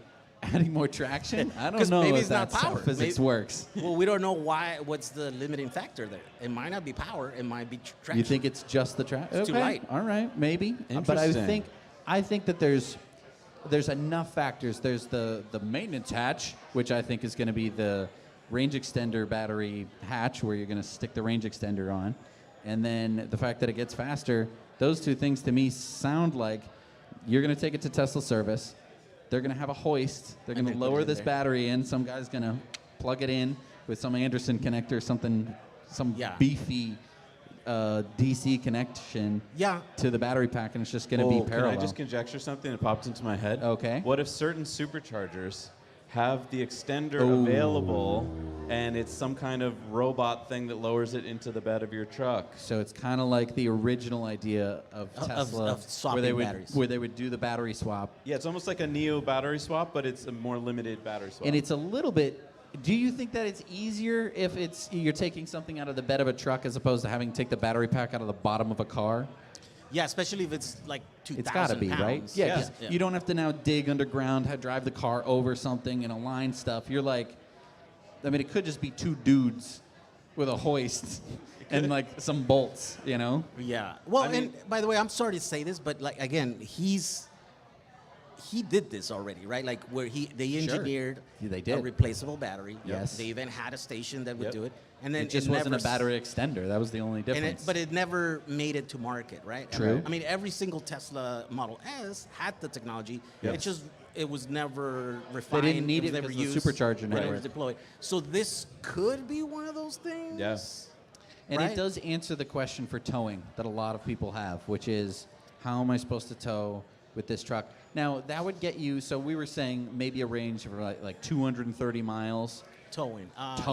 Yeah. Because that's like, if you took 470 and divided by 2, so you could conceivably get a range that was something like that. But it's usable. It's not as annoying as 150. Right. Now, Yeah. 230 is getting into the range where that's totally doable. It's not I think that that's like kind of standard supercharger travel that we're all getting kind of used to, where you're like in the 200-ish mile range, and it's like, that's a nice bathroom range, right? Where you go for a drive, and if you're staying hydrated during your trip, every 2 hours you're going to probably need to make a pit stop anyway. Not such a big deal to have to do that. Now, let me ask you another question. Yeah. All right. What if this is a variable voltage pack? What if the voltage of I don't think this works, but I'm gonna go for it anyway. What if the voltage of the pack is normally 400 volts? So you could supercharge normally. Then you go to the special place, they add this on, and instead of it being in parallel, it's in series. And it makes your pack 800? It makes your pack 800, so therefore... Okay, so it's... Sure. It's totally doable. Yeah, I mean... You think so? Especially, it would Because work then, right now that we're in this transitional period. Because it would then be what an you easy could way to do it. would be head to the version 4 supercharger, charge up at a 800 volt charging speed, which is going to be faster. And because the battery is actually larger and is now 800 volts, it could actually accept it. And so then you could, that would allow you to charge faster. I mean, of course, the battery pack could just be 800 volts, and then you add in parallel another battery. But that would require, well, in order to charge in like the current chargers, 400 architecture, right? Right. You would require to have like a DC to DC, like the Porsche or whatever, Right. and that's really an efficient way of doing that. So you would think that the Tesla engineers would be smarter than that and just do that. Because That's this really is a big easy. question, though, because like you're saying, so the Porsche Taycan right now has a 400 volt battery pack. It can pull into certain DC fast chargers, 800 volt fast chargers, and charge at high rates of speed. I thought it was the other way around. I thought it has an 800 volt pack. And That's then, what I said. No? No, you said 400. I'm sorry. Yeah, I meant it has an 800 volt pack. It can pull into some 800-volt chargers and get that full speed. Yeah. But if it pulls into a 400-volt charger, it has to go through a DC-DC converter, which is way slower. Yeah, so now we're talking about the Cybertruck. Most of the superchargers, the version 3 and version 2 superchargers that we see out in the world normally, they are 400 volts. Yeah. And so the Cybertruck would have to pull into that. Yeah. And it would need a DC to DC converter in order to get the full DC, like to get as much power as it could. But normally a DC-DC converter isn't going to be rated for the hundreds of amps that So it the thing with the normally is gonna DC to DC, it's basically a charger. It's basically with the thing that we plug Yeah. in there. So it's a giant box. And in order to be 400 kilowatt, I mean, it has to be that big. That's why Yes. those things are that big. So that's why you can't have just an onboard piece of equipment that you only use just when you're going to charge in certain chargers. It just doesn't make sense, right? Now, let me ask you this other question. So let's say that we have our supercharger pack, and it's 800 volts. If I take a samurai sword and I slice that pack in half in just the right spot, don't I have two 400-volt packs? Yeah. Okay. So it's usually just the series count of batteries. So Yeah. right now the standard was 96. Now I think Tesla's with the Plaid is like 108 or something like that. So you just have two of those, and it'll be 200 cells, 220. Now, if I had a big old clunky switch and I could go clonk, and now all of a sudden they're separate packs. Contactors. I could charge it either at two supercharging stations or just split the power from one. Yeah, you would just disconnect and reconnect. And now I don't need the DC The to DC Teslas have converter. this already. They have contactors. So Right. when you plug in your charger at home, it's And you an hear AC. it go clunk, that's the it contactor. disconnects that Yeah. battery from the plug, and it Yeah. connects it through a DC to DC, which is the onboard charger. That's interesting. And then when you plug it into a supercharger, it just reroutes it. So we all that technology is existing in the vehicles already. Right. And so that is not actually hard to do, to have two battery packs. and Okay, then- so going back to the range extender, we're just thinking of it in terms of extending the range of the truck, but what about when we power our homes, which he didn't talk about today? Yes, but is a feature that they said they're going to do. Exactly. So now this range extender is also a home range extender in the sense that you would be able to have more days, with True. the power outage. Yeah. And so that could be another whole piece of this that he doesn't want to get into right now. Now I'm starting to understand. The Cybertruck is bigger than I even thought. And let's talk about the bidirectional charging. I mean, we talked about it just a little bit. So he it's- was against it because it said it wasn't feasible. It wasn't. people wouldn't want to do it Don't because wanna it would do it would use up a cycle of your battery, right? Also, like, what happens if you're like, oh, I need to power my house, but I also have to go to the store. And then it becomes.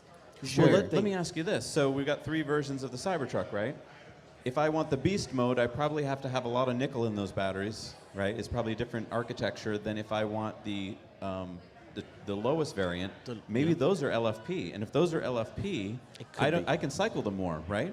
Yes, traditionally those have way more. So if life I can cycles. cycle them more, maybe that's the choice for people who don't really want a performance truck but want to be able to, power their house. So the dual motor. So you're saying there'd be a difference between the dual and beast mode, Yeah. and the single motor. Yeah. It's possible. I mean, the batteries would weight around the same, but Yeah. they would have less capacity, but it would have a longer lifespan. And you could definitely plug in. Although, didn't they say that the two-way bidirectional thing is only on the top models? I don't know. Maybe, I don't know. Yeah. There's still I that don't know. There's so enough many info. questions there. There's so Too many questions. unanswered questions. By the way, I was only off by $15,000 in the price, right? All right. Hey, good for you. So I was closer, but not right on. Yeah. What so number did you say? Yeah, what was your I prediction? said they would start at around 75 and then would go all the way to 120 or 115 or something. Okay, so it's even better than what you thought. Right. Yeah. I was That's $15 less, so Yeah. they're more expensive than they announced, but not as expensive as I thought it was going to be. Nice. And maybe, see, that's the thing. Like, he does have a card up his sleeve, right? Because maybe manufacturing is not as expensive as everyone else, Rivian and Ford have to deal with. And so now he's like, yeah, but it doesn't make sense to just slash the prices.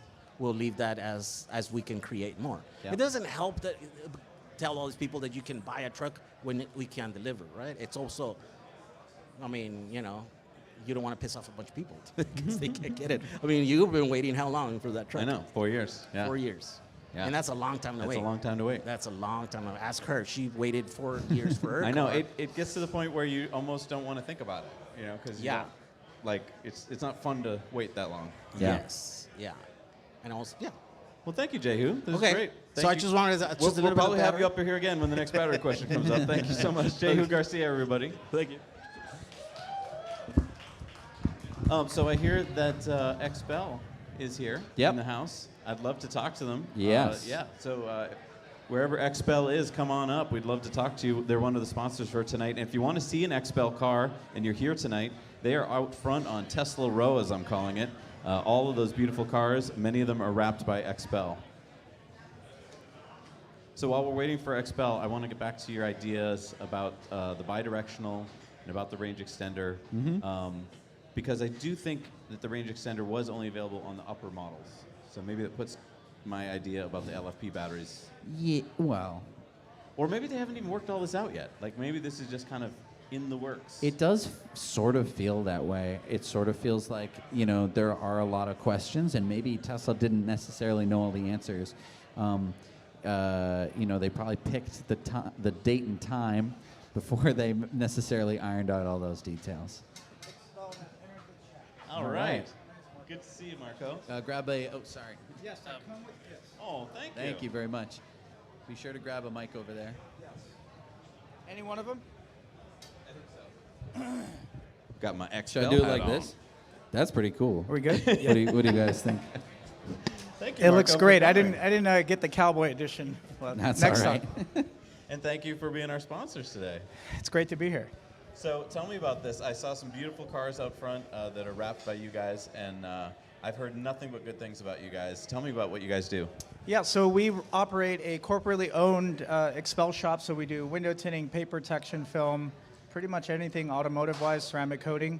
The cars in front are protected with XPEL Stealth PPF, so it gives that stealth, like ninja look, murdered out look. So yeah. And I saw like a honeycomb over the on one of the cars. You had like a honeycomb over the headlights. Is that something you did too? I don't.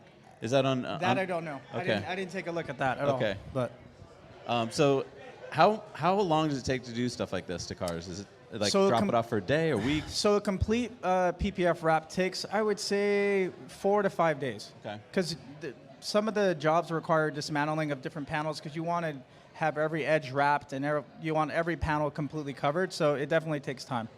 So.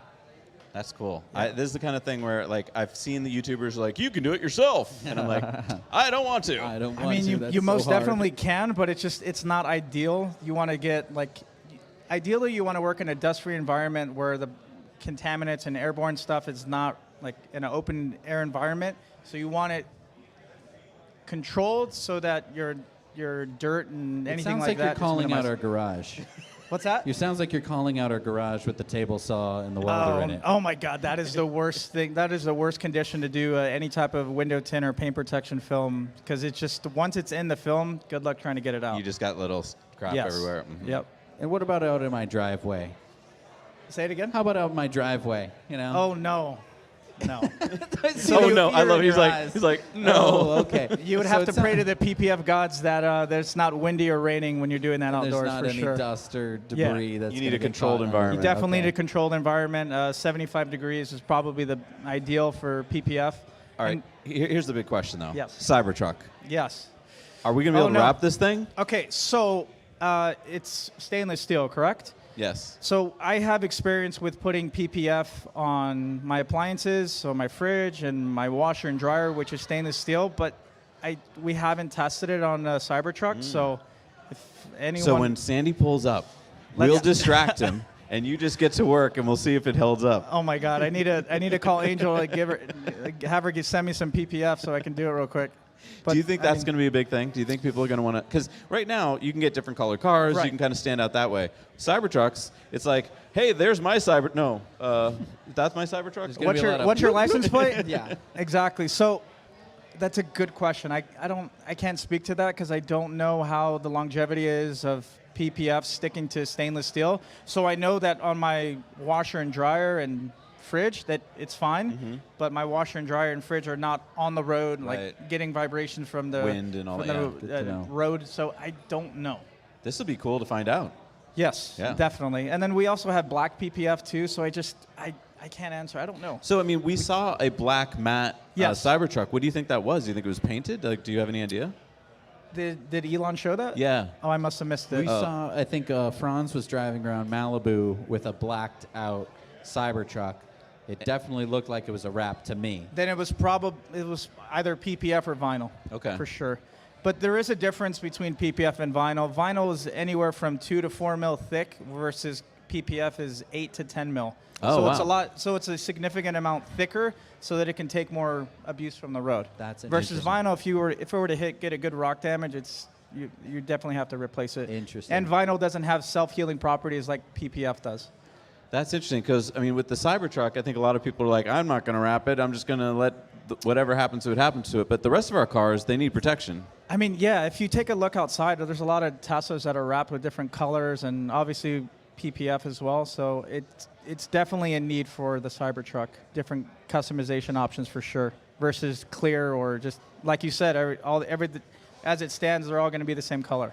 Now, if you get like minor scratches in a coating, can you do anything about it or like replace that section? Or Yes, you can with PPF. Correct. Yes, you can. Oh, that's great. PPF also has self-healing capabilities. So if like fine scratches, a can rock just buff hits them it. out or something? No, you just put it in the sun and it self-heals. Oh, that's it's like cool. alien technology. That's my kind of technology. There you go. It'll take care of itself. Yes. Nice. Yep.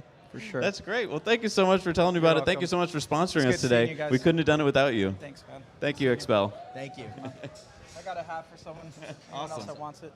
All right, well, let's hear it for Expel, one of our sponsors tonight. Couldn't do it without them. And hey, if you're watching online, stick around because we're going to have Sandy Monroe here, and we're also going to maybe have, I don't know, a truck that was released recently, I think. Yeah, I think maybe. it's stainless steel. Yeah. I don't know. So we're gonna definitely stay tuned, but we're gonna go to commercial. We'll loop right back.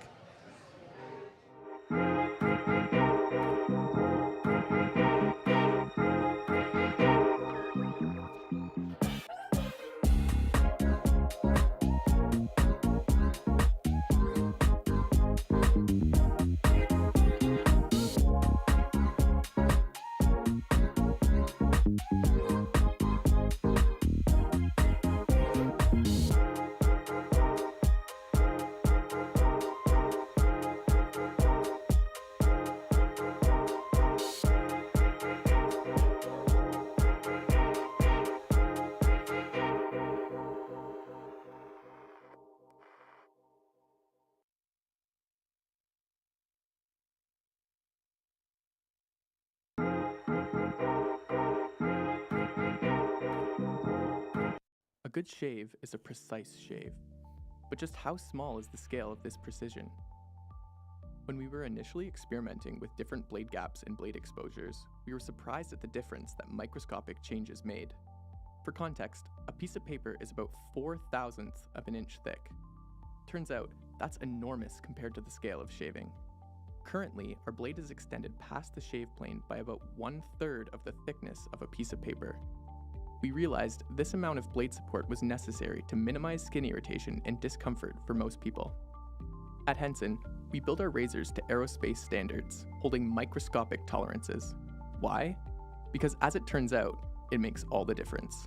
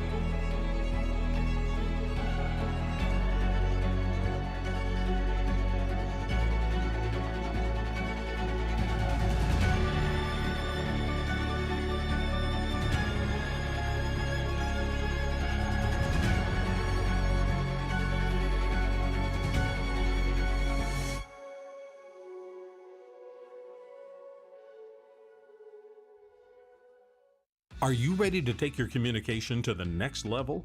Introducing Corporate Streams, providing painless solutions for live streaming since 2012. With Corporate Streams, you can transport attendees worldwide to the heart of your event with our cutting-edge audio and video, amplifying your message and making a lasting impact. Imagine attendees interacting with speakers and presenters through live chat and Q&A sessions regardless of their location. You can create an immersive, inclusive experience for participants no matter their circumstance. Say goodbye to the burdensome costs of traveling and venues. Our clients have reported savings of up to 86% compared to traditional events. Extend the lifetime of your event with on-demand content. Whether watching a missed session or revisiting key moments, no longer will your audience have to choose. It's time to elevate your communication with Corporate Streams, revolutionizing the way you connect, engage, and make an impact.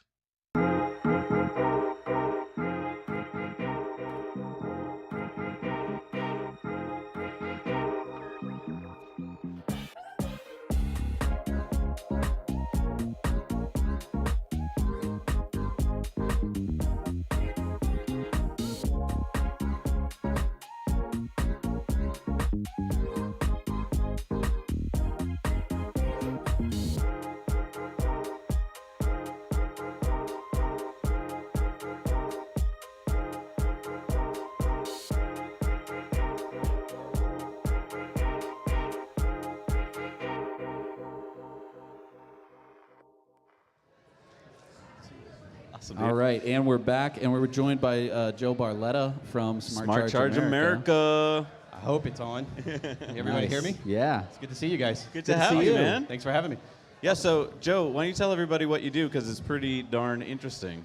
Well, I install electric car charging stations all over the nation, so it's basically what we do. So I'm the charging guy. That's awesome. Awesome. So now we're going to pick your brain about charging here. Yeah. Okay, you ready? And before we do, I just want to say that we're getting kind of all the Tesla VIPs in now. So some of your favorite YouTubers that you're probably watching on their channels wondering who the heck Zach and Jesse are from the Now You Know channel. Yeah, don't worry. There's more people coming. We're going to probably have Sandy talking to us in just a little bit. But yeah, we're talking to Joe Barletta from Smart Charge America. Yeah, so Jesse and I were just conjecturing a whole lot about CYBERTRUCK, and if there is this new range extender battery, which we now think is a third of the bed, and it goes in the back. And bi-directional charging. Right. So talk to us about bi-directional charging. Is this, I mean, we hear that the CYBERTRUCK can do it. Yes. I guess Elon's pushback in the past had been, well, people aren't going to want to do it because it means you have to cycle your battery. But am I right that LFP batteries probably means that we don't worry about that as much? A lot more with the chemistry, but yeah, I guess the cat's out of the bag, so now I can talk about it. But yeah, we're doing bi-directional charging, capabilities for those homes who currently have power walls because of the gateway setup, but you can only do the bi-directional charger with the universal charger, the newly one that they released about 3 months ago. Oh, the Gen 3? Is that yes, the Gen 3? Gen 3 universal charger. Okay. Yep, that's it. So how much juice can you get? Like, is this just going to feed maybe one circuit? Or so the max on that is 48 amps continuous. So yeah, it's 11.5 is the max that you'll be able to do it. So that's why you saw the Powerwall 3 come out with they moved it up from 7 to 11. So basically, nothing's changed, but now just the CYBERTRUCK can do that with the universal wall connector. So. Oh, wow. Okay, so let me just wrap my head around this for a second. So I get the Gen 3 charger, wall charger. Yes. And I get a Powerwall 3, and I get a CYBERTRUCK. Not necessarily a Powerwall 3. So you can have existing Powerwall setup. Okay. And then what we would do is if you have the Gen 3 regular wall connector, we can come out, swap that out, and put the universal wall connector. Same difference. Okay. But now that basically charging station, it has the capability to do that. Now, the key is the neutral. That's the key. Okay. Your panel has the neutral. The truck doesn't. The truck does not. And so there's a unique device that we have to put inside the integration between your panel and the charger that allows that neutral to kind of do its magic, and boom, there you go. You have the power share feature for all things Tesla CYBERTRUCK. I'm so glad that you're explaining that the neutral is a problem, because Jesse and I have been building this solar trailer, and we're like, what do we do about the neutral? And we go, but I don't need a neutral. How do you get the neutral? What about ground? I'm so confused. So we there is weren't crazy. It's a difficult problem to solve. It's typical, yeah. Okay. And so you have a lot of the Ford, their home integration system. A lot of the problems with that were dealing with the neutral and dealing with kind of the Bluetooth technology between the truck and the charging system and how they're able to communicate one another. And so a lot of software update issues that were causing problems and interferences where when you need that system to work, it needs to work. So I don't know if you guys had a chance to do your Ford integration system with your F-150 Lightning, but well, because we didn't want to spend $11,000. But okay, so now we know how this is going to work. That's pretty freaking great. So you're saying I need a Powerwall. I only need one Powerwall.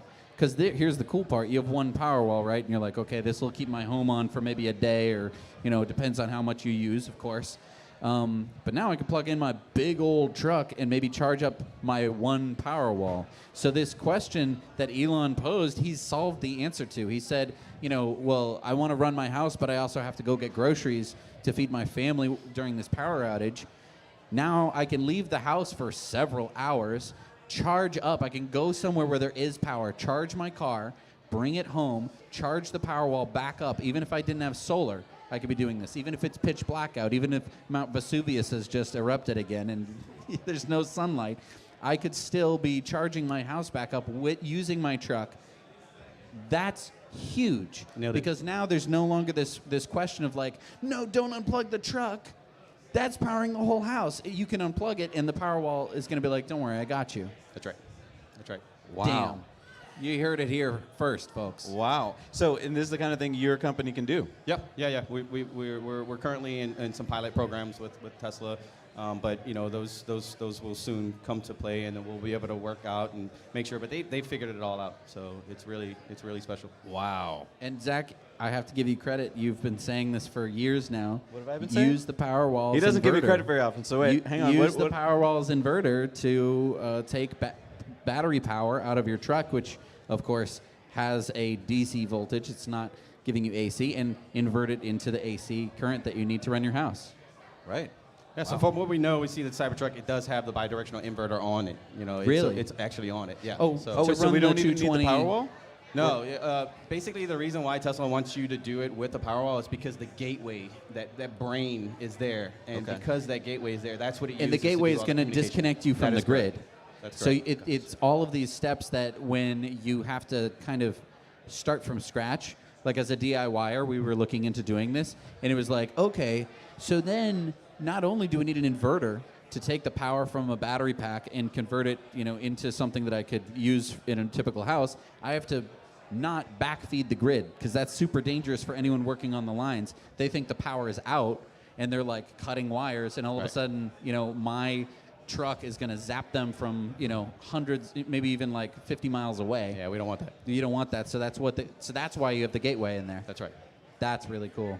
That's right. So how much power? So basically, this is quite a few circuits in your house. I mean, it's not just like your lights. You could probably do a bunch of circuits. You can choose to back up your entire main distribution panel, or you can choose to create sort of a critical load sub-panel, whereas when something does fail, you can keep all your critical load stuff like your internet and vice versa. You can put all of that on there, and then it'll just feed that particular panel while the rest is. So depending on your draw, normally what we've seen is when a house goes out of power, you're like, hey, let's queue off, let's bring down our load, and let's let this ride for as long as we possibly can. So you're not just gonna like willy-nilly just be spending. Let me dry my hair real quick. Yeah, you're gonna be Turn up the heat. conscientious of that to lower that load so it can stretch as long as possible. So now with the Cybertruck, now it's gonna be able to stretch like, I think some of the stuff's like for an extra 3 days. So that's wow. good. Wow, that's nice. awesome. And this is instantaneous too. It's not like with the generator where you have to go fire it up or whatever. Like this is the power goes out, and a lot of times with my Powerwalls, I don't notice it. I assume it'll be similar. Very similar. Yep. And this means that you can buy fewer Powerwalls. And if you didn't want to have 4 or 5 Powerwalls backing up your house, either to increase the power or to increase the longevity of your system while it's down, while the power is down. You're basically able to extend that using the truck that you wanted to really buy anyway. Yeah. I mean, we talked about it. Like, if Tesla does this, will it cannibalize Powerwall sales and all that? No, I think it's complementary too. Like There's been such a demand for Powerwalls. Huge. People have been waiting for like in some cases over a year for their power walls. We're installing about 50 power walls per month, like kind of all over the nation. We could be doing more, but it's a slow, gradual, because of the amount of regulatory stuff you have to move through, the utility design criteria, the permitting process, the municipalities. So we have a lot in the pipeline, but we're slowly rolling it out to about 50 power walls a month. Is it production that's the limiting factor, or is it government permits? Government permits. Wow, that's sad to hear. Yeah, I don't want to hear that. And surprisingly enough, you could see a lot of the municipalities, they're catching on, and they see, okay, electric car charging is a thing, and so you're starting to see them slowly creep up on the price of those permits. Really, just to kind of cha-ching, unfortunately. get some money from it? Wow. I'm just telling you the facts. I know, no, you're not responsible for it. Wow, that's kind of sad. All right, so with this range extender, we haven't gotten a price from Tesla on yet. Do you have any thoughts on it, like what it's going to cost? No, I mean, I think Jesse was talking about it earlier. I think the battery is just naturally going to be there, and then you buy the car under $80,000, and then $15,000 if you want more power. Just click a button, boom, I charge your account, and we're all the wiser. So I think either the batteries are going to be included on there, and they just do an over-the-air software update, just like you could do Power Boost and other things you can purchase, FSD, online, or... Well, I mean, from what we saw, and it was from a comment on our YouTube live stream, so I'm taking it all with a grain of salt. We're gonna have to kind of go back and go through all of this forensically, but it sounds like it's going to be in the bed. Okay. It's going to take up a third of the bed, according to Elon. Gotcha. A battery that basically is going to live there. Yeah, and my conjecture was that maybe this could be something that Tesla rents to you, that you pick up at either service centers or maybe even at certain superchargers. Not that you would physically lift it in yourself; it'd be too heavy. But maybe they would have some kind of, forklifty thing or something. I don't know. I mean, we used to rent out our CHAdeMO, adapters for people that are going on long hauls and stuff. So I would imagine there may be a good business case for people that buy these range extenders, and then they just rent them out to whoever wants to do them. I mean, that might be a good arbitrage opportunity. So. That could be it too. Yeah. Wow. Now I'm just wrapping my head around what you were just talking about, the fact that we're now in a world where Teslas are bi-directional charging. Yes. And just a few hours ago, we were not really in that world yet. And it wasn't being discussed, and we weren't thinking about it. Because when we're talking about bidirectional charging, right now all we've been talking about is backing up your house in the case of a power outage. But just like the power walls make lots of people lots of money, how do they do that? You buy low, you sell high, and of course I'm talking about energy prices. In places where energy prices vary throughout the day, Powerwall users have been making money by basically buying power when it's cheap, selling it when it's more expensive. This is how many markets work, except we've never been able to hold on to energy. We usually just created it and almost instantaneously had to use it somewhere else. So this is a big deal. Now we're able to actually do this with a humongous battery in the Cybertruck. It's probably going to be on the order of 150, 130 kilowatt hours, and with the range extender, could be well more than that. Now, there is going to be kind of a throughput problem. It's not going to be able to just drain the entire battery instantly, but it is going to be able to do this for a long period of time, and that's going to allow you to kind of treat your power system a little bit differently. If you have solar, it means that you could gather all of your solar energy and try and use all of it before you start trading it to the grid, because in a lot of places, either net metering doesn't exist, it's not a part of the law, so you can't even sell the power back to the grid and make a decent amount of money. So, I mean, there's a lot of possibilities that end up happening when you have a large reserve of your own power. It's really giving you a lot of power. And that might be another reason why this is such a, I don't want to say expensive truck, but another reason why they're able to increase the price is how much is the installation of a power wall, single? Typically, if we're just coming out to the house and we have to do the permitting and utility design criteria, disconnect and meter pull, meter stab back in, generally, for two, I would average somewhere around $4,500. And then for every additional one, generally we can keep it around $1,500. If you have existing power walls you want to add to, no problem, it's $1,500. We'll come out there. So $4,500 for a new power wall is still less than what Ford was asking for their system.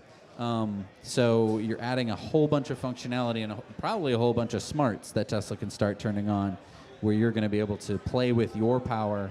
Well, can we just talk about the money making? Like, yeah, we have Powerwalls, and so we're signed up for their summer program and the winter program in New England, and we get paid quite well when there's a storm and they want some of our power for our neighbors. We're talking like hundreds of dollars, thousands of dollars a season. Like, so yeah, you could be your own little power generator. Recoup the cost on your investment for your Cybertruck faster. Exactly. There you go. This is exciting stuff. I feel like most of us have no frame of reference to talk about it because we've never before been able to think of ourselves as our own power generators. I mean, maybe we've wrapped our heads around putting solar on the roof or something, but now having batteries, and now that our truck is a battery, we're like, because you get double use out of your truck. It's a truck, and you can drive around in it, and when it's sitting in your driveway, it's now a battery. Well, remember, if you're out in the wild and you run out of charge on your Rivian, I can come with the Cybertruck, and I can plug you in, and I can charge you stuff. Yeah. And now you can play the band and maybe do the band in the back of the Cybertruck. Yep. So can't wait to see that episode. That would be pretty cool. Yeah. So many cool things. And kind of triple use of that energy. Triple Yeah, use. you can take it wherever you want, and I wouldn't say it's an unlimited tap of power. Again, depending on how much energy we're going to get, or how much power we're going to get out of that 1450 plug. But assuming we could get even 30 amps, it's a fantastic energy source for really big stuff. I almost wonder if if you have a cabin, let's say, I think that some people have a second house or a cottage or something. This could enable you to have a cabin that's completely off grid. You show up, you plug it in, and it goes to a panel that's in the cabin, and that's your power source for the week. It could very well happen. I'm not saying that it's necessarily legally permitted, but I mean, the first few installs that we'll do the bi-directional stuff with, it will most likely be the ones with either solar or just Powerwalls there because of the gateway and the communication's already there. There's some additional hardware we'll have to have, just like we talked about before. But yeah, I mean, as long as your cabin's got Powerwalls, we can rock and roll. If it doesn't have Powerwalls, then I'm going to have to treat that installation like I'm going to your house to install Powerwalls. I have to do all the things in the back. Right. But adding the electronics and the boxes for the Cybertruck and for that Powerwall, we're still trying to work on, there's like 3 different configurations that we may be able to do the setup with. So we're still trying to work on one of them may involve the taking out of the meter and putting it back on, but maybe the other 2 don't.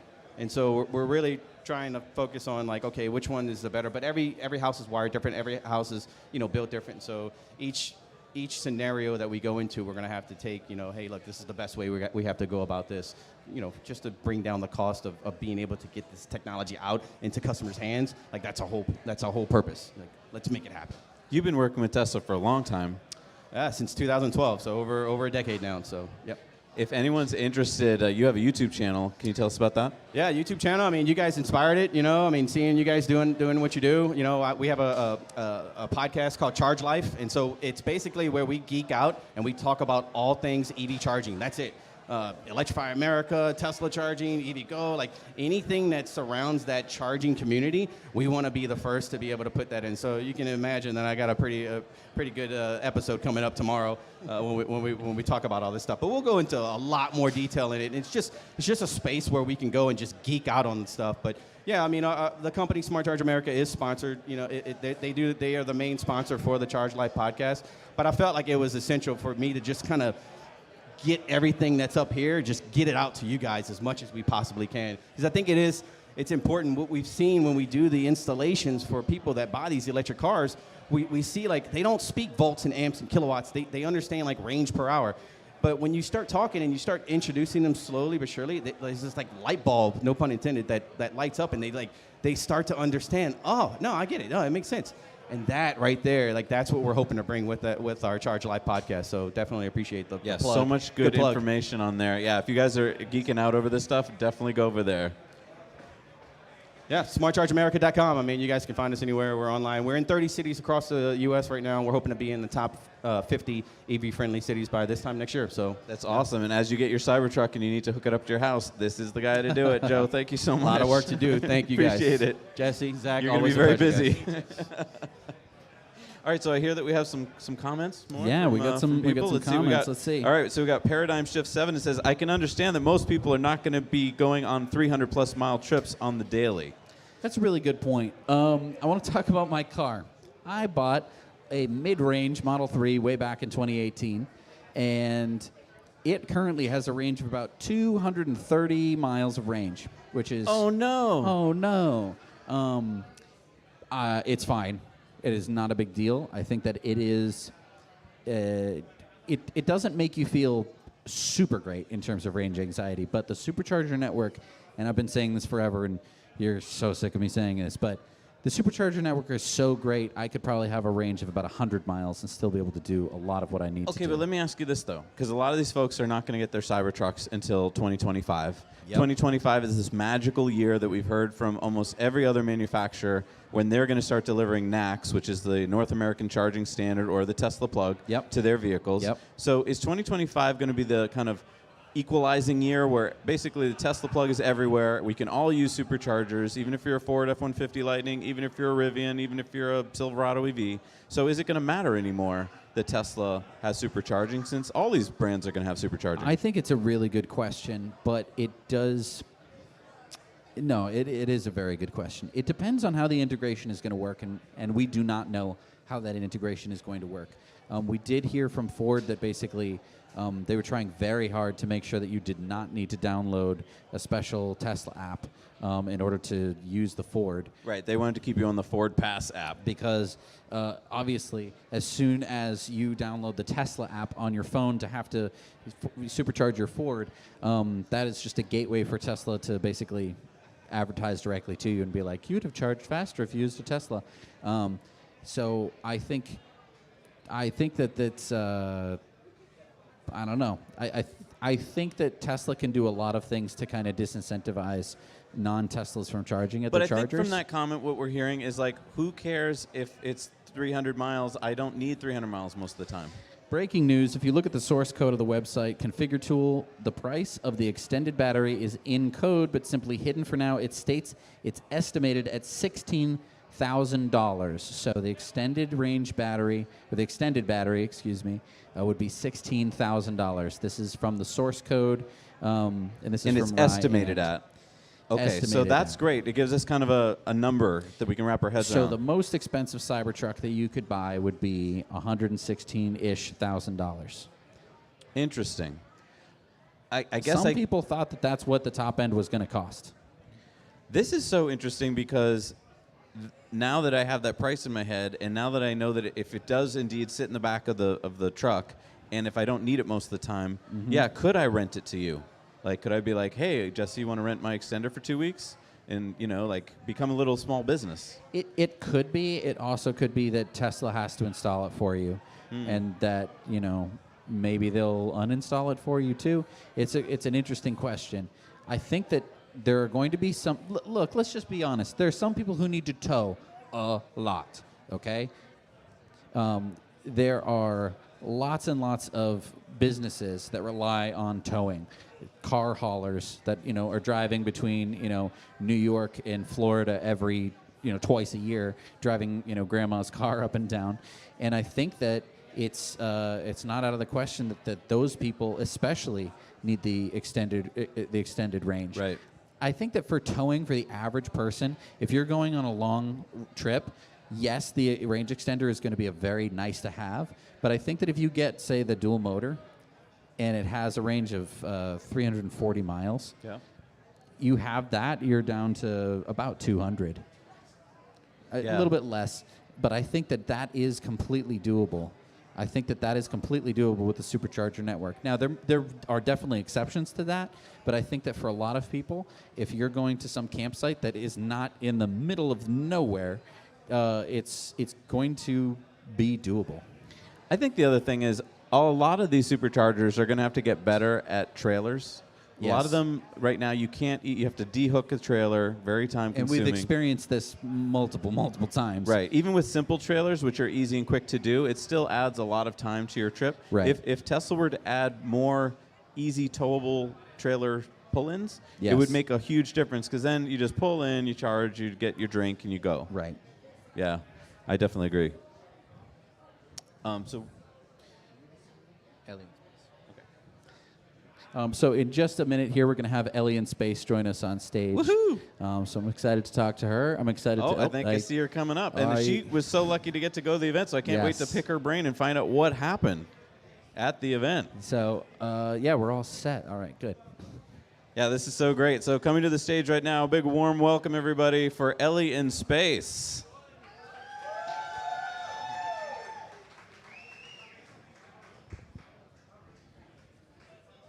Welcome, welcome. Hi. Welcome. Here you go, Ellie. This is not your home studio. No. But You it's get to see our legs and everything. And your boots. I know, right? And your very cowboy attire. Are we all in boots? Oh, yeah. Well, we are in Texas. So Yes. We're in your home turf. You are in my home turf. This is actually literally one of the reasons I moved here. Yeah? Was because it is the global So you could wear headquarters. cowboy hats and... Well, that too. But Was to be closer to Giga Texas? yes, to be closer to Giga Texas and in a place where I could drive to Boca Chica easily, but happy here in Austin. Nice. All right, So you got to go to the event today. Yeah, tell us all about it. Did get to go to the event. Well, I almost didn't get in, which was surprising. I was a +1, and I got there, and they're like, we're not taking any more +1s. We're at capacity. Oh, no. Oh. So I was like, well, that... Do you know who I am? No, I didn't say that. But I waited for 35 minutes, and I guess they had it in the very, end of the production line, so it was very cramped. And It's cramped in the Gigafactory? where they put us, yes, it was actually very hot too. This was a little bit overheating, but so I'm very glad that they let us in. But it seemed like there was actually maybe only 500 people that were allowed to. Really? So it to was be there. 500. That's kind of Yeah. the number we heard, but I thought it was like going to be bigger. Right. So I was like, hey, can you do a head count and see if maybe by the time 1:45 rolls around, we can get in. So very thankful that they let me in because can you imagine? I know, right? Wow. I actually flew home from Vegas late last night. I bought this whole outfit in the Vegas airport.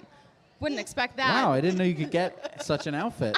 That's well, great. it is Good Vegas. to know. I know, it is Las Vegas. So very glad that I got in.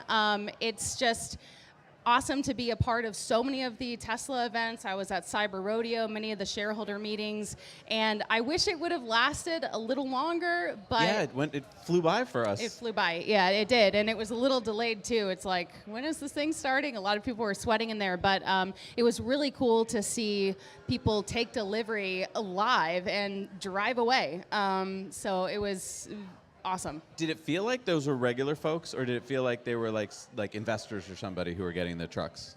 Hard to tell, particularly because I was in a spot where I couldn't even see Elon. Oh. So like the entire keynote speech, I didn't see anything, which kind of sucked, but hey, I was there, right? But one thing that I think was really awesome, and they haven't done this before, is letting us take pictures and video of the production line. You know, usually when you go on a tour, they want you to put your phones away, and so as a content creator, I mean, you know, what a treat to be able to document that, and just, I think that there were a lot more being produced than we thought. Really? I think so. Can I quote you on that? Well, No, but so it really felt like there was a lot of activity, and that yes, there was. and the line was still moving, and people were still working while we were there. Wow. So I love that about Elon. He's like, it's Thursday, keep working. right, and I guess some people that work on the production line were granted, entry because of their hard work. So it was definitely a very special moment, and yeah, I was a little worried at first because I was like, at the end, okay, price? Right. What's going on? So did anyone there tell you, or? So I refreshed, Jessica Kerr, shout out to her, I went on X and refreshed the page, and she said that they were put up the price and specs. So thankfully, because that would have been quite a cliffhanger. Now, remember when the 2.1 million people reserved the truck to begin with? Right. Just to be safe, we went and ordered another one. But like, do you think you had to do that? Like, I was very confused because now it's a $250 deposit. It used to be $100. Right. I'm just wondering, like, was there any word there at the event of like, are they honoring the first orders, or do you have to go and redo your order? Not that I heard. Interesting. I don't know, but how many do you have on order now? A lot. A lot. And what a treat it was to have Sandy bring one here. I know. In person. I got to sit in the driver's seat. Didn't get to drive it around yet, but I guess he had to return it, Yes, I heard that too. which is such a bummer. And you guys have been doing this for what, hours now you've been out here? Yeah, no, it's been a beautiful day, beautiful crowd. Everyone's super excited. But I feel like when we saw the video, the announcement video, kind of, it just seemed a little bit of a letdown. Okay. I just guess. I mean, it was really exciting to see it pull the Porsche. Yes. Right. And a And few get, other. and get shot at. Get shot at, Yeah. right? Yeah. But then, right, we were kind of waiting for like, I don't know. I just felt like more. But a lot of people pointed out, like, Elon doesn't need to tell us more right now. This is Right. already exciting enough, and there's going to be much more to come. Right. I did see, I was also a little let down. There was a sign for a demo drive route at Giga Texas, but we were not offered demo rides. So maybe that's, I don't know what that was for. Interesting. Maybe it's for filming purposes, but I was like, are we going to get to drive in it? Because, you know, in the past, I mean, you've been in one. Yeah. Correct? Yeah, we both have. So I know. what's I know. going on? I know, it's a delivery I don't know where event. to look. Oh, okay, there's multiple cameras here. But I just want to say thank you to you guys for putting on such an amazing stream. This is, I've been watching it in the room, and it looks very well done. This is all to corporate streams and Noah and his crew and our amazing, our amazing sponsors. sponsors, yeah. We're just two dudes sitting down, but they Yeah. do all this magic. Look at all these amazing cameras, by the way. Like when I went out in the crowd, I just was like, can I get a camera? And there's a camera like following me on a rope. Like exactly. Wow. Wow, It's really that's cool. incredible. Yeah. Now, may I turn the tables on you and ask you guys some questions? Sure. Absolutely. You know that I have a reporter background, almost 10 years in TV news. What surprised you?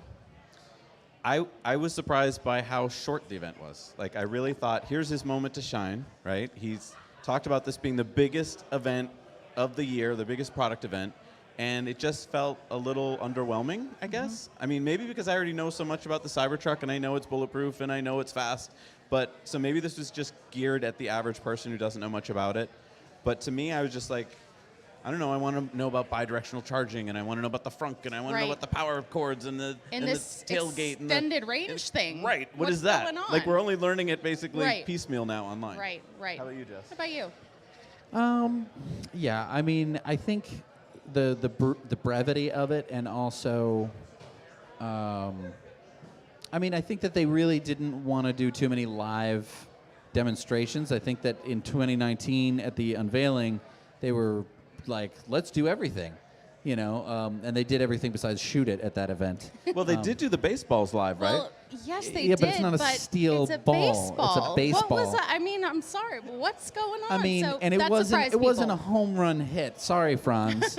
I can throw a baseball harder than that, and so could Franz. You guys were watching it live here. I mean, were you like, okay, well, I kind of thought he'd start with a baseball and then come out with like a steel ball. Right. So when And look, a steel ball. Why are we shooting cannonballs at anything? Like, I get that, but like maybe a rock, But something like within the context of Yeah. human life. Besides a baseball, like a baseball is great.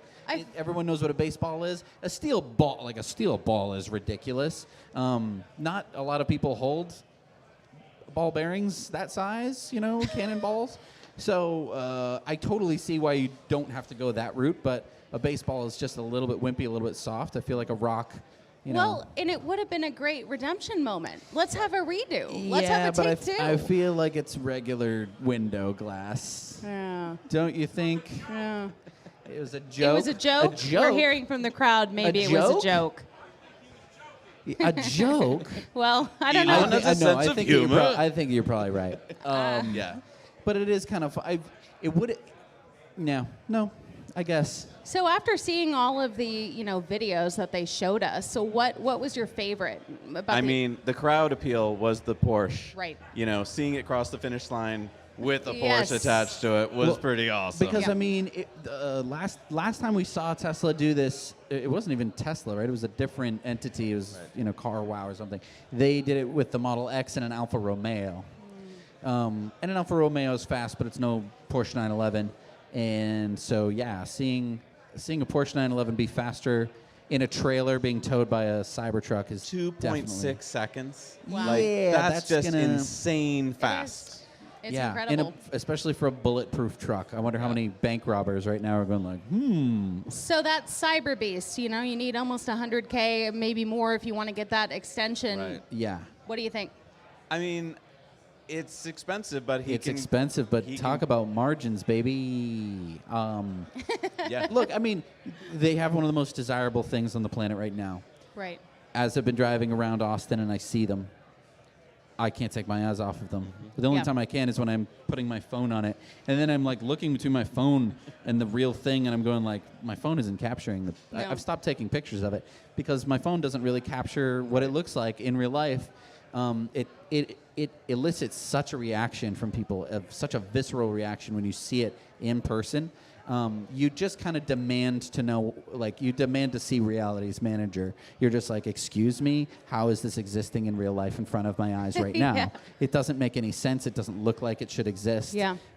It looks like it's fake. It looks like CGI, it's CGI. yeah. So many people have been tweeting out CGI IRL with all of these pictures that they take of the Cybertruck because that's what they mean. Yeah. It's pleasing to the Yeah, eye. Like, it there's is. something about it, you just can't take your eye off it. Some Like, people, I heard them, Some people hate it, and go, that's great. Or it's too small. I They're, think you know, it's awesome that some people absolutely detest the design. I think it's perfect because that creates such a buzz around it. Because as soon as you hear someone who hates it, you're going to want to kind of defend it, or you're going to have a conversation. It's a conversation starter within vehicles that are going to be driving around near it.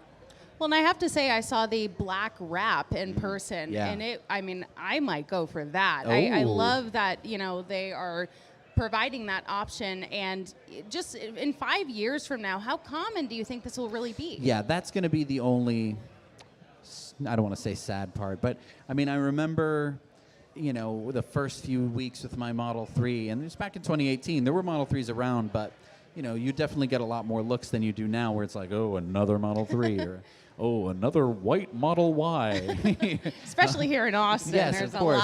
a lot. I think that the Cybertruck is going to have a good 2 years, depending on production schedule. It's going to have like a good 2 years of being extremely special and popular. And I think that $100,000 for people who like being looked at. Let's face it. Why do you buy a fancy looking car? Why do you buy a Porsche and stuff like that? It's because look at me, and usually you have a little button that makes a very loud noise. Look at me, look at me, look at me. You don't have to do this with this truck. So like, even if people don't look at the amazing lines of your Porsche, now you have a Cybertruck which demands attention. No one can look away from me on the road. And I think that for lots of people, it's going to be like, look at me, and also, boing, goodbye. That's going to be the way that they're going to want to show up and the way that they're going to want to depart. It's your hello, goodbye vehicle, huh? Yeah.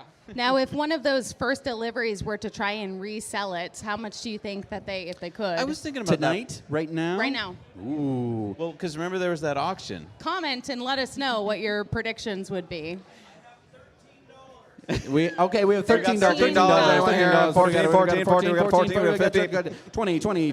What do we got? Yeah, I don't know. What would you guys pay tonight for a Cybertruck if there was one right there? And Beast you could just, mode, right now. Who's plonking down the cash? I'm not seeing a lot of hands. Well, so you know there was that auction at the Peterson Museum, right? And I think it Okay. went for $400,000, right? For the first one. The first one. And I Okay. know that wasn't the most well-built one and stuff, but I was surprised. I thought it would go for like $1 million or $2 million. Yeah, that sounds low. It sounds super low, doesn't it? Yeah. So that's surprising to me. Okay. At the end of the day, it is a truck. Yeah. And it is beautiful and it is amazing, but it will depreciate in value very quickly from $400,000. So I can see why I wouldn't want to pay $1 million. Yeah. I don't have $1 million, but if I did, I don't know if I would spend it on a truck that I could buy for $100,000. Well, especially since you know it's not a limited edition, there's going to be millions of them. Right. Well, and that's my question is like when it gets to the point of Starbucks where they're on every corner, like, Yes. how are we going to feel about it then? You know? People I don't won't be whipping their phones out anymore and breaking No, their exactly. neck. Like when will, like 2 years maybe? Right, Like right. will they stop being, oh yeah, I'm not going to bother. Right. And then will people have to do special things to their trucks to get more attention, like get them wrapped and Right. he'll be welding things on them. Yes. So. Exactly. We're going to take a short commercial break, so be sure to join us and stay tuned. We're going to have Sandy Monroe and lots of other fun Tesla tubers who were at the event. They're coming over to the after party now. And hey, if you're in Austin and you want to enjoy an after party with lots of really fun, amazing people, come on down. We're at the Luster Pearl East. That's the East one. We are very excited to see you. In the heart of nature, where the symphony of the wild plays, a new performer quietly steps onto the stage, rewriting the rules of off-road adventure with zero emissions and infinite possibilities. Light Horse, a tale of power told in electric whispers.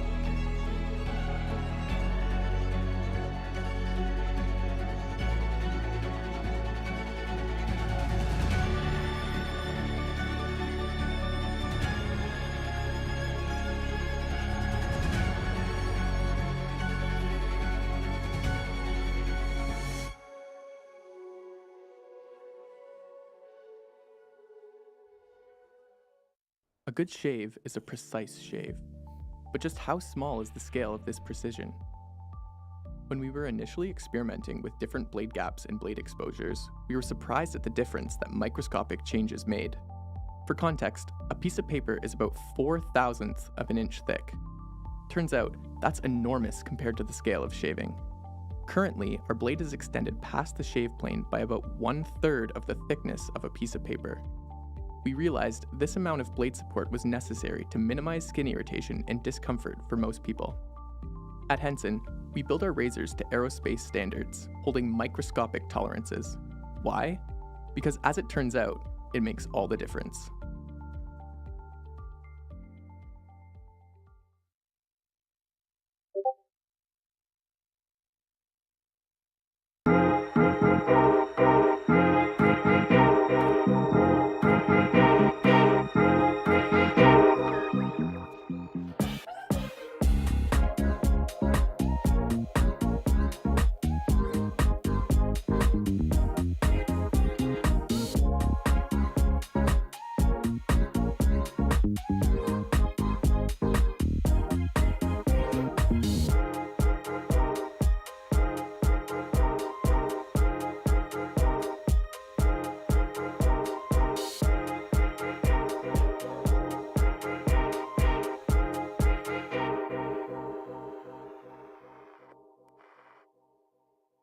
Are you ready to take your communication to the next level? Introducing Corporate Streams, providing painless solutions for live streaming since 2012. With Corporate Streams, you can transport attendees worldwide to the heart of your event with our cutting-edge audio and video, amplifying your message and making a lasting impact. Imagine attendees interacting with speakers and presenters through live chat and Q&A sessions regardless of their location. You can create an immersive, inclusive experience for participants no matter their circumstance. Say goodbye to the burdensome costs of traveling and venues. Our clients have reported savings of up to 86% compared to traditional events. Extend the lifetime of your event with on-demand content. Whether watching a missed session or revisiting key moments, no longer will your audience have to choose. It's time to elevate your communication with Corporate Streams, revolutionizing the way you connect, engage, and make an impact. All right, we're back. Oh, Jesse's over there. Yeah, I decided to be over here. So, hi, everybody. Thank you so much for coming out tonight. I'm so excited. Why are you all over here? It's going to be a little bit, just to let you know. So if you want another drink, if you want some more food, take your time. You don't have to stand here all night. We're not selling the latest iPhone. It's just a Cybertruck. Come on.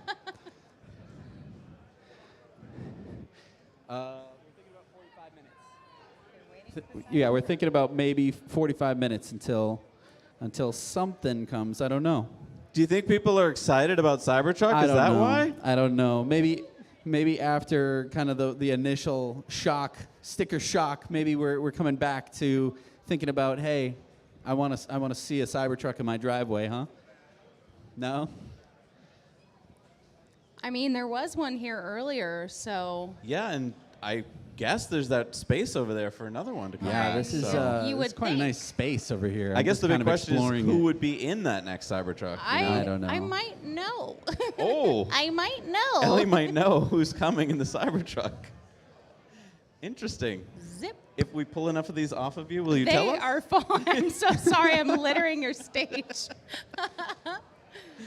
Well, Jesse, since there's nothing going on over there, come back over here and let's talk some more about Cybertruck. Let's talk some more. So we just got an interesting question from the audience, which was, why did Tesla not tell us more about this, in the months that passed? Why are they not telling us more about it now? Because I think we're all just Tesla nerds and we want to know everything. Why isn't Elon telling us everything? Well, I think we had the same questions after the Tesla Semi event. Well, you know what's interesting? Elon owns another little company. I forget what it's called. Something to do with space.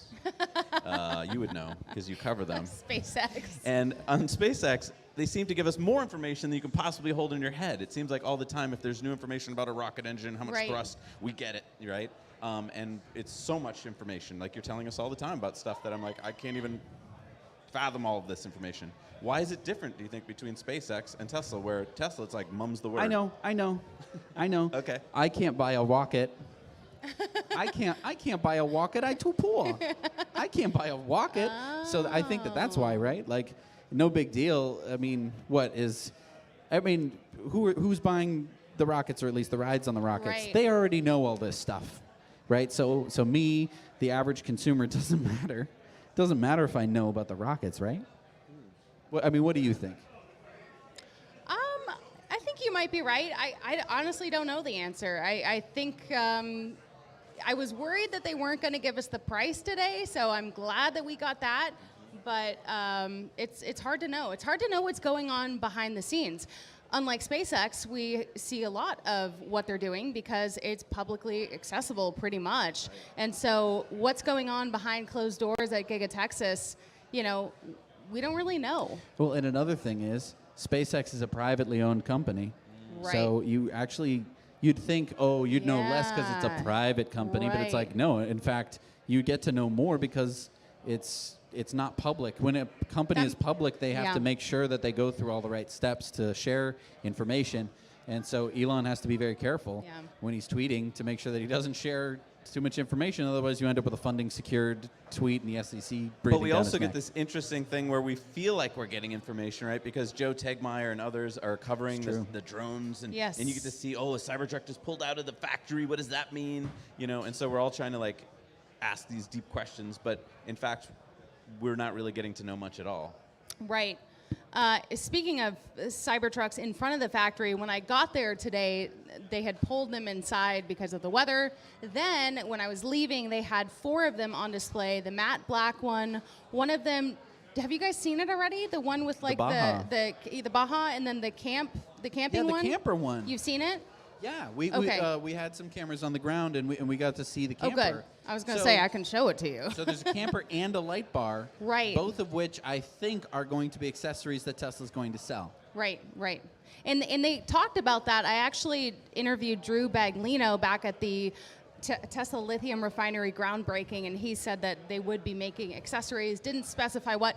But when Cybertruck rolled up with that beautiful rack, everyone was like, what's going on with the rack? Can we get the rack? So doesn't surprise me. And you know that there are going to be other companies that have their own accessories as well. Well, I think that's another thing we wanted to hear about tonight was, are there Tesla accessories? And I just thought we'd hear at least a couple of them, light bar or whatever, and then we didn't hear about it. But we don't, I guess Elon doesn't need to tell us about it today. I have a question for you guys, actually. I had one of my subscribers reach out to me just maybe 30 minutes ago. He said he's trying to order a Cybertruck and use my referral code, and it is not working. Oh. So is that because they don't want to give that discount? Interesting. That is interesting. So I want to know if you guys Maybe they weren't know thinking anything about it. that. Yeah. No, that's a really good point. I Yeah. mean, maybe they just, part of me feels like an intern was told to turn this on last night. You know, Right, I don't know, like if they've even Sure. gotten the website fully working. But that's also, a really good point. maybe they didn't need you to tell them about the Cybertruck. No offense. I mean, I don't think they probably needed me to tell them about the Cybertruck either. I feel like it's in the zeitgeist. It's so popular. Right, totally. So it would be good to know, like, are they not offering any sort Unless of... it's going to be the final purchase. Yeah. But it's like, how many times do I have to order this Cybertruck before I actually take delivery of it? Is it going to be in $250 installments over the next 2 years? Yeah. When do you guys actually think you'll see your baby? I don't know. I've, you know, when you've waited 4 years for something, part of you wants to have like, oh, it's coming this date, you know, and have that in your mind. But then part of you is like, I've been thinking that the whole time. Like I thought 2021, 2022. So I would hope January, but I have no idea. Yeah. I have no idea. We think we're number 20 in line, but you know, I'm sure there's a lot of people that get moved up above you, like employees and stuff like that, and they deserve to get theirs first. So. And I think also it's going to be a lot like the Model 3 delivery ramp, where people were so excited the day of the delivery event. They thought that their Model 3 was going to be just weeks off. And then it was quite a while before they actually took delivery of their Model 3s. But Tesla was ramping up that production. I hope it's not, you know, as bad a production hell as Tesla was in 2018, 2019, Right.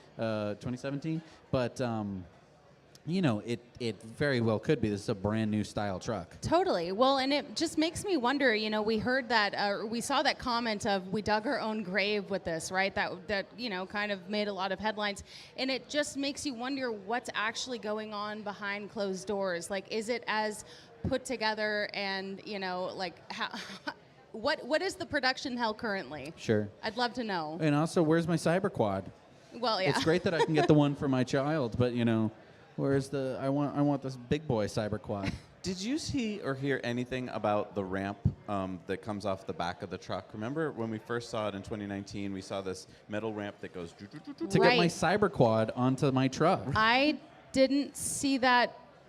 It wasn't talked about or anything, Not right? talked about, and definitely like not on display that I saw at least. Right. And there were a couple on display. There was one that they crashed, Mhm. and they put that on display. Oh, They put the one that was shot at on display. So they had some really cool displays out there. Oh, that's cool. But they also didn't give us much time. It was like by the time I got out there, you know, I had 15 minutes until the last shuttle. So Wow. Wow. yeah, it was short. Yeah. It's such a funny event. Like, Yeah. you didn't really feel... The weird thing too is like I feel like compared to Cyber Rodeo, this has got to be like the second biggest event, Mhm. right? Like Feels like it. I don't know. So it's like Cyber Rodeo. I mean, they went all out. They had free tattoos. Like they were just like they were going out. And so I was expecting it, you know, shareholder meeting. Okay, I get it. Like Sure. you know, this is kind of more business, but I was expecting a little bit more. I don't know. Me too. Yeah. So like like over the top. I'm not trying to complain, Right. but just sharing my honest No, experience. But I mean, it's not complaint. It's what I think would be best for Tesla. Right. I don't need unfettered access over the thing, but just tell me about the things that you're telling me about on your website. Why am I reading this in text when Right. you could show me what the extended battery looks like? Or Right. just say we might have an extended battery. But then if it's Elon like- says that on stage, I'm excited. And then you know it's like still estimated. So are they just not ready yet? Right. I mean, if you do it at the event with Elon, then you control the message. Right. But if you have these things kind of trickle out afterwards, and then the story gets kind of misinterpreted and blah blah blah, Right. then If you, don't if you control let the two message. doofuses like Zach and Jesse Right. start, you know, running with these ideas, it's Right, like because for the first hour we didn't know what the battery extender was, so we're just Right. like, I don't know, is it a bigger battery? Like, Well, then you get a little bit of breaking news experience. right. Sure. I mean, which is fun, but yeah, it just seems better for Tesla if they control the whole news narrative, Right. and tell you, for instance, about the bidirectional charging, Right. which you didn't mention. I feel like that's a huge story for this truck, right? But he didn't talk about it. So even though it will come out over the days to come. Right. And it's a huge value add for the truck. Right. I mean, to know that basically if you already have a Powerwall, that the Powerwall is going to be your inverter, your gateway to your house, to your home, and potentially even to the grid, going through the Powerwall. That's really neat. And you know, there's no information about it. We basically had to hear about it third hand, and so, I mean, it's a valuable part of the truck. When Ford came out with it for the F-150, the Lightning, it was a big news. Like a lot of news articles were written about, like, oh my God, you can back up your house with this truck. Like it became a story. Right. And listen, I know that the Ford thing was a little bit on the BS side because you had to buy an $11,000 inverter. And with this one, you're going to have to buy like a $4,500 Powerwall. Am I right on price on that? Well, so the Powerwall is more expensive than that. I don't know if you'll have to have the Powerwall because as Sure, Joe you could was have the telling us, gateway. you can get the gateway. So I mean, there's still going to be some extras you'll have to have. Sure, but to me, it's a little bit more exciting. The truck is a little bit more exciting, at least even just visually, it's more exciting than the Ford. Well, and you guys saw it here when Sandy drove it over, and you got to go inside, I'm guessing, too? Just a little bit, yeah. What'd you think of the inside? It's just, to me, having the vaulted ceiling Yeah. is such a different experience for a vehicle because normally you get a flat roof. Right. And so even though I'm sure it's not in inches that big a deal, just visually it makes you feel like you're in this palace. At least that's why you were in it, right? I was, and 17 inches of clearance that's adjustable. I mean, that's... Right. No other truck has that, right? Right. So I mean there's just so many cool things about this truck that I don't think that video really captured. Because one of the number one things I heard as I went through the crowd was we wanted to know more about the interior. Right. And like that was their chance to kind of give us some of that as well. But it yeah. wasn't really in the video that I saw. And especially this was not a out of the clear blue sky kind of event, right? We all had, I'm not going to say preconceived notions about the Cybertruck, but we were all told Cybertruck was going to seat 6. I don't think it's going to seat 6, right? Well, and they didn't let us inside any of them at the event. So Right. Sandy, thank goodness for him. Sure. And, you know, we had a release candidate here. I think it was a release candidate. And so, right, like, there's just a lot of things that we thought this truck would do, like having the ramp, like having 6 seats. And so I totally get it, having to like go on stage and be like, actually, we're not going to have this and we're not going to have that. That's no Right. fun. I get that. Right. But giving a full tour of it, giving a full explanation of what it is, telling us the prices, since it's not like you weren't going to tell us the prices, it's kind of interesting. Part of me wonders if they couldn't do that because of some kind of SEC thing where they couldn't release any information while the markets were still open. But then also, why hold it at this time of day? Right. Why is it right now? Why isn't it at night? Why aren't they having a big old party? Why are we having the big old party? Well, it wouldn't have been so hot at the Giga Texas factory if it had been tonight, right? it was, I'm not kidding. Like, I'm sorry I keep saying that, but it was so hot in there. Yeah, they're melting aluminum in there. People were sweating, you know what? What was I going to say? Well, good. That makes me feel a little better like- about not getting a ticket. Honestly, no chairs, super hot. I was like, But they did serve you water, didn't they? they sure did. Was there Beggars pumping can't be DJ choosers. music while you were there? They were playing music, and like I said, I mean, it was really great to be able to take video. Mhm. I'm going to be releasing a video on my channel, Ellie in Space, Nice. of the production line, and I interviewed a couple people there, Dr. Know-It-All, Sawyer Merritt, some people that hadn't met before. So so make sure to tune into my coverage. Awesome. Yeah. Ellie in Space. Make sure you do subscribe. And hey, I think we're running on almost 4 months of. Yeah, you're on our show every week now. It's so Yeah. great that you give us all of what's going on SpaceX every week. Which, it's crazy. This November, we had a Starship launch, and now this. What did you think about Starship Launch, by the way? Made out of the same material as Cybertruck. Right. Or vice versa. Right. Right. It was awesome. It was definitely way more promising than the first one, especially just that initial launch with How did it feel when it turned around and started coming back to base? Like when the the Went booster. for the flip. It didn't necessarily make it. Well, it didn't make it back, but I mean, It's when it, hard for me to see at that point from where I was. Yeah. But it was, I'm telling you, like, and I tell everyone, if you can make a trip down to Starbase, go. Especially because they are starting to put up some fences and some walls and starting to kind of close up access a little bit. So, where's the best place? Is the beach the best place to go? Like, where's the best place? well, so yes, Isla Blanca Park is where, you know, hundreds of people go. You don't have any service there, but you are about 5 miles from the pad. So it's very close. It's kind of this nice communal feel, but if you're a content creator, you might want to have service. So I was able to go on Margaritaville, the roof again, which the Musk family was there the first time. They weren't there this time. But they're not doing that for everyone. So I think if you go to the Holiday Inn, you can pay $50 and get on the roof. So, but even if you get a hotel room that's facing and you have a balcony, it's still a really great view. It just kind of depends on what kind of experience you want. And it was loud.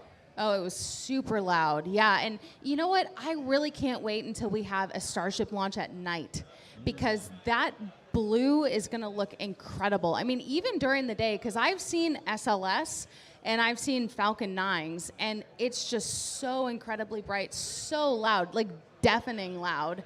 Apparently some people on, you know, you guys get trolls too online. They're like, you shouldn't have been screaming and cheering during the launch. What do you mean I'm human, dude? Everyone was. So I was busy weeping, by the way. I was just I was crying. tears were running Yeah, down my face. yeah. So good on you for actually like being excited. I mean, I was excited, but I was just like, I was crying. Yeah, well, I have actually cried. They're emotional. Have you? Yeah. I forgot. Have you guys seen a launch? Not in person, no. What are you doing? I know, right? What are we doing? What are we doing? Like literally, what are you doing? We have to go.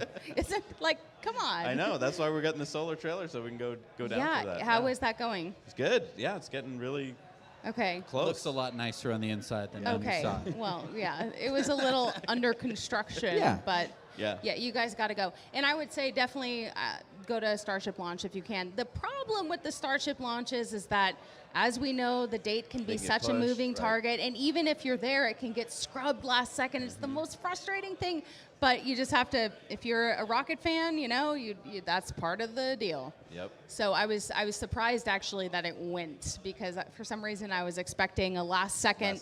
Kind of like there was with the first one, but And we might have another one within weeks, right? that's what they say. But you know, You don't think so? I think it's possible. I think it's possible, especially if they have like a capped number of launches they can do next year. Of course, they want to get another one under their belt. They want to get as much data as possible. So they said maybe next month, which is what, tomorrow? Yeah, tomorrow. Right. So All right. maybe. Be ready. Maybe, but Now, so they have a bunch of version 1 starships left over. Like, I or think not. he said 3. Are those 3 or 4. Does he actually want to launch those, or has he already moved past those? Good question. I'm not sure if those are in the queue as something that they could just, you know, Or are they just use going to in weld December. them into Cybertrucks? Like, Well, probably not that. A lot of weirdly round Cybertrucks. Yeah, but we can flatten it. it's definitely worth seeing. It's an incredible experience, and you know, people come from all around the world. I have to say something too about this event. We're here at the Luster Pearl. So many people flew in just to be at this after party. I know. I mean, that's incredible. You're talking plane tickets, hotel, rental Yeah. car. They didn't even get into the event, and that's how powerful the Tesla community is. It Yes. really is incredible. You know, And- and the SpaceX community is powerful too, but I think the Tesla community is like even deeper. Well, we get I to really we get to do. drive the cars every day. We get to feel what it's like to launch in a rocket Right. every day. Well, there you Whenever go. That's want, true. That's the true. push of a pedal. And hey, if you are in Austin or if you're around and you can make it, we're gonna be here till pretty late. So if you want to join us, we're at the Luster Pearl East. Feel free to join us. We had an Eventbrite with tickets, but we didn't pay. We didn't ask for any money. So I don't know. We can probably get you in right now. We are definitely under capacity. So There's come on plenty of down. room. Lots of people are standing, waiting for something. I don't know what they're it's- waiting for over I there. love that crowd mentality. Some people went over there, and then everyone followed. I think like and 4 people had to go to the bathroom, and then all of a sudden we're left with a crowd sitting over there. So it's pretty funny. that's because everyone wants to see the Cybertruck. Exactly, and It's, it is coming at some point. Very invisible-looking Cybertruck over there at the moment. But Yeah, no, it should be here very soon, I think. So Yes. that's going to be What exciting. time is it right now? It is 30? It's pink o'clock. It is Oh, pink o'clock? What time is it? It is. Oh, and I think I see 5:30. somebody I recognize. 5:30. Who is that I recognize right there? Oh, the teardown titan himself, Sandy Monroe. Looks like Welcome Sandy's to the making his way through the party. crowd. Sandy's in the As Jehu house. says, Sandy's in the Woo! house. Yep. Nice. He's so nice. I love Sandy. Sandy's got to be tired. Yeah. He's been doing a lot. Yeah. Somebody let Sandy know we can pull a seat up here for him. I Wow. mean, you guys have got to be tired too. Yeah, but you see, I got to sit down Yeah. all day. I will say. You're standing, you're walking around, you're Oh, getting my shuffled from here to back there. hurts. In a hot, Like, hot for real, my factory. back hurts. But yeah, and it as was you can worth it. as you can see, we're showing you some shots of Sandy making his way through the crowd over here. So that's great. He was here earlier in a Cybertruck. They let him drive it, by the way. Yes. How cool! How badass is that? Yes. The Tesla lets you drive a That was Cybertruck, really cool. And he loves it. and he loves it. Yeah. Yep. I want to drive it. Especially since he gave them a whole list of things to do better. Remember during Model 3, and he's like, Right. Elon, So- here's some things to fix. Right. We're gonna have to ask him his list for the. I was going to say, Cybertruck. do we know any of his list? Let's ask him. We'll see. Sandy. Psst. All right. Psst. Yeah. Paging All right, Sandy so Monroe. Let's see. Hey Faye says, yes, someone said steel origami when they saw the Cybertruck. I swooned. Nice. Thanks for commenting, you guys. I Feel know. free to comment and engage with us because we Oh. have the technology to see your And comments. hey, hit the like button. That's Hit right. the like button because you know what? This is going to get Someone a whole buy lot Sandy more a exciting cold in just beer. a few minutes. Because I don't know that the crowd is over there for some reason. I don't know why. So And if you want to you're not comment, going to want to miss it. If you want to comment, by the way, make sure that you subscribe to whatever channel you're on right now. If you aren't, because that'll let you comment. I think it'll take you a minute before you can on some of the channels, but just go subscribe. Really important. Well, let's check this out. Tons of Cybertruck accessories on the website now. Should we see what they are? Yes, All right. please. Get out your phones, everyone. Okay, let's see what we can get. Okay. I want a light bar, please, And for Christmas. Sawyer said that it'll still have that tax credit available. Yeah. Oh, good. That's what he said. And Okay. it's heavy if I enough for interpreted it for the Hummer correctly. tax credit as well Okay. for Yeah, for the- businesses. yeah. And I think it's going to be pretty popular. Accessories. Loading on the Tesla website, allegedly. We definitely saw some kind of a camper. Oh. It said that it Okay. inflated. Do Oh, I yeah, go what's under that? vehicles or do I Okay, go under? so we have Cybertruck color paint film, $6,500. Ooh. So there's your wrap. Nice. Cybertruck spare tire and tool kit, $1,250. Okay. We have Cybertruck floor mats. We have an all-weather interior liner for $295. Or you can have some Cybertruck carpet interior mats, $155. For your interior, available early 2024, not too far away, Cybertruck under-seat storage bin for $250. There's also going to be a Cybertruck glass roof sunshade, $115. Going once, going twice. I know, right? These are great stocking stuffers. Cybertruck center console tray, $40. Cybertruck vault cargo bins, $225. Interesting. And then we have this Cybertruck base camp, almost $3,000. Let's see what this. Let's learn a little bit more about this base camp. Yeah. You can purchase it in the Tesla app. Description: bring your campsite with you on the road, featuring an ultralight geodesic airframe design. The Cybertruck base camp tent can be inflated in minutes using a manual pump without the need for any structural pulls. A tactical gray kaleidoscope patterned nylon interior keeps you safe from the elements, while screen windows allow for airflow to keep you comfortable. Relax on an ultra-soft mattress, okay. While taking in a view of the stars, use the truck's bed outlet to keep your devices charged even while you're off-grid. A weather-resistant outer shell with an extendable awning offers added protection. The fully collapsible, self-contained pack is mounted above the truck bed, but below the, how do you say this? Tonneau cover? Tonneau cover. Conserving bed storage space and range while on the road. Engage in tent mode, okay, tent mode on your vehicle's touchscreen for an enhanced camping experience. So, But so it looks metallic, but it's basically a canvasy kind of like material. right, and this was the one that was on display actually at the event. Oh, okay. Did it look roomy? At least it looked like that. It did look pretty nice. Why are people yelling? Jesse's going to go check it Jesse out. is first. going to checking go out what investigate. What's going on over here? Oh my goodness! it sounds I think like we a have a Cybertruck over here, folks. Sounds like a Cybertruck. Oh, there it is. Let's go check it out. Oh my goodness!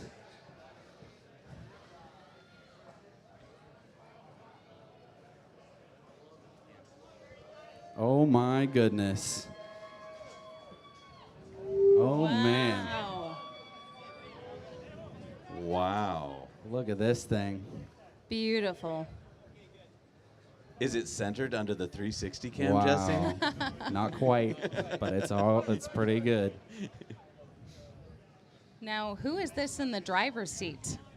I don't know. Is this someone who took delivery? I don't know. It's an awfully... Because I don't recognize that It's face. not Sandy, because Sandy's standing right here. Howdy. Hi again.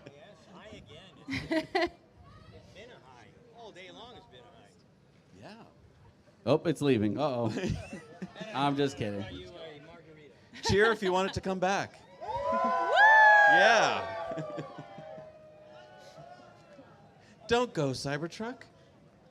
We love you. I think we're just turning it around, so don't worry, folks. Okay, We okay. just want the best view for all of you guys who showed up. I know, no tank turn, huh?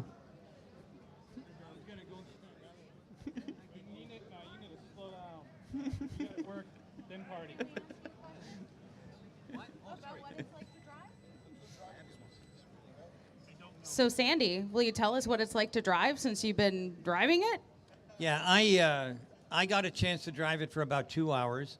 I would tell you that when you're in a tight situation like that, you should be able to turn on a dime because it's got rear wheel and front wheel steering, and with the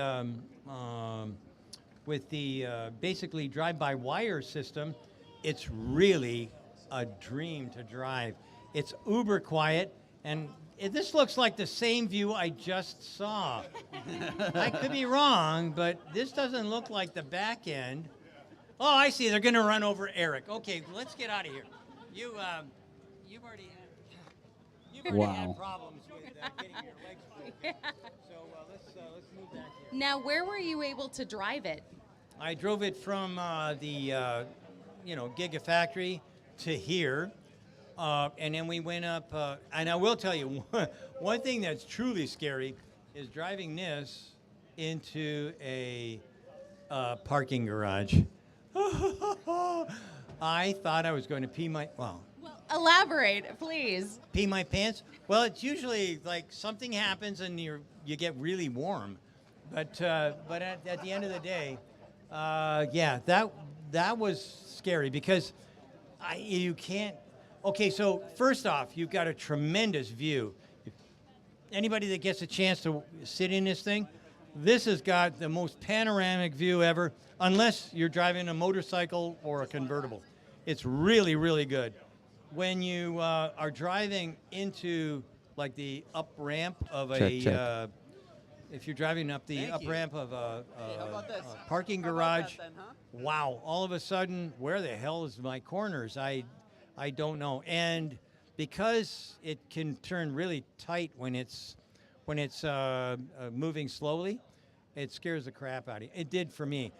All I need is a little time. I think that's what it is. I needed a little more time because I've never driven anything that has front and rear wheel steering in a car, and I've never driven anything that has the kind of finesse that this car has. But I will tell you, it's quiet as a tomb. When you drive it, there's no noise. We drove by cement mixers and characters that, revving their diesel engines and whatnot. But this is super duper quiet. I can't begin to tell you what a thrill it was to drive. It's probably the apex of the day. And being as I was at the Tesla release and everything, that was pretty good. But driving this is superior.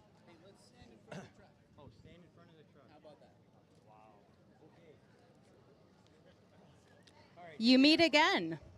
Hey, didn't I just? Oh, a mic too. Now I've got my own mic. There we go. There's no telling what's going to happen now. Yeah. Hey. Oh, yeah. They're yelling. Oh my This gosh, lady- getting heckled here. I wasn't expecting that. Oh, okay. Well, there you are. I'm not exactly sure what she said, but she seems angry. So Uh-oh. that must be you, not me. I'm gonna get You what? quality tech. Really? Well, then. Thank you for why coming. Why are you not here? Hang on a second. Hello. Thank you. Okay. All right, that's great. Okay, so now we've had conversation with the quality tech people. Does anybody else have a question or a comment? Yeah, I think that's the best thing. We were just talking a second ago about the driving experience. I really liked it. I think that Tesla has a kick-ass product, and I've driven everything. I even drove a 911, but never against one of these. And for those who were not in the crowd, the 500 that were implemented or were down in the thing, you got to see the video. It's a picture of a Tesla Cybertruck racing a 911. Yeah. But you know what's really cool? The Cybertruck was towing a 911 at the same time and beat it. And still won. And still won. Well, Sandy, Yes. I want to know, are you able to share any constructive feedback that you might have for Tesla? Constructive. The only thing that I'd really like to see is I'd like to see a view when I'm going into if I'm going into what do you call it? Parking garage? Parking garage. That did scare the crap out of me. That's really interesting. It would be great if I could see what's going on with the front of the car, because it was really tight. And although this is, I think there might What's actually that? be a front camera. there is a front camera. Actually, there's two corners in the I front. see it. It's right here. From quality standpoint, okay, so, all right, so let's talk about quality. The one that I had was pre-production, okay? So I saw that there was a gap differential between here, where the doors come together, and here, okay? This one here, I haven't had a chance to check yet, but I did bring my magic finger with me. Let's see. Oh, he's going for his secondary finger. He's going for the micrometer finger. There we Okay, go. so here's the deal. These gaps are pretty much the same, and they're consistent all the way down. So from a gap standpoint, what? Cell battery. They did not give me the opportunity to pull a battery pack. I'm front line of cell battery. So here's the deal. I am very impressed with Tesla's dry cell battery technique. And so far, I've only seen one honest person tell me anything about, what do you call them? Solid state batteries. Most everybody is full of shit. It doesn't work. Okay, except for one company, Saku. Saku makes a real dry cell battery. That's the only one. And now you're going to tell us a little bit about the dry cell battery, which Tesla is not calling a solid state battery, but is as close as anything I've seen to it without having that label applied to it. Dissection and pull battery have a legalization and dealing with the cell battery. They have a what? I think it's cell battery. Well, what? Dissect and make the pull test to make sure the cells are okay to go into a can. Okay, well that's good. But you know what? What I'm really interested in is how did they put the anode together? Because there's no glue, there's no liquid, and I'm telling you what, right now, this car has 100% 4680 dry cell batteries, and the anode and cathode is there for sure, but it's dry, which means that you get rid of 40% of the battery assembly line because I don't have to extract the nasty shit that happens when you add electrolytes. So that's the big deal with Tesla. The separators. Yeah, the separators are there, but the retraction equipment is gone. The extraction of nasty chemicals. And wait, hang on a second. When are you gonna take one apart? Nobody can hear you. When are you gonna take one apart? As soon as Tesla can give me one. Yeah. Is there anybody here who has a Cybertruck that's going to be close but can't afford it? Because I cannot. Oh, hang on a second.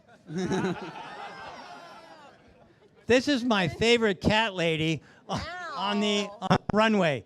So if you have a Cybertruck, I can't afford, or I can't do a big giant amount of money because but I can accept a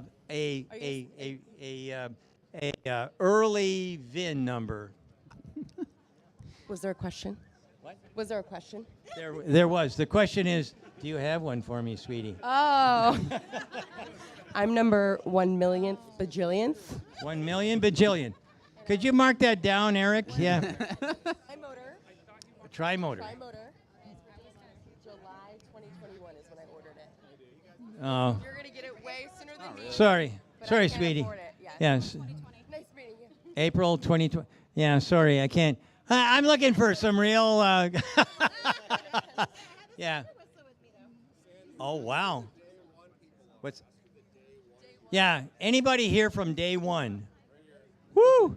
Anybody that can't afford this truck or doesn't want the truck from day one? Oh, that's what I thought. Okay, so long. I'm done now. What? Hey, Sandy. No, actually, what we were doing was we were selling bottle openers because this truck's a lot more expensive. And everybody said, "Oh, screw you! I don't want a bottle opener. Too expensive." So now we have a lot of bottle openers. Maybe what we'll have is a sale. I'm not sure. Hey, Sandy, I wanted to take a look at the truck for a second. Yeah. There's something on this one in particular that I think is pretty interesting. And it's right here, and it says that this is a Foundation series. And now the Foundation series, of course, is a book series by Isaac Asimov, but so of course I that's have like no idea, So but it how'd they says do that? stainless steel. That's stainless steel. Yeah. So is that laser? It oxidized? could be. It could be blemish as well. So it's SSR. Oh, you got to move back. Sorry. SSRI. I think it's Foundation series, but it's of course Stainless in the steel. I Tesla don't know. font. so No it's right idea here. what that is. Thank you for humiliating me in front of a I mean, how 1,000 many people. cars are made out of stainless steel, right? None. There are none made out of steel. I'm not What? trying to humiliate you, but what about the DeLorean? Take a picture with which? I got a whole videos. I drove it for 2 hours. Yeah, I don't got worry, tons. he's sick of it. No, I'm not sick of it. I want it, but this guy's taking pictures. Oh, let people take pictures. Yes, well, this is not our truck, so Okay, we are this- being very polite. Oh, yes, it does. It's like people coming in and staring into your bedroom window. It matters. It absolutely matters, yes. Yeah. So, I don't know. I never used the brake. How about that? I mean, it's got regen braking and drive-by wire. It brake by, yeah. So there's Brembo brakes on this, but most people who have Brembo brakes, like on their Model S and things like that, they never use them. Brakes never wear out. But why do you think that the media hates Tesla? Anybody got an idea why they hate Tesla? Because they never advertise. They don't sell anything extra. There's no maintenance. You know how many? Okay, so see this thing, this finger?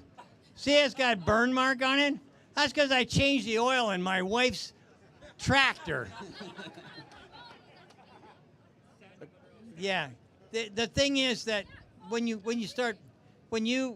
buy something like this, the quality is built in, no question about it. That's probably why they held back on a lot of the reviews. But I tell you, at the end of the day, what you're looking at here is something that does not need repair.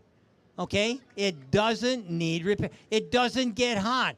I'm an engine engineer. Okay? Your engine creates 43 to 45% efficiency.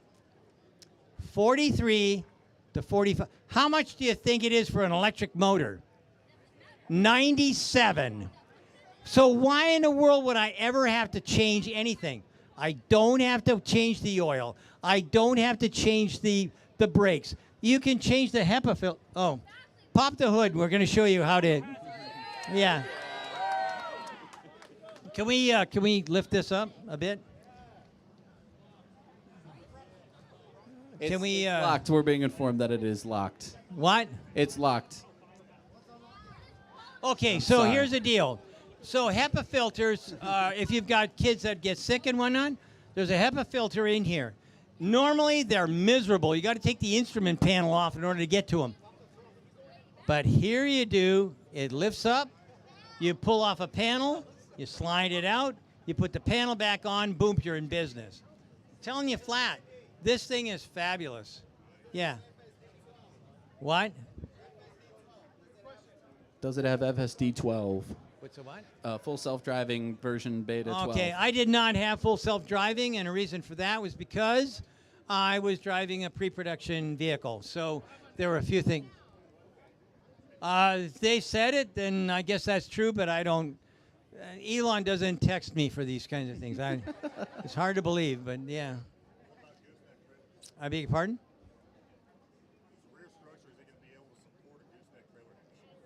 11,000 pounds. Oh, you mean like what do you call it? Trailer? Yeah, a gooseneck. I don't know about that, but I know that it'll pull 11,000 pounds.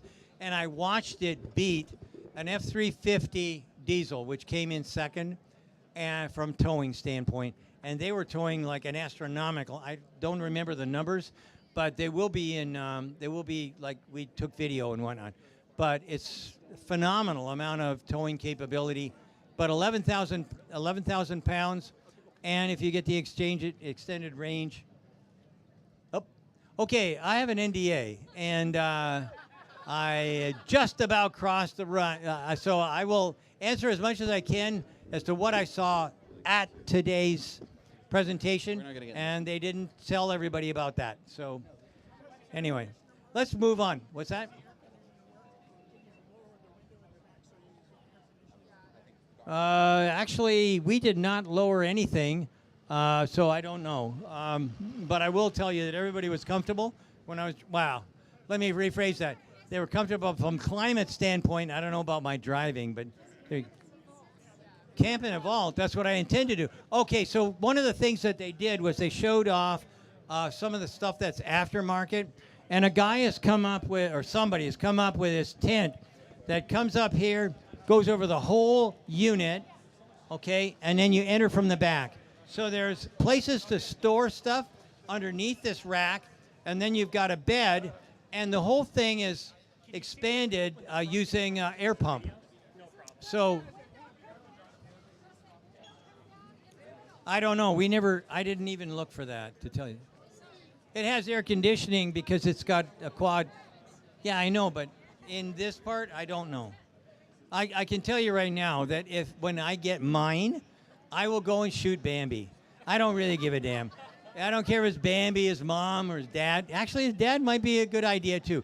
But at the end of the day, I will be taking something like this, and I will be sleeping back here. Okay? Whether it comes through or not, I don't know. Oh. That was you. It's all you.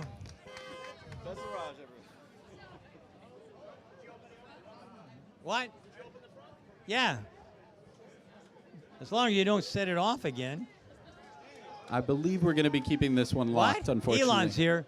I'm surrendering my. Did you? There is no ramp in the tailgate, okay? I can tell you that for sure because I tried. There is no ramp in the tailgate. It's too heavy. But here's the deal. For those who can see, let me see if I can. There you go. Here we go. We got the frunk, everybody.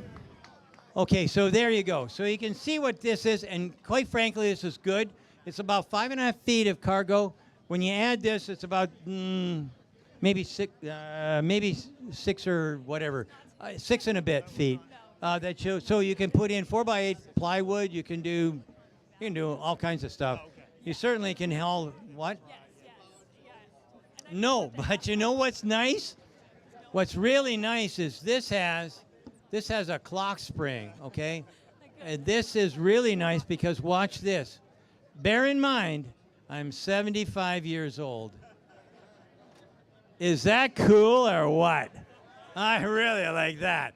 I mean, having that clock spring in there makes a big-ass difference because what happens here is when it goes down, it coils up, and then when you want to close it, you can lift it, and you've got that spring action working against the weight to clock it in place. No, I did not see any battery stuff. But I know there is one. That's about as far as I can go. Any other questions? You know what? I'm going down here. These guys here, these guys look kinder to me than you guys. Any questions here? Hi, how are you? You can't hear us? Oh, my God. Well, the speaker is way down there. We need more speakers. Where's Anwar Beck? He's our speaker guy. There he is. Oh. Sign your truck? What are you, shitting me? You might. Oh, I'll tell you what. I'll buy your truck. Holy shit! You're kidding. Is this? Oh, okay. So let's go to the signing while I try and talk this guy into letting me buy his truck. Wowzers. Well, I tell you what. Let's do this. Can you do me a favor? What I'd like to do is show you where they. Philip, hi. Philip. Sandy, how are you? How's it going? Yeah, it's been You having a good so day? far. So let's open your. Why is it working sometime? Okay, what? No, it will not float. Okay. Okay, so let's open this up. Hey, Sandy. Did you know about your HEPA filter? I'm going to swap you out. There you go. Hello? Oh, wow. This is much louder. I've been just yelling at these guys. Nobody heard me down there. Okay, so actually, if you get in and open it from the inside. Oh, never mind. Okay, so hold this. Hold your breath.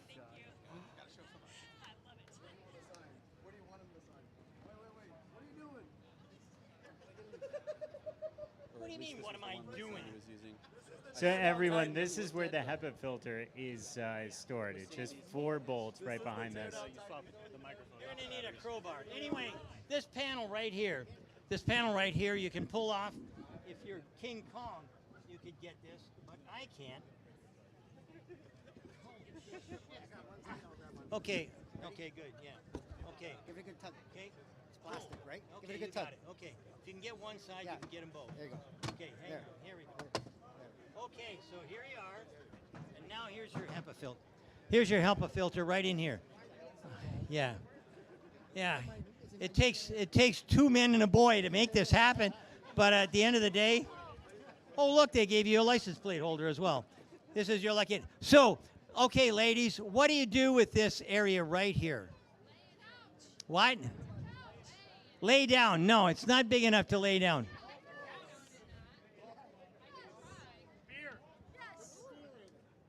Jump the fence, Speedy. I'd like to see you. No, you cannot do that. I can't make that happen, but I can tell you, you won't lay down. But you can put at least 3 shotguns in there with ammo, okay? So what we've got here is the ultimate. This is, as far as I'm concerned, this is the ultimate hunting machine. This is the ultimate for quad. This is the ultimate for if you got 2 or 3 motorcycles that you need to bring in. And by the way, Tesla does have.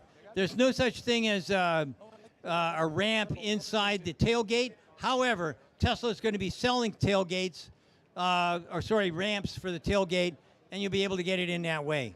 But I tell you what, this is. Wait a minute. There's something else I need to see. Open that back up again. Press the button. Oh yeah. Well, that's where I was. See the green light? I can't see anything. Oh, there we go. Okay. That's what I'm here for. Okay, so how many people here drink beer? Anybody? Okay. So you're out in the middle of the woods, and you want to drink beer, but you don't want to get rained on.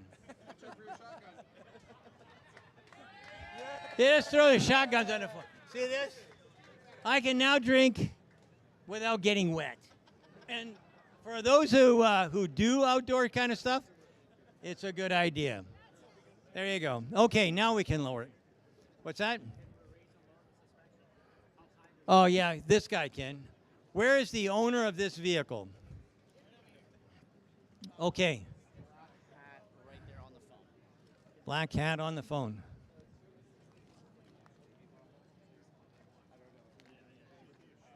They would like to see a raise and lower the vehicle. I'll show you if you know how to do it. Oh, it's your. Oh, never mind. Can you raise and lower the vehicle? Yeah. Yeah. Okay, great. Let's do that. And okay, so the owner has graciously allowed us to raise and lower the. Don't put your hand in there; it'll bite it off. Okay, so this is probably in kneel mode, or I don't know what they call it, but this is probably in the lowest mode because that's what you do when you get into the vehicle. But now it's going to raise up probably somewhere around 10 inches, 10 or 12 inches. And that's for your off-roading kind of stuff. By the way, you got to have the doors closed. What?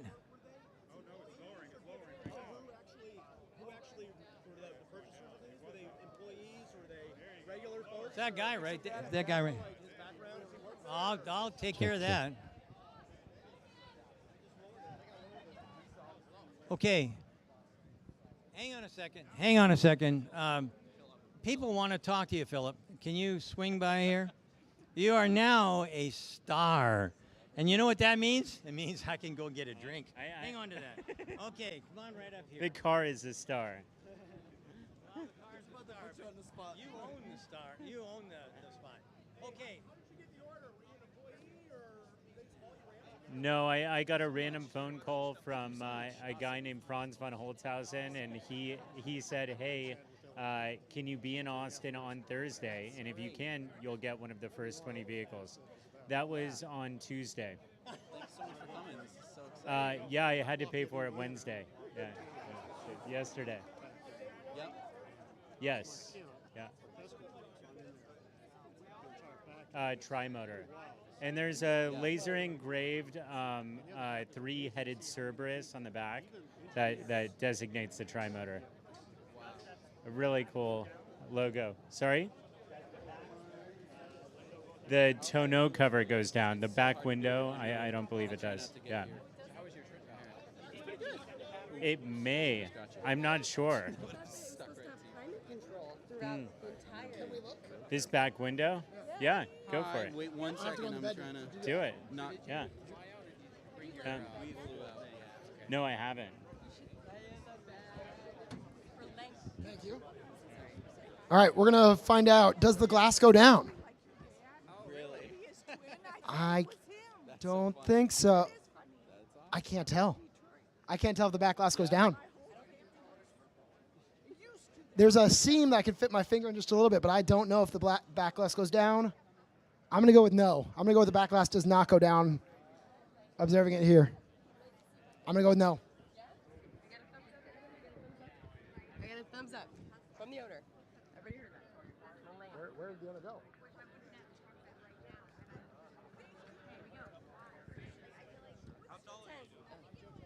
Hi, everybody. I am 5'10" feet tall. Hello. And I'm just going to lay in the back of this to see how I fit. I don't know if you can see my feet here. Woo! Dangling. Ooh, that's tight. I can do that. Hold on. Fucking kidding me? All right, Jessica's laying in the back just to see how deep it is. She's 5'10". She's laying at a diagonal right now just to see camping accessories and whatnot. Her head is hitting. So her feet are just before the edge there, and her head is hitting at 5'10". So, yep. All right, there we go.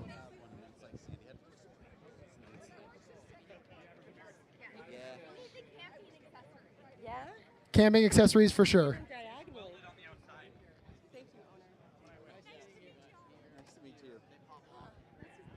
All right, where'd the owner go? I need to give the mic back. Oh, yeah. Go.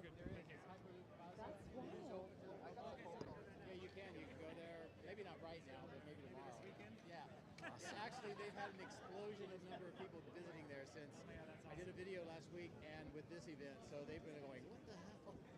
All right. Thank you. Go jump in the Cybertruck. Jesse. I'm John. Nice to meet you. Hey, Daniel, nice to meet you too. I look forward to your weekly video. Thank you so much. I'm so glad you guys made it down here. Oh, me too. I was like, are they going to bring the mobile studio? Or? I'm glad that we did. It'll be faster that way. Do we want to jump back in? I don't think anybody has the floor right now. We're just going to B-roll. So, Dr. Nodal, Scott, Hans are ready if you want them, or you can carry it, whatever you want to do. I'll do and Joe. Yeah. Sure, sure. Hey, Joe. How you doing? Hey, dude. Do you feel like speaking? Yeah. Do you want to do you, me, and Dr. Nodal? We'll just do a little talking about the truck stuff. Sure. Yeah.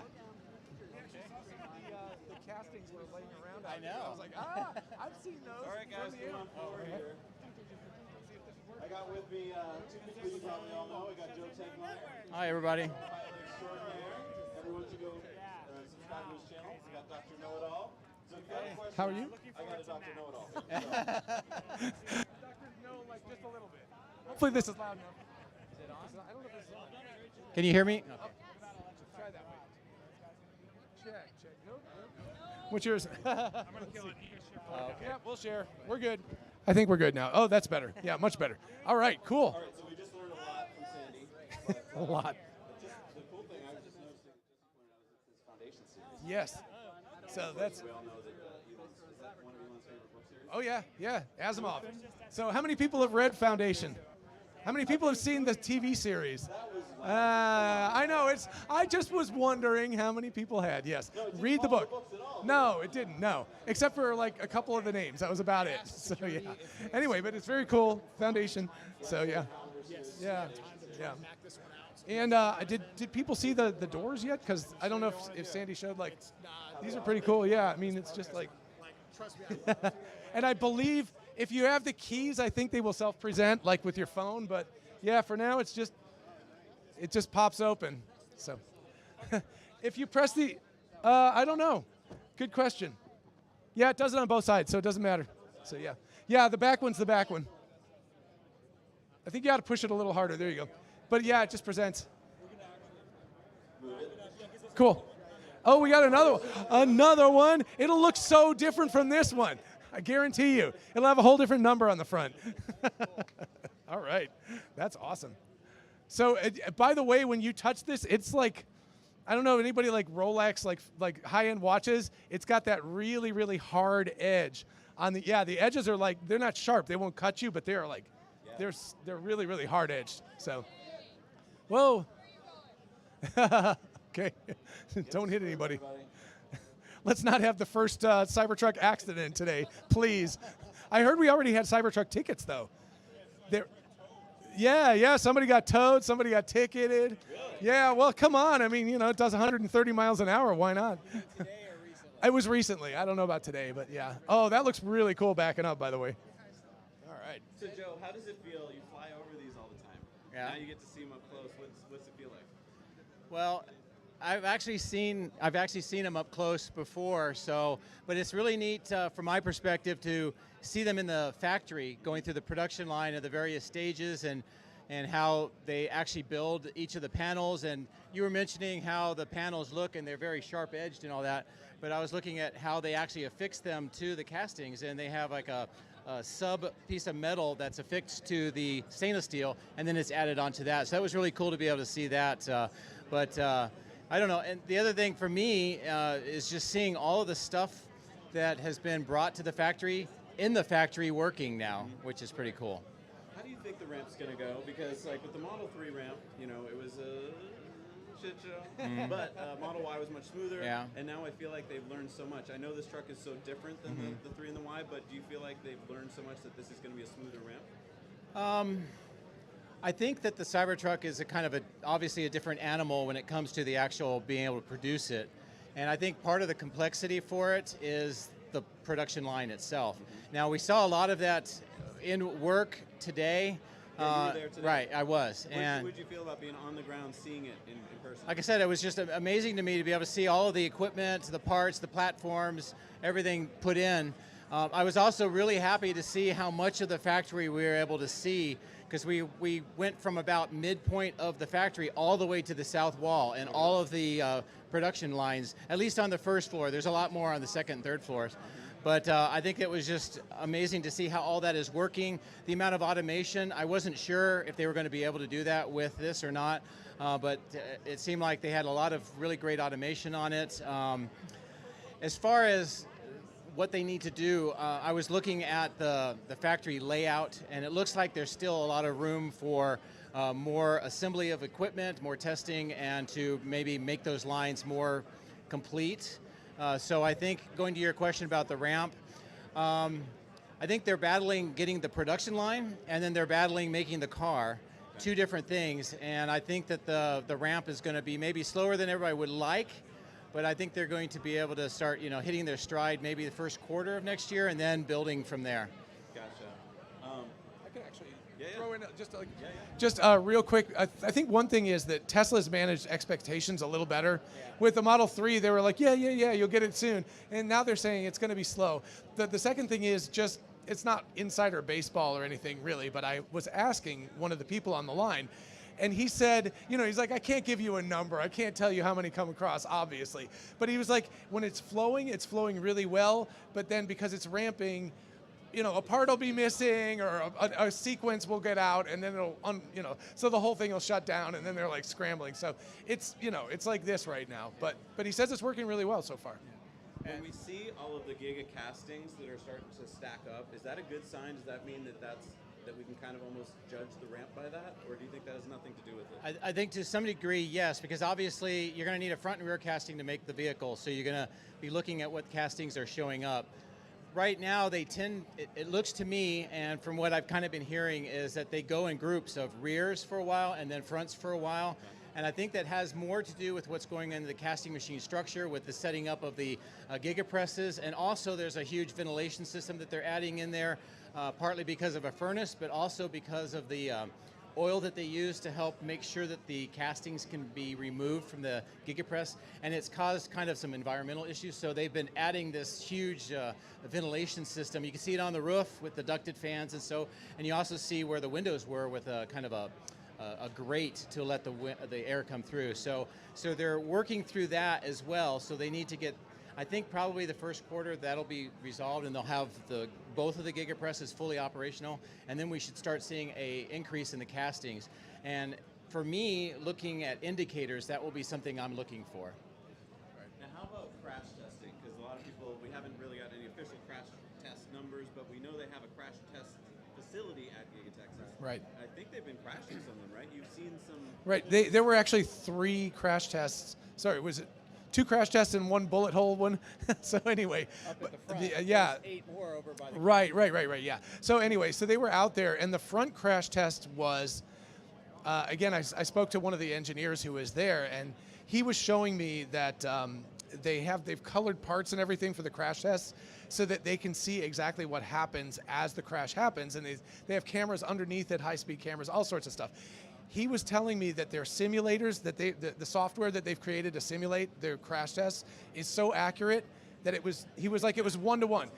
Yeah, he was like, it's 1-to-1, there's no difference when we do it. So he's like, basically, we can run 1 million crash tests in simulation before we even do a real one because we know it's going to be just like that.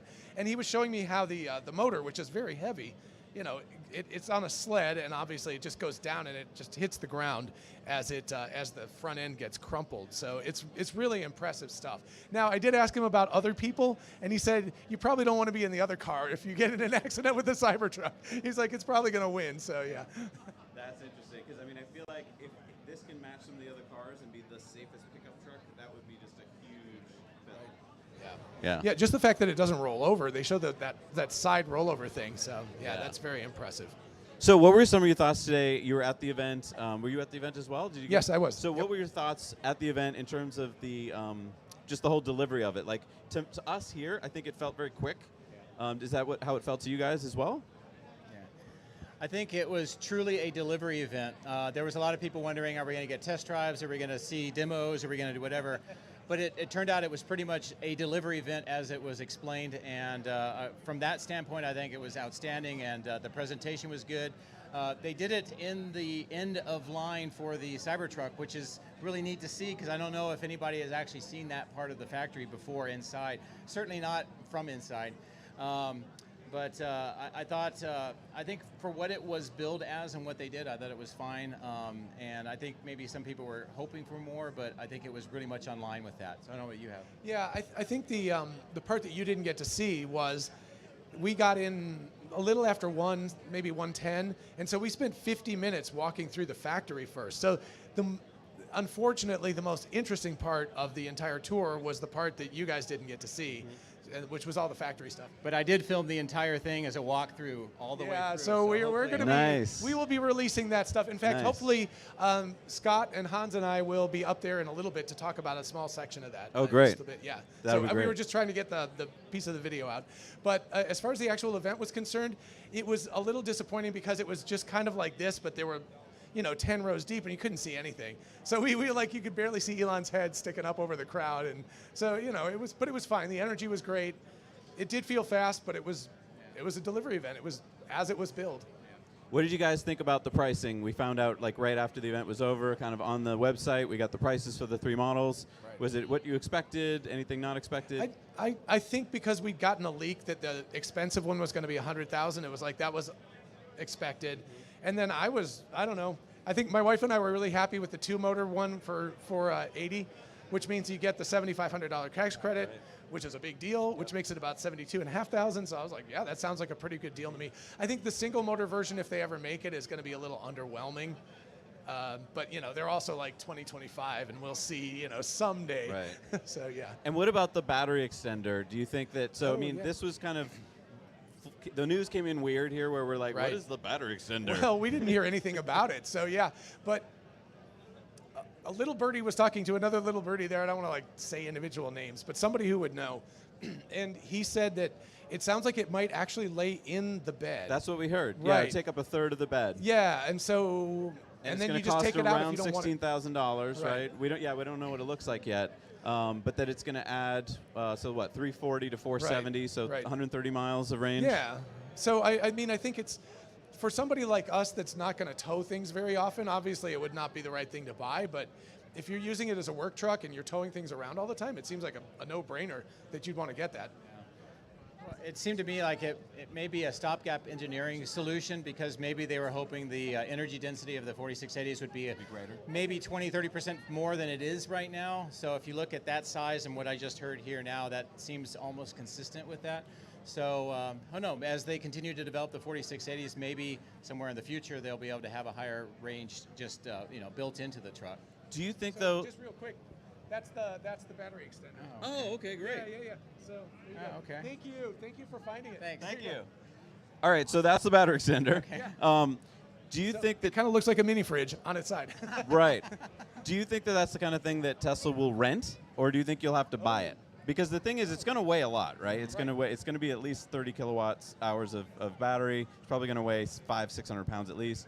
So if you put it in, it's probably going to stay in for a while. If they rented it, I'm throwing this idea out. I don't know, but then you just rent it for a couple weeks while you're going on a long trip or something like that. I don't know. What do you guys think? It sounds possible, but it also sounds a little bit like battery swapping when that didn't really work either. So I'm just going off the cuff here because I didn't even really know about it until I got here. But I will see. But it might be a good short-term business opportunity at the sales centers. You go down there and get it installed, do it for your week, and come back. So we'll see. Yeah, I agree.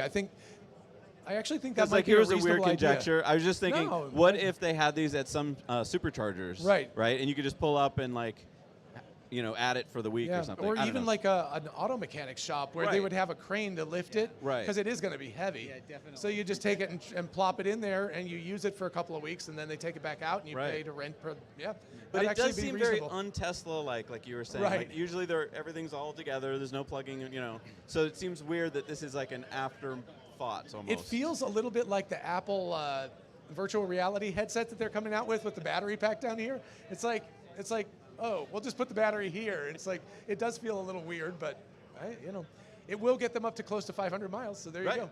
No, I mean, that seems to be, everyone's kept saying that's the magic number they wanted if they're in the towing world, right? Because if you're not in the towing world, like you said, 500 is not necessary. We all know that by now. But with towing, maybe that's now you're down to 250, and so that seems to be.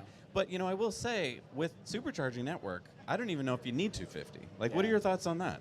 Well, I think the whole supercharger network in it itself is an underappreciated strength that Tesla has, and that could definitely be leveraged on that. I was thinking when you were talking about both the extender pack and the superchargers is how often are people truly going to need that extender pack? And that may be part of that calculation as well. They could say, if maybe 1 out of every 15 trips you may need that, then the superchargers can, bridge that gap. Right. So.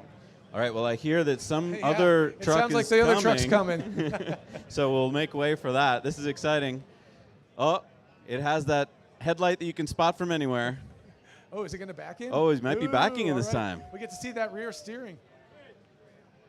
Yeah, so if you're watching from home, you might be seeing some footage now of a second Cybertruck, or maybe our third, actually, of the day, who's coming in. And hopefully it's going to park under our 360 camera, so we're going to get some great shots for you.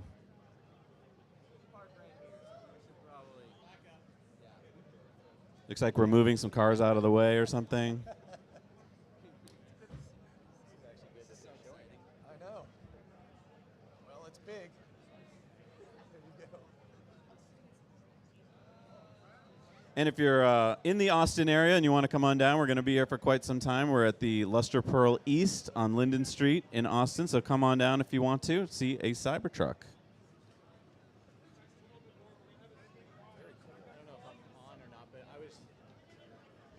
I know this is another idle thought here, but yesterday, Brian from My Tesla Weekend was interviewing me out at Giga, Texas, and I guess some of his followers were asking, is the Cybertruck have capability for left or right-hand drive interesting. steering? Mm-hmm. And I'm not sure, and I told Brian that as well, and I also don't know if it's drive-by-wire or if it's just mechanical steering.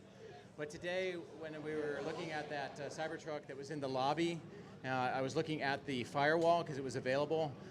They have a cutout that's the same shape on both sides. Oh. So that seems like that may be an opportunity. Yeah.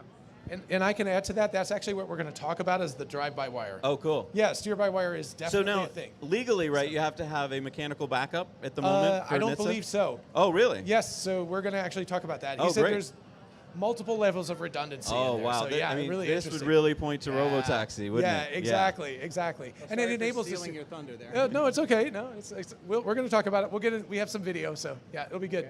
I don't know that's where the great. truck is. It's like Maybe he's having too much fun driving around. it's like I'm not going to come back. It'll be interesting to see who's driving this truck. So I mean, that was the one we just saw a few minutes ago. That was one of the actual delivery ones, like the 10 delivery ones. That's pretty cool. Maybe And it'll be really good Elon. to hear that he just got a call from Franz on Tuesday and said, can you make it down here on Thursday to Austin? And Yeah, if and, so, and oh, by the way, come up with $100,000 Right, tomorrow. Tomorrow. It's like, ooh, okay. Do we know what the specs are of the vehicles that were delivered? Were they tri-motor, dual motor, or? I don't know.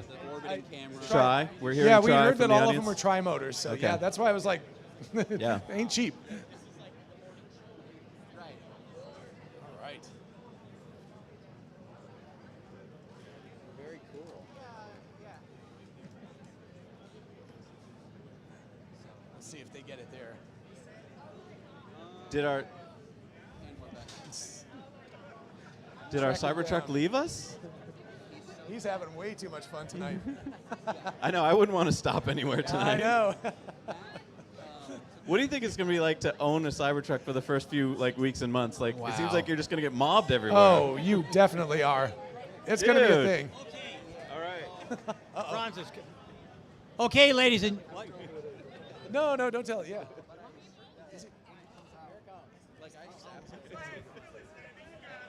Ooh. Seriously? Welcome the art creator himself, chief designer Franz van Holhausen.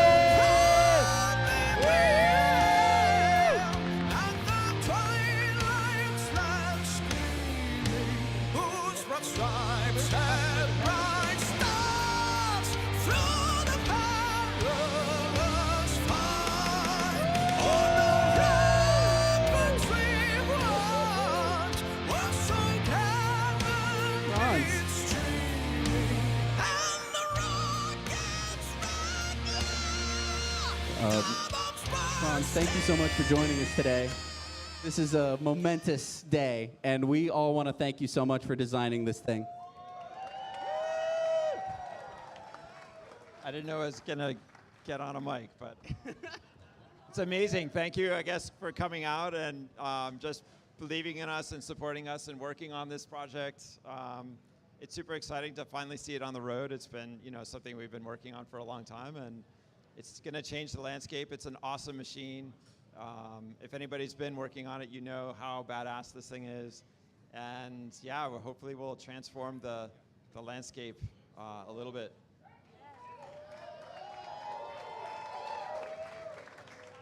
If you have a minute, I would love to ask you some questions. All right, one minute. Okay, here we go. Go. So when you were designing this truck, there had to be at one point where you drew this truck and Elon was like, yes. Were you happy or were you a little afraid when that happened? No, I mean, like when I came up with the design, Sure. When I came up with the design, we made it into a model before we even showed it to Elon, and it was, instantaneous. Yes, this is what we're doing. So That's fantastic. I mean, you you have so to, much. Elon believed in this project from day one. There was a lot of people that didn't. This is super polarizing, and it's tough to, it's like so radically different. And Tesla could do anything, and could have done a normal looking pickup truck and killed it, of course. But this is also an opportunity to really change change the paradigm a little bit and bring the future forward.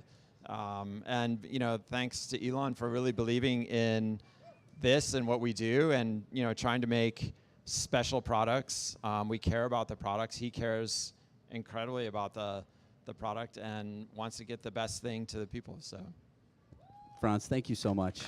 Yeah, thank you. Have a wonderful night.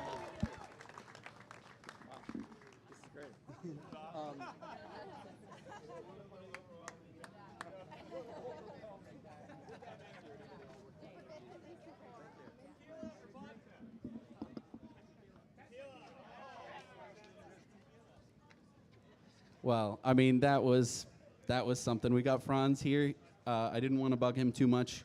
He's had a very long, busy day at the end of a very long, busy while developing this truck. And I can't believe I'm standing next to one. This is, honestly, it's a little emotional. I think a lot of people around here, this is like something that we've been waiting for 4 years. And that is so exciting. Isn't it, though? It is.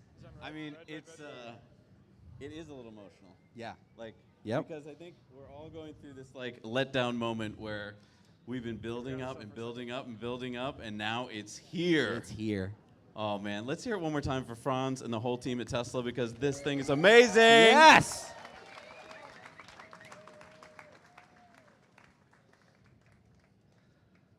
Let's just take a moment to take it in, huh? Yeah.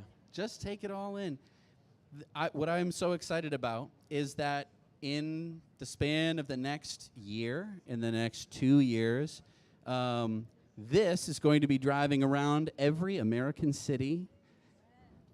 And there are going to be people who have not heard about this truck or haven't heard about Tesla. And they're going to see this driving on the road. And their reaction is going to vary. It is going to vary from, oh my God, that is the coolest thing, to we are being invaded by aliens, to that's the ugliest thing I've ever seen. And I hate it, right? But it is going to elicit a reaction, is it not? And I think that is probably the most important thing. No one can look at this truck and go like, whatever. Yes, exactly. Whatever, who cares? I don't need to know more about that thing. This screams, it demands attention, doesn't it? And it's got quite a few little tricks up its sleeve. First bulletproof truck you can buy. First truck you can up armor with like a little bit of welding experience, which is pretty cool. And it's gonna be amazing, isn't it?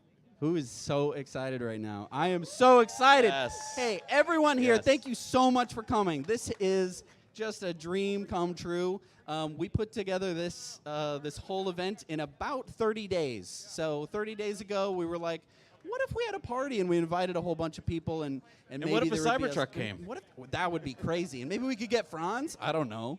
And so we were able to pull this together. I want to What thank. if Sandy would come? I really want to thank our sponsors: Lex.art, Light Horse, Henson Shaving, and Expel. Thank you so much for helping to support this, for keeping us out of the rain. We would have been drenched. All of our camera gear would have been ruined.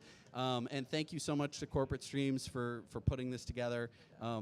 Everything that you see here, from this orbiting camera to the Steadicam, all came from them. So thank you so much for being here. And this is so exciting. Also, thank you. Thank you.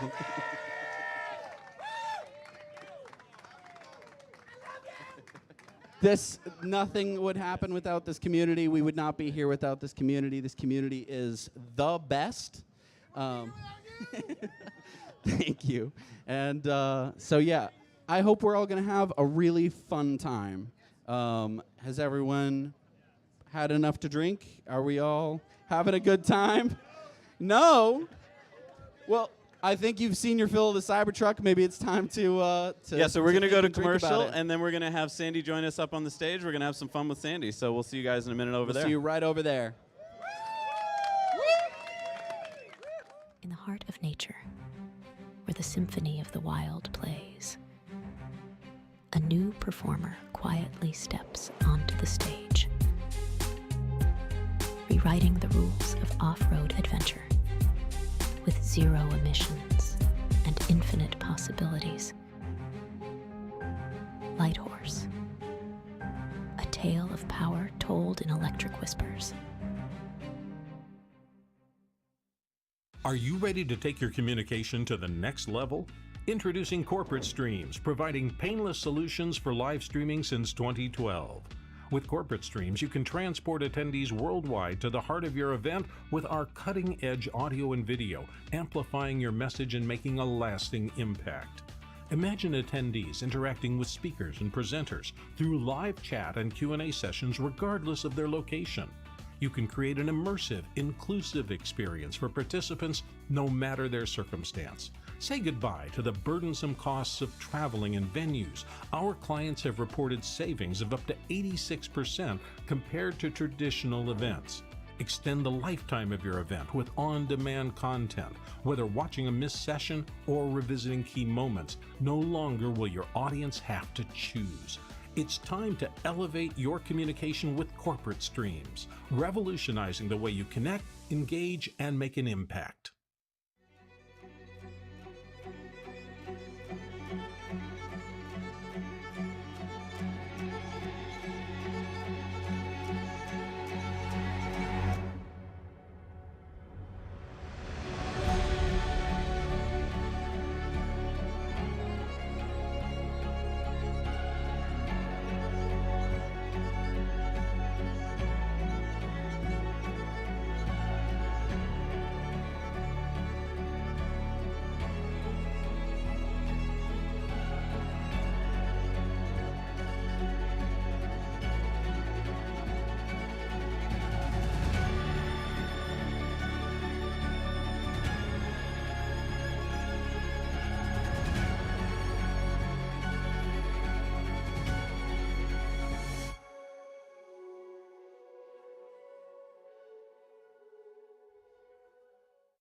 A good shave is a precise shave, but just how small is the scale of this precision?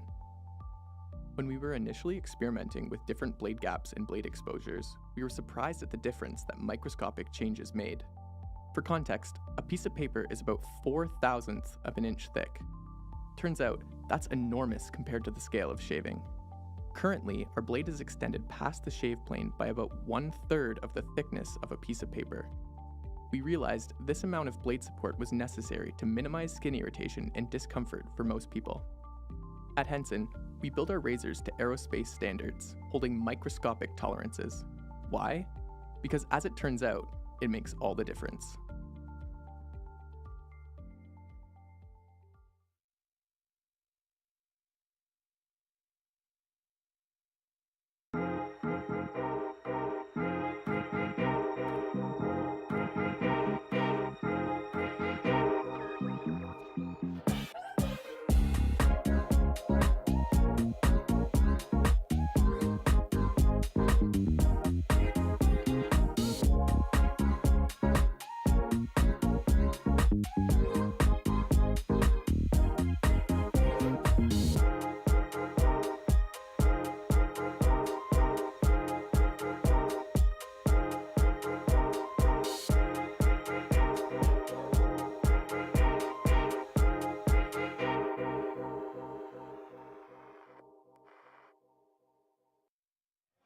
And we're back.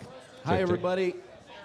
We are over on the stage if you want to join us, but you can keep gawking at the Cybertruck. I will not blame you. We're with our buddy Farzad Mazbahi. Check him out. Hello, everybody. Welcome. Hello, everybody. Can everybody hear me? I can hear me. Hello. If you can hear you, that's a good I think I sign. can hear me. Or maybe it's in your head. Are you guys okay? You've been here for like 1,000 hours. I think so. Do you need any water? I've been having visions Were you of traveling? Cybertrucks. Like you were going to the Gigafactory. Yeah, you were doing more work than I was. It was awesome, man. It was really cool. I heard it was hot. It was hot. It was a little warm in there. Yeah, it was. It's been raining. It's a little humid in there, but it was awesome. It really did feel like a very quick event. You know, we got in. We saw a bunch of Cybertrucks. I was actually really surprised by how many Cybertrucks there were. Like when you walk through the line, and I was listening to John as I was driving in. He was saying that was a really cool part of the thing was all the different Cybertrucks that they were building behind the scenes. And that was really cool to see because you got to see a lot of intricate details as far as what their processes are. All this, all this stuff behind the trim and stuff you can see. And then outside, they also had the two trucks that they used to shoot it. Like they shot it with the gun, and then the crash tested one. So you got to see all that stuff as well, like all the different pieces. So, and I put up a couple of videos of that on my channel for people to see if you're interested. So it's just really cool. It just went by really fast, man. It went by really fast, and now it's here. It's like, okay, there's a triangle right there. I can see the pointy thing right there. Yep. And it's sick. And then Franz shows up. He's like, hey, what's up? I got 1 minute. How you guys doing? Thank you, Franz. We're getting asked to turn up the volume just a little bit in here. In the house? In the house, yes. All right. Turn up the house. Nice. Bring down the house. Yeah, but it was really cool. And thank you guys so much for putting this together. I think can you guys give these guys a round of applause, seriously, because these guys have been here all day. Thank you. I mean, it's absolutely phenomenal. And the coolest thing about this community is that there's so much togetherness and so much selflessness, and the fact that you guys are willing to do this for as long as you have. Everybody who's here checking this out, supporting, Tesla and everything is like, I feel It's very emotional. I feel very honored to be part of this group, So Totally. it's so cool, man. It Yeah. really is. I Yeah. feel honored. I feel so emotional today. I feel like I'm keeping it together because I'm on stage, but I would normally be crying right now. This is such an awesome Should we do day. like a cry out right Can now? we do a cry? Yeah, Just a should big we hug? No, really. I mean, I think just seeing this many trucks in person is different than seeing one truck, because now it's like, this is real. They're actually making these. Like, this is legit. Yeah, and I think that for a while now, people out in the world they've gotten used to seeing Model 3s. Maybe they know what they are or whatever, but it's going to be pretty hard to ignore the Cybertruck and to just be like, whatever, What'd you guys think of the price when they announced it? It took a little while to absorb it because that hit. That hit, right? We were Ooh. talking earlier that Elon first announced it at $39.9 for the lowest one. If with inflation, that would be $47.7, but it wasn't $47.7. But I can see that if you take off the $7,500 tax credit, you do get close to that. Yes. So that's fair. But Right. then we don't think that's going to come out for a while, right? So now we're talking the high-end truck at 100. But I get it. If people want it bad enough, they're going to pay 100. I think it is the middle version, which most people have been talking about as kind of the dream version for them. Yeah. And so that's the big question: is bring it in under 80,000? Is that magical enough to get that $7,500 tax credit? And does that? So we're talking what, 72.5? Something like that. Yeah. Is that a good number? I don't know. What's really interesting is how they're doing the extended range version. Yeah. So instead of, and I was listening to you guys' conversation, or y'all's conversation, God forbid we're in Texas, my God, you guys, what am I doing to myself? But the big thing that they've been talking about is, hey, we're heading into 2026, 2027. As EV demand grows, there's going to be a potential shortage of batteries. And the last thing they want to do is put batteries in vehicles that are not going to be used. And so the extended range strategy, I think it's a very clear sign that says, hey, there's probably going to be a little bit of a problem from a shortage perspective, but then it also highlights that the targets they had for 4680 were not met. And I think that's another legitimate one as well. But I think it's twofold. I think there's two things going on there. What's going to be interesting to see with that extended range version, I think, is the uptake. Like, I'm curious to see, you're going to have the dual motor, 340 plus miles. The range extended gets you to 470. It's 16 grand, right? But if you're able to get a dual motor at 80 with a $7,500 tax credit, that's 72.5 with 16, that's 88, right? Look at this math whiz over here. Yeah, Dang. it's just numbers, bro. Come on, keep up. But I think the uptake of that is going to be a signal that says, are people seriously considering an electric truck as a hauler, as something that's actually going to pull stuff, Because that's been the biggest sort of knock against electric vehicles is like, hey, if I want to go 500 miles and use it that one time to tow 11,000 pounds, I'm not going to be able to do it. That theoretically gives you the option to do it, and I'm curious to see how many people are actually willing to take that option. I don't even know if you need to do it, though. I mean, everyone does use 500 miles as the magic number, because if you divide it in half, that's 250, blah, blah, blah. But do you really need that much if you have a supercharger network? I don't know the answer, to be honest. I think it's really a question of, like, what are you hauling? How long are you hauling it? I can imagine a professional car hauler could say, the total cost of ownership of this truck is going to save me a whole bunch of money, plus I really want this truck. And getting the extended range not only gets me a faster truck, which is cool as hell, it's also going to mean less supercharger stops on the way down to Florida, lugging grandma's car down to Florida. So I can see how, for that sort of aspect where you're going to be towing long range all the time, totally makes sense to have an extended range. If they didn't have an extended range, you can't get the truck. Now you can. It's 16 grand more, but you're probably using it professionally. Yeah, and I think it's two separate things. It's like the ability to do it is one thing, and then the affordability of it is like a separate thing. And right now we're not there, right? It's obvious that we're not there. You can't have like an affordable EV with a lot of range, and like 500 plus. And we don't have any Tesla trucks on the road we don't have any electric trucks that can use the supercharger network at the moment.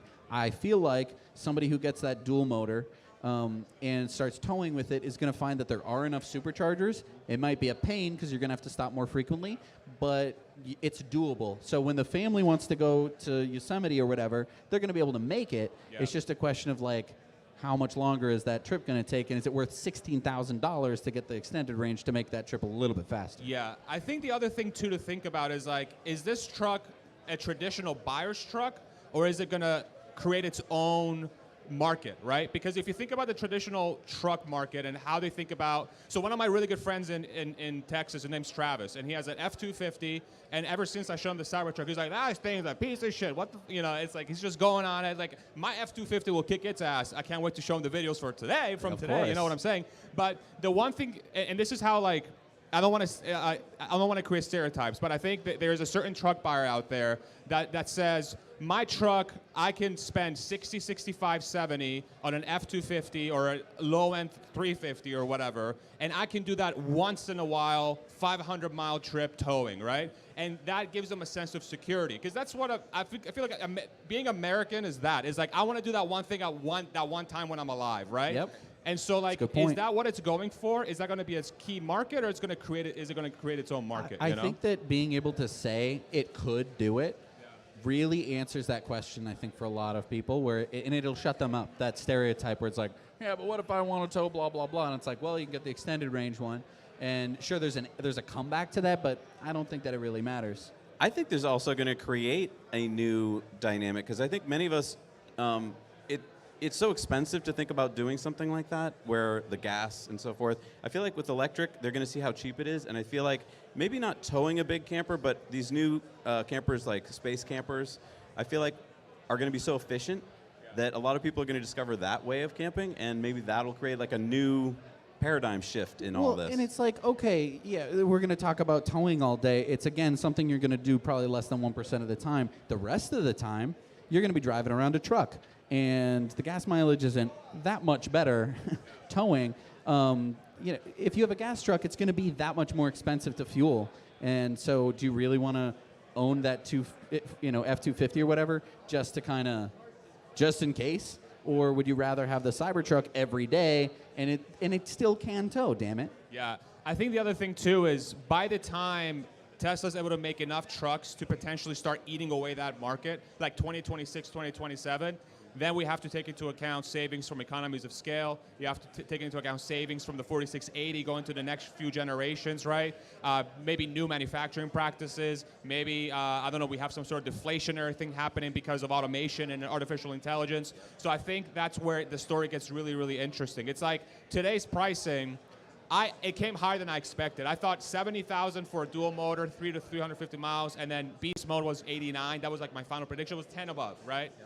Plus the extended range that took it a little bit further on the top. So you were really off. I was very off. On the top end, I was but you very were hoping off. like I was. I think I was optimistic. I mean, and I was also, falsely using the initial specs that we got from 2019, and I did that inflation factor on top, and I'm like, well, it's also going to be more because there's going to be more demand.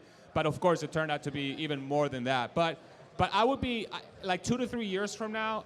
I'm not going to say that 79,000 won't be the price forever for a dual motor, but I wouldn't be surprised if, like the rest of the lineup, they either add more range or they lower the price over time. Well, because I think Tesla has a demand problem.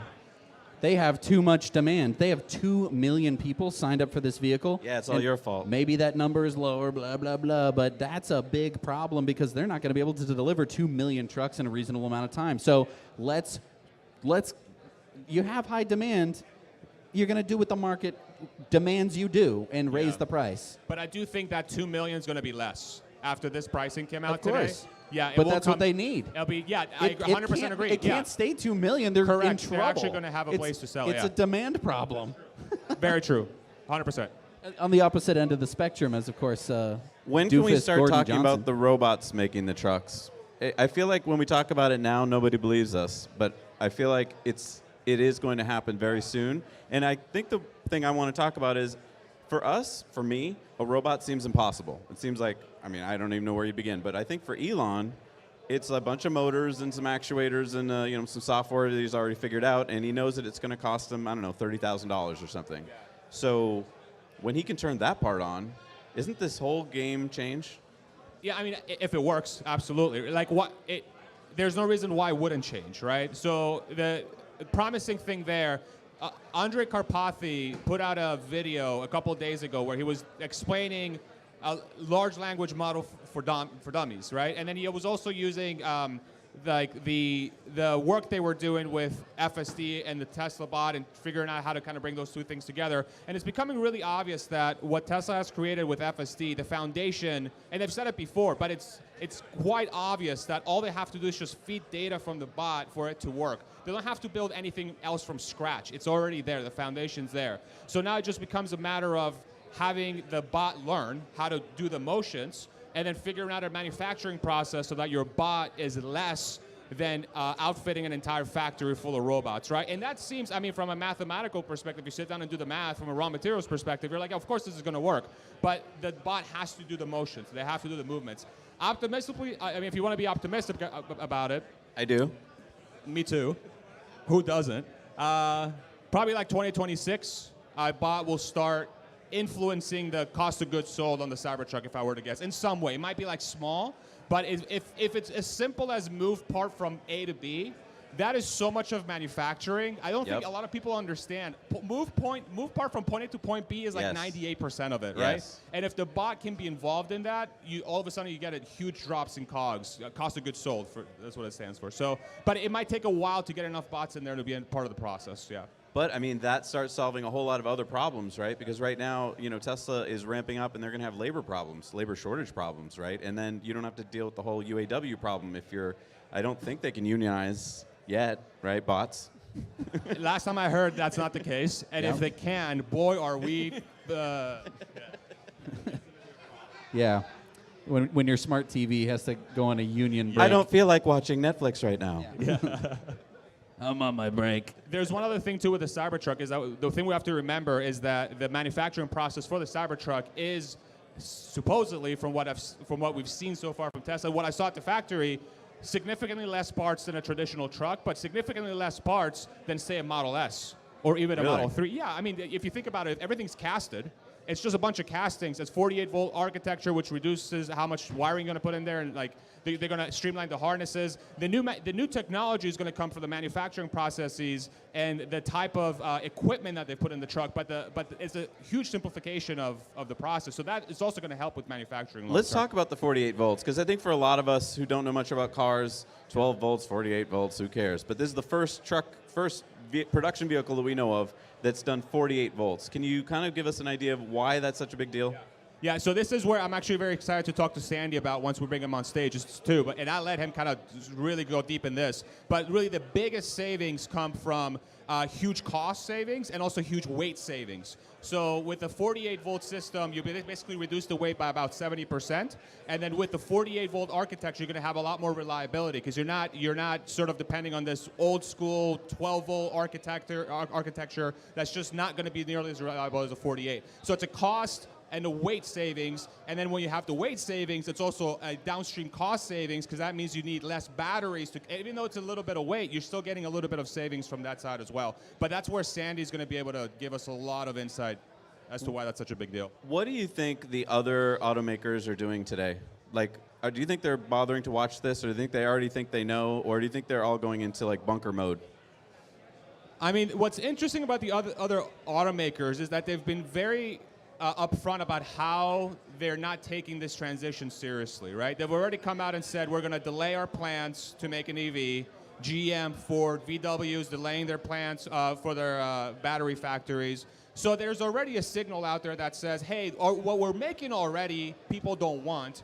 So why would we even try to compete with that thing, right? If I'm an executive that's making that decision already, I don't think there's any planet where that same executive is going to say, yeah, but we're going to make something to go against that thing. What they're going to do is they're going to try to use their existing lineup and try to justify it as a superior product to the Cybertruck, and they'll say, buy our Toyota Tundra hybrid that, you know, is just a truck that has been around forever, but it has a 7 kilowatt hour battery, and I will get the $7,500 credit. You know, so that's I think that's the direction legacy automakers are going. They're going to try to use marketing and advertising to try and convince people that their inferior product is actually superior. So, I mean, do you think that they're actually going to regress? Because I feel like we made some progress, right? Like, we got some electric vehicles from these companies. We begged and screamed and threatened them, and they finally started to do it. And now they're, like, regressing, right? Do you think that the arguments that they're going to start pulling out of their hats are going to be the old arguments that we've already debunked?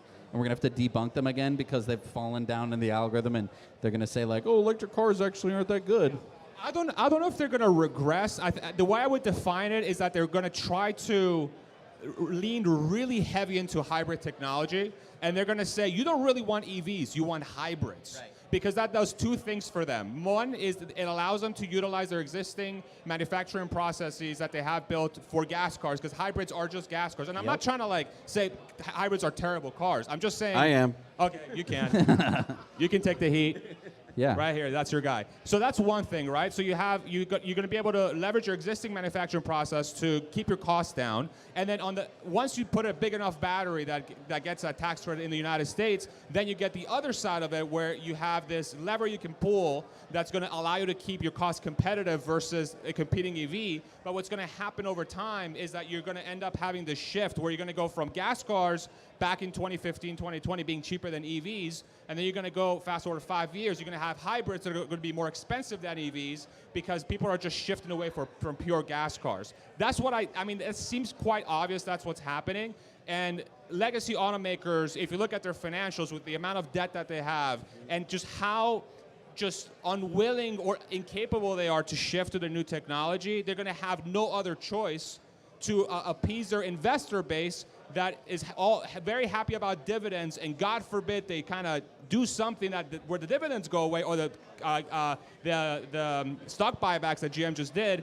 They can't do anything to upset that balance. So that's where hybrids are going to be very helpful for them. But I think the consumer at some point is going to be like, do I pay a premium on a hybrid, or do I just buy a freaking EV? And I think that's where we're going to go.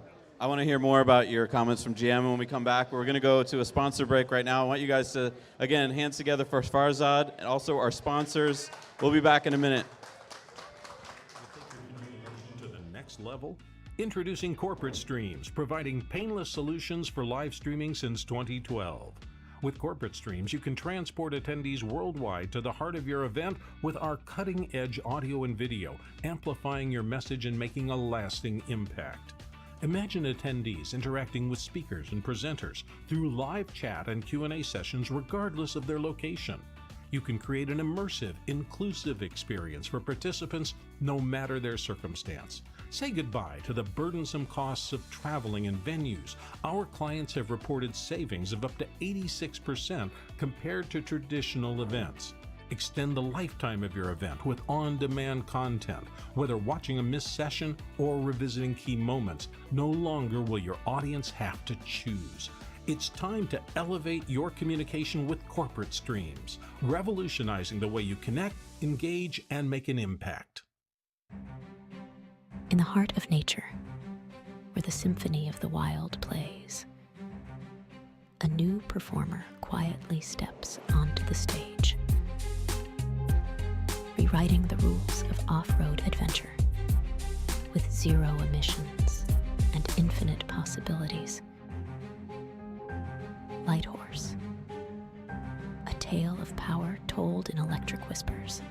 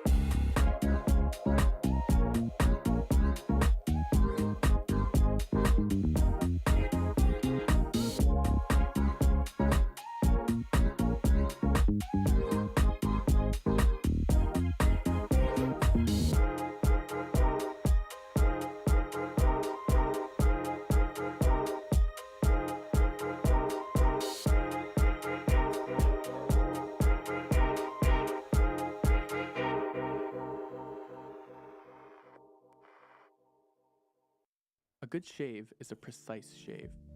But just how small is the scale of this precision? When we were initially experimenting with different blade gaps and blade exposures, we were surprised at the difference that microscopic changes made. For context, a piece of paper is about 4/1000th of an inch thick. Turns out, that's enormous compared to the scale of shaving. Currently, our blade is extended past the shave plane by about 1/3 of the thickness of a piece of paper. We realized this amount of blade support was necessary to minimize skin irritation and discomfort for most people. At Henson, we build our razors to aerospace standards, holding microscopic tolerances. Why? Because as it turns out, it makes all the difference.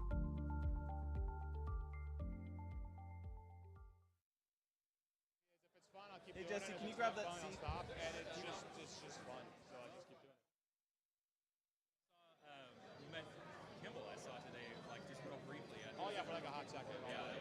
All right, everybody. Well, I am so pleased. We're going to be having a panel here with Eli, Starman, and we are also going to be having Sandy Monroe up on the stage. So please welcome Starman.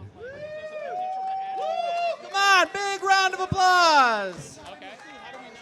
I know, right? All right, guys, we're going to be having a panel here in just a minute once we get a few more seats set up.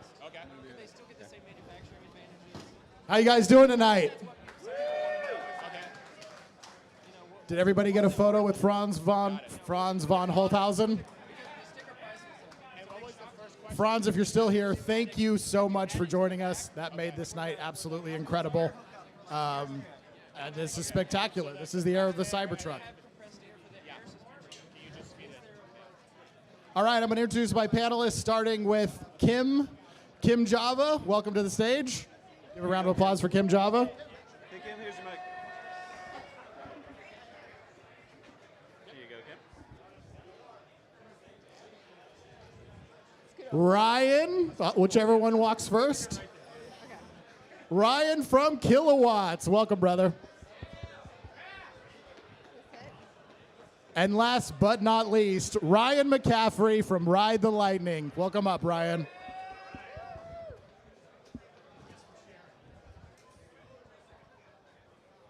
All right, so guys, the topic of this conversation is going to be the disruptive power of the Cybertruck.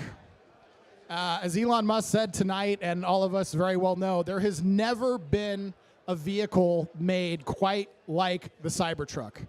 But I think before we go down this route, I think the perfect place to start is we have a member of this panel who owned the closest vehicle that ever was to the Cybertruck. Then that is the DeLorean. So Ryan McCaffrey, I'm going to give it away with you. What is your take on how the Cybertruck is going to change the game, specifically with your experience as a DeLorean original owner? Well, first of all, I never thought I would see the day when anyone else would build a stainless steel car ever again, because it costs a lot. Go ahead and bring the mic a little closer. It's loud. It costs a lot of money. It lasts too long. You know, car companies want you to buy new cars every 8 to 10 years. My DeLorean, when I sold it in 2012, it was 31 years old at that point, looked better than when I bought it when it was 19 years old, because I'd had done a little work on the stainless steel finish. And the Cybertrucks that are starting to roll out of Austin now will look as good in 50 years as they look today. Even if they get scratched up, they'll be heavy-duty Scotch-Brite, just blend those scratches right out. So that, to me, is really, it is the signature feature why I'm interested in buying a Cybertruck. If this were a regular steel-bodied, painted vehicle, I would probably, I've never owned a truck, and I would probably continue that. But stainless steel, it's so easy to care for. Yes, it's going to be fingerprinted, as you've already probably seen today, but just keep a little thing of Windex in your center console, and just a microfiber cloth. Fingerprints will wipe right off, and you never have to worry about bird poo, because there's no paint for that poop to etch into. You never have to worry about sun damage. There's no waxing the finish. So it is just going to be the easiest vehicle to maintain in terms of its fit and finish that you've ever had, and that's what I love about it. Thank you, Ryan. Can you guys all hear us okay? Yeah, volume's good. Fantastic. All right, so one of the big numbers, and I'll let anybody who wants to field this one take it, one of the big numbers that we surprisingly didn't hear on the live stream, but we had to go find on the website, was range. So what do you guys think about range, and how does that impact your buying decision and your use case for the vehicle? Yeah, so I'll come to that. The range is obviously not what we were hoping for, but still very good. My interpretation is the Cybertruck is a vehicle designed to be a bit different. It's a little bit more of a car. As much as it is a truck, it's also a car. And so my use as someone who focuses on car sharing, on basically, using other people's cars around town, it's obviously still more than satisfactory. You still have supercharging up to 250 kilowatts. We may even see that get better over time. I think that the range is very good, especially, again, supercharging network. But yes, anyone who wants to tow, that's kind of where this started to become slightly less interesting. So range extender for towing is meaningful and different. Otherwise, 300 miles for most people's use of a SUV that just so happens to be a truck, it's awesome. 300 plus miles is still awesome, but yes, I know there's gonna be a lot of people that do tow that are either gonna need that range extender or are gonna seek other vehicles. So let's talk about you specifically, because I remember you initially pre-ordered 20 Cybertrucks because you were going to include these as part of your rental fleet. So now that you have these specs, what's your plan? What configuration are you gonna go with?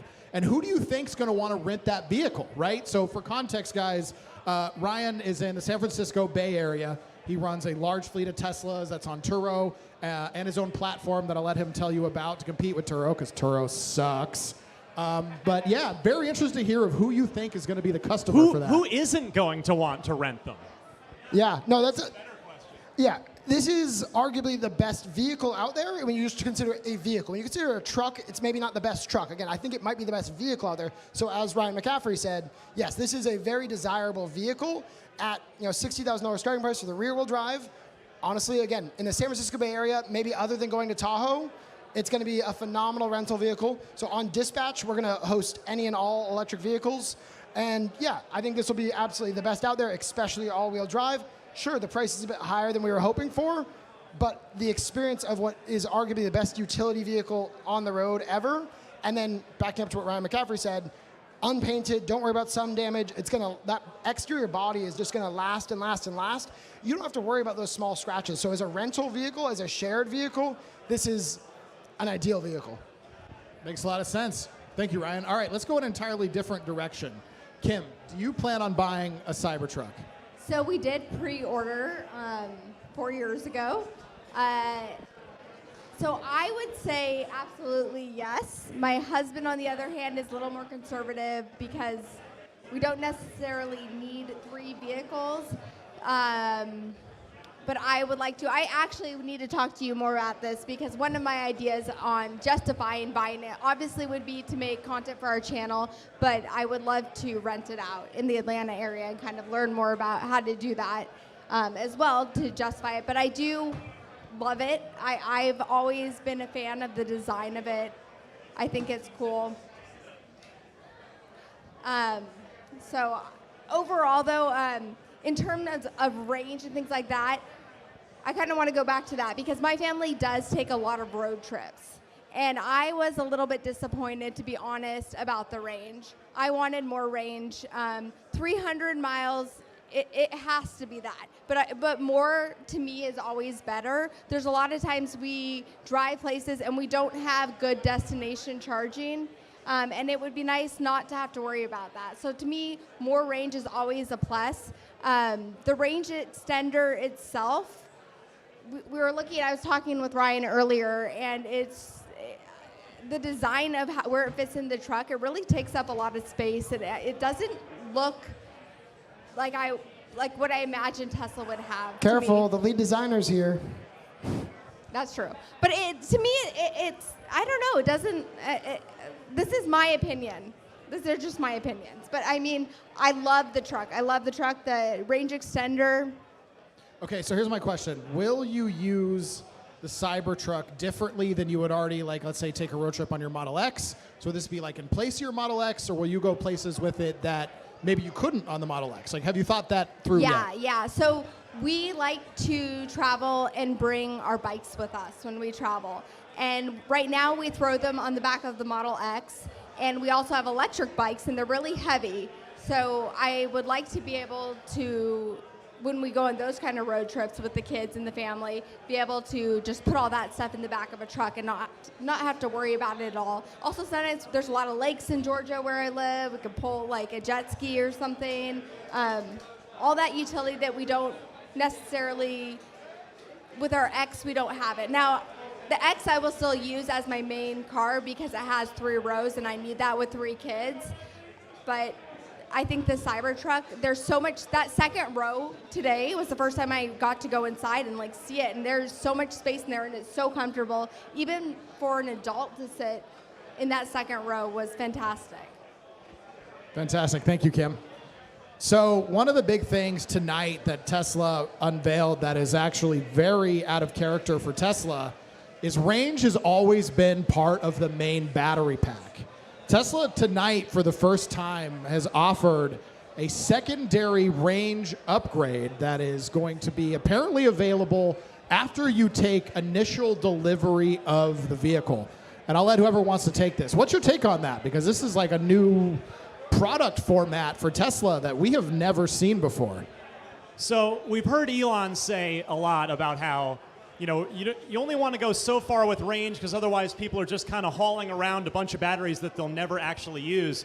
And I think that's exactly why they've done this range extender, is because it's saying they're gonna only ship the number of batteries, the minimum number of batteries that they absolutely need to. So they're saying effectively, if you want the full maximum range that we can offer, you need to opt into this as an aftermarket accessory, and that way, you're not just forcing every tri-motor customer or every dual motor customer to buy a 470-mile range vehicle when, probably the majority of those customers are never going to need anywhere close to that range. So they're effectively having you opt in, thus saving their, as of now, limited 4680 battery cell supply by quite a bit.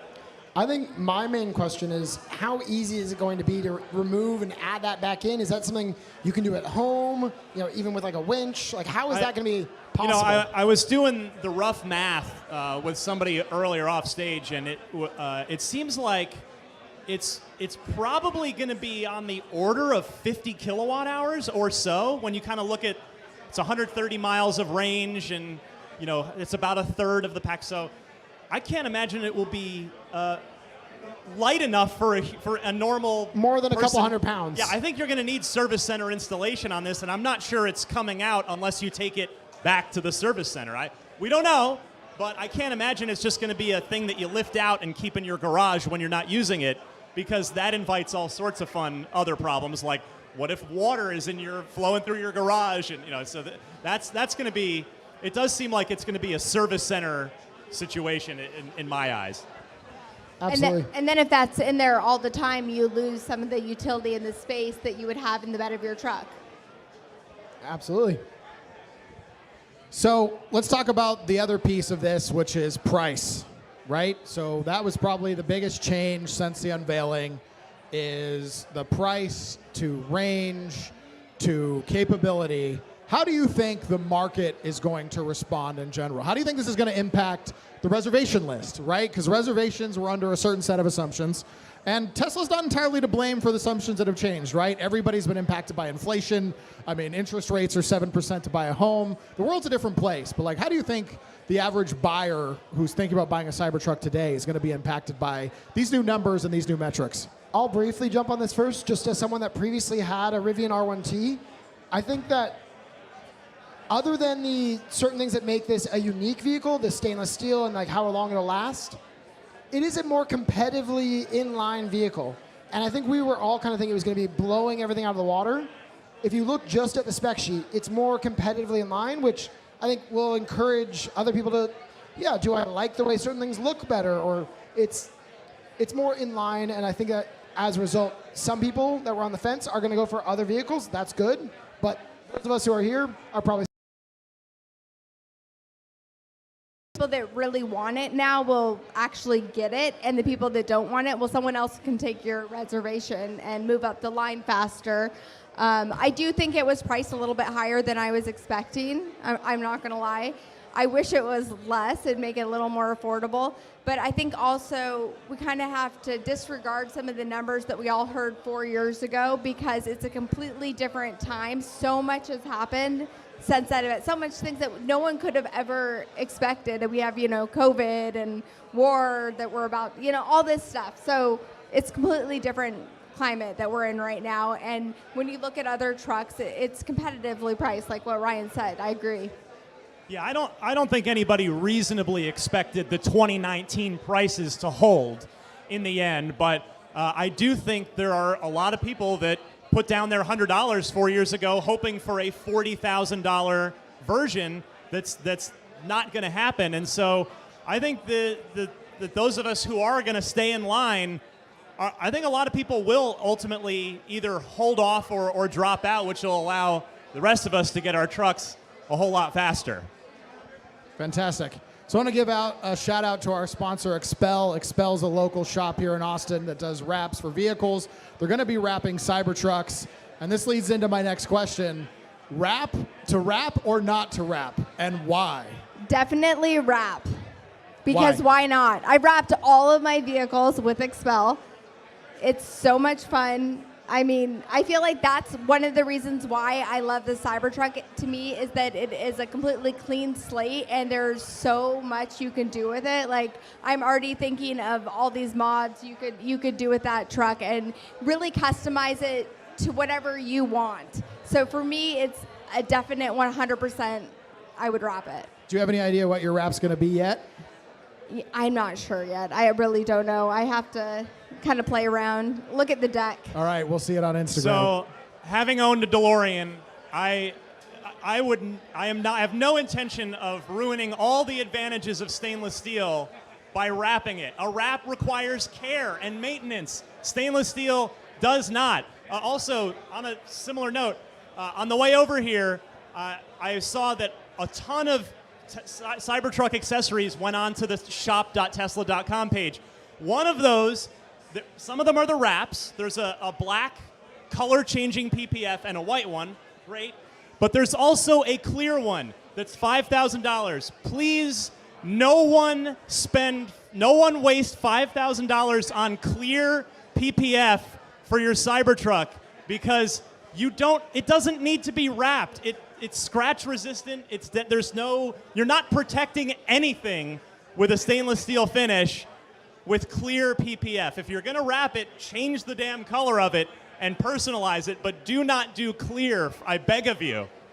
As someone that has wrapped multiple vehicles myself, multiple Tesla vehicles, wraps are very interesting. I'm just going to quick overview. So there is vinyl wrap that mostly just changes the color. It's very thin, not meant to protect the vehicle. There's PPF. That is, as you were just saying, generally clear. And lasts longer. Thicker, lasts longer. Expel, the sponsor, they are well known as being one of the best, if not the best, at providing that. And then there's colored PPF, what Tesla just recently started rolling out. You can buy, so yes, you can buy black and white colored PPF, which is going to last the longest. Unlike vinyl, it's not going to get cut as easily. So I do understand why they're choosing colored PPF, because it's roughly as tough. Definitely not, no, I shouldn't say that. It's not as tough as stainless steel, obviously, but it's more tough. Vinyl tears easily. If you run a key through it, you're going to cut it. PPF, you run a key through it, you can actually it's fine. So all that is to say, I think a lot of people should customize it. If you want to wrap it yourself, it's a fun thing to learn. On flat surfaces, it's easier. Am I there? On flatter surfaces, it's easier. So vinyl, if you want to do it yourself, go for it. Colored PPF, it's harder, but it'll last more like the material. And as Ryan said, at the end of the day, you can't go wrong with just plain stainless steel. It is a beautiful vehicle. It's just going to look like every other single Cybertruck in the parking lot.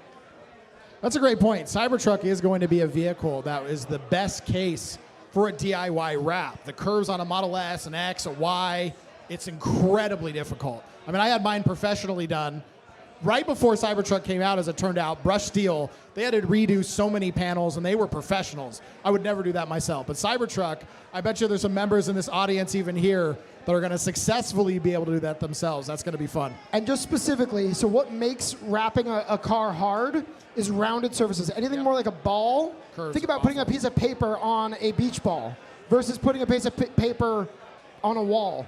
The Cybertruck is much more like a wall than a beach ball. It's going to be so easy to wrap. I encourage people, try it. Get a little bit of material, try it on a panel, and decide whether or not you want to do the whole vehicle. I agree with everything Ryan's saying 100%. Especially with like the vinyl would tear pretty easy, so you do want to either put a PPF over it or do the combination wrap, for sure. So we know now all the features that the Cybertruck has, but let's talk about now. I want to hear from you guys the features, the functionalities that you were hoping to see that is, from all we know to date, not made it into the final production vehicle. Boat. I wanted to see it go on water. I wanted to see the Cybertruck swim. I was kind of disappointed. So do you think it doesn't have boat mode based on the presentation? I don't know. It could. I think it might still, but it hasn't been announced, so I don't know. I don't know. I'll be honest. Who's going to be the first YouTuber to put it to the test? They'll probably, even if they sink their truck, they'll probably make enough money off the views to buy another one. That's a good point. I think out of spec, maybe, or whistling diesel. I could see them doing it, but someone should definitely do it. So what about the two of you? What features were missing in the vehicle that you wanted to see that aren't there? People are not going to like me for this one. I wanted the Cybertruck to be dead simple. I don't necessarily, while I love that it can turn quickly and easily, I would have been fine without rear wheel steer if it would save me a couple $1,000. So given, again, I'm a car sharing focused guy, I want people to experience the best vehicles out there.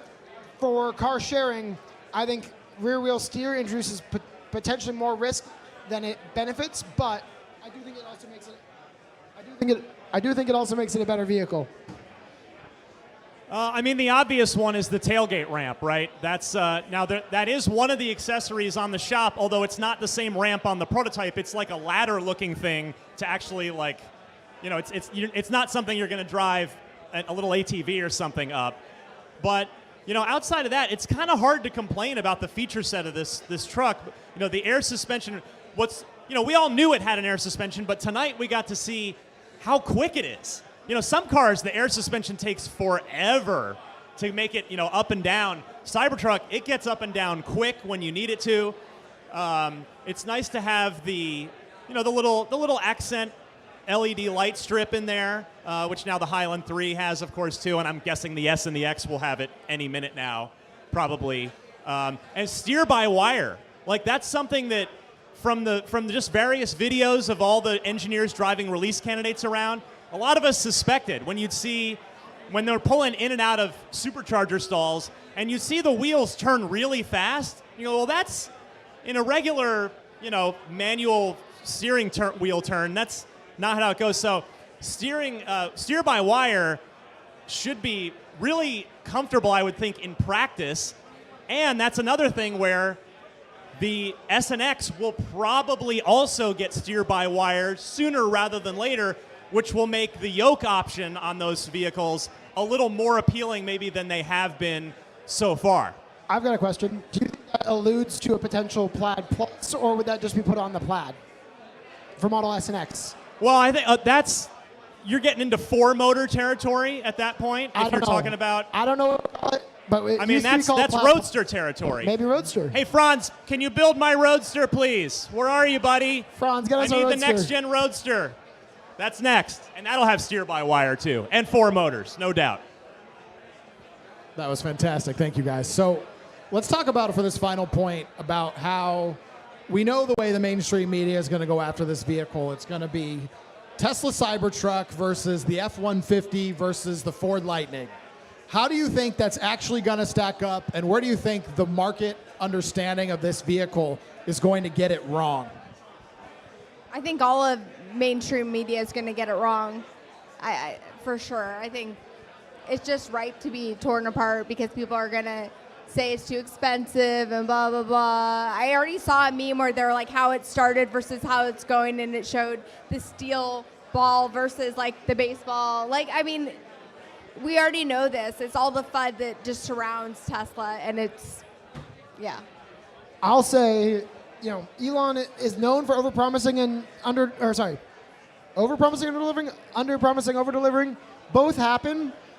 I think in this case, we've had so much expectation that if you just take the vehicle for what it is, it's an incredible vehicle. But as you're saying, the mainstream media is going to look at the promise versus the reality and say, yes, certain things were missed. Range, cost.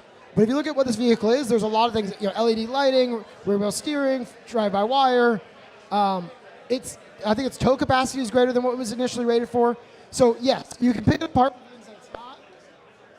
You could pick it apart for the things that it's not, or you could look at what it is, and it's an incredible, maybe the best vehicle, as I said earlier. I'll tell you, I actually think there's very little overlap between a Cybertruck buyer, a Rivian R1T buyer, and a Ford F-150 Lightning buyer. I think that they're all very good in general, but I think they're all good at different things and appealing to different buyers. I mean, I think they're just all going to steal ICE truck customers away, and that's the end goal, Hell right? yeah. That's what we all want to see. So, yeah, I mean, I just think they each speak to a different type of buyer in a very good way. I mean, our Rivian's kind of got that Land Rover lifestyle outdoor thing going on. The Lightning is very much a utilitarian work truck, and the Cybertruck kind of blends it all, but you've got to be willing to accept super bold styling, which not everybody will. But I'd be happy driving any of the three of them. But obviously, given my Tesla history, yeah, I mean, I'm all in on a Cybertruck. I want the second stainless steel vehicle ever made after being lucky enough to own the first one that was ever made. So I can't wait to get mine. And on that note, like with what you're saying about the different buyers for each vehicle, the one thing I think that Cybertruck has that maybe the other ones don't have is that you're going to get a lot of crossover between people who have never owned a truck and are not buying a truck for a truck with Cybertruck. Great point. So, Fantastic, guys. Before we wrap this up, starting with Kim, please tell everyone where your channel is here and watching this on the live stream, where they can find you, what you do. my channel is on YouTube. It's called Kim Java. So that's me. We try to post maybe 2, sometimes 3 times a week. And you can find me on Instagram, X, it's Kim Java. I'm Ryan from the Kilowatts. We're all over the place, but mostly now focusing on dispatch. That's what these shirts are for. So focusing on car sharing, a brand new company. I've got my 3 engineers out here with me, and we're starting, again, as you mentioned earlier, a Turo competitor focused on EV car sharing. Fantastic. And my name's Ryan McCaffrey. I've hosted Ride the Lightning, the unofficial Tesla podcast, every single Sunday for the last 8 years and counting. I have no intention of stopping ever because I'm just that crazy about all things Tesla. You can find me on all the major podcast services. Just search Ride the Lightning Tesla, because if you just search Ride the Lightning, you'll get Metallica coming up. And so add the Tesla in there, you'll find me. Well, Ryan, and Kim, thank you so much for being part of this panel. And everyone in the audience, please give a round of applause for our panelists. Thanks, everybody. Thanks, Eli. Thank you. We're going to go to a commercial break. Zach and Jesse are going to come up for a little bit after, followed by our headliner, Sandy Monroe.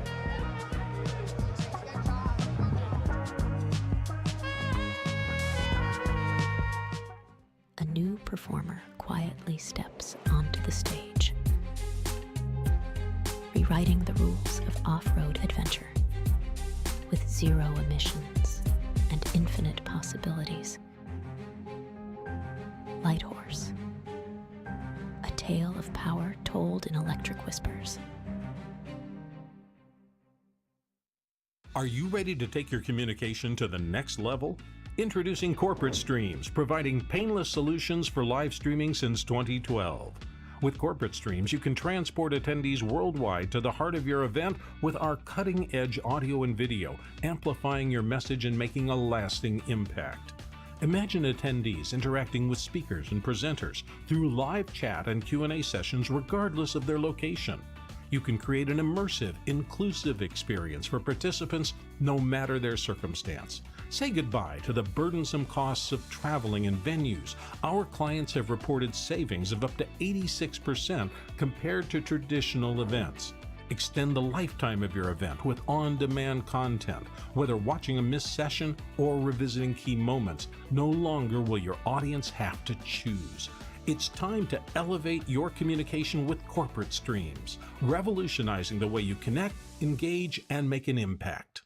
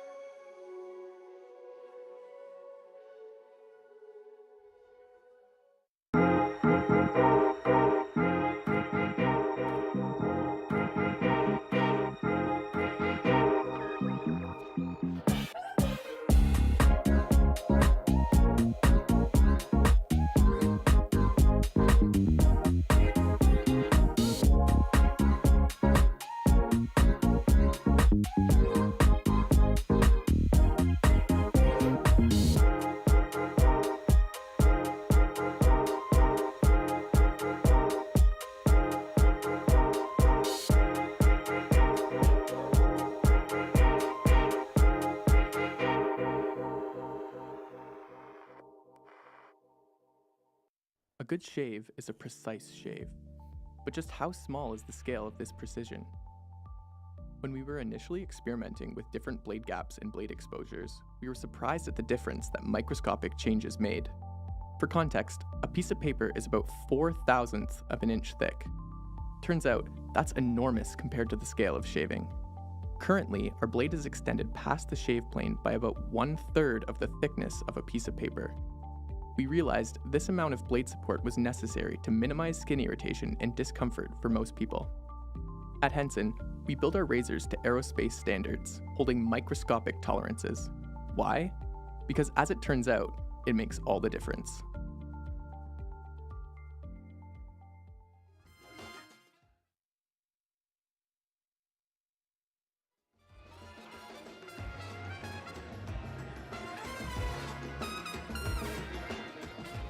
All right.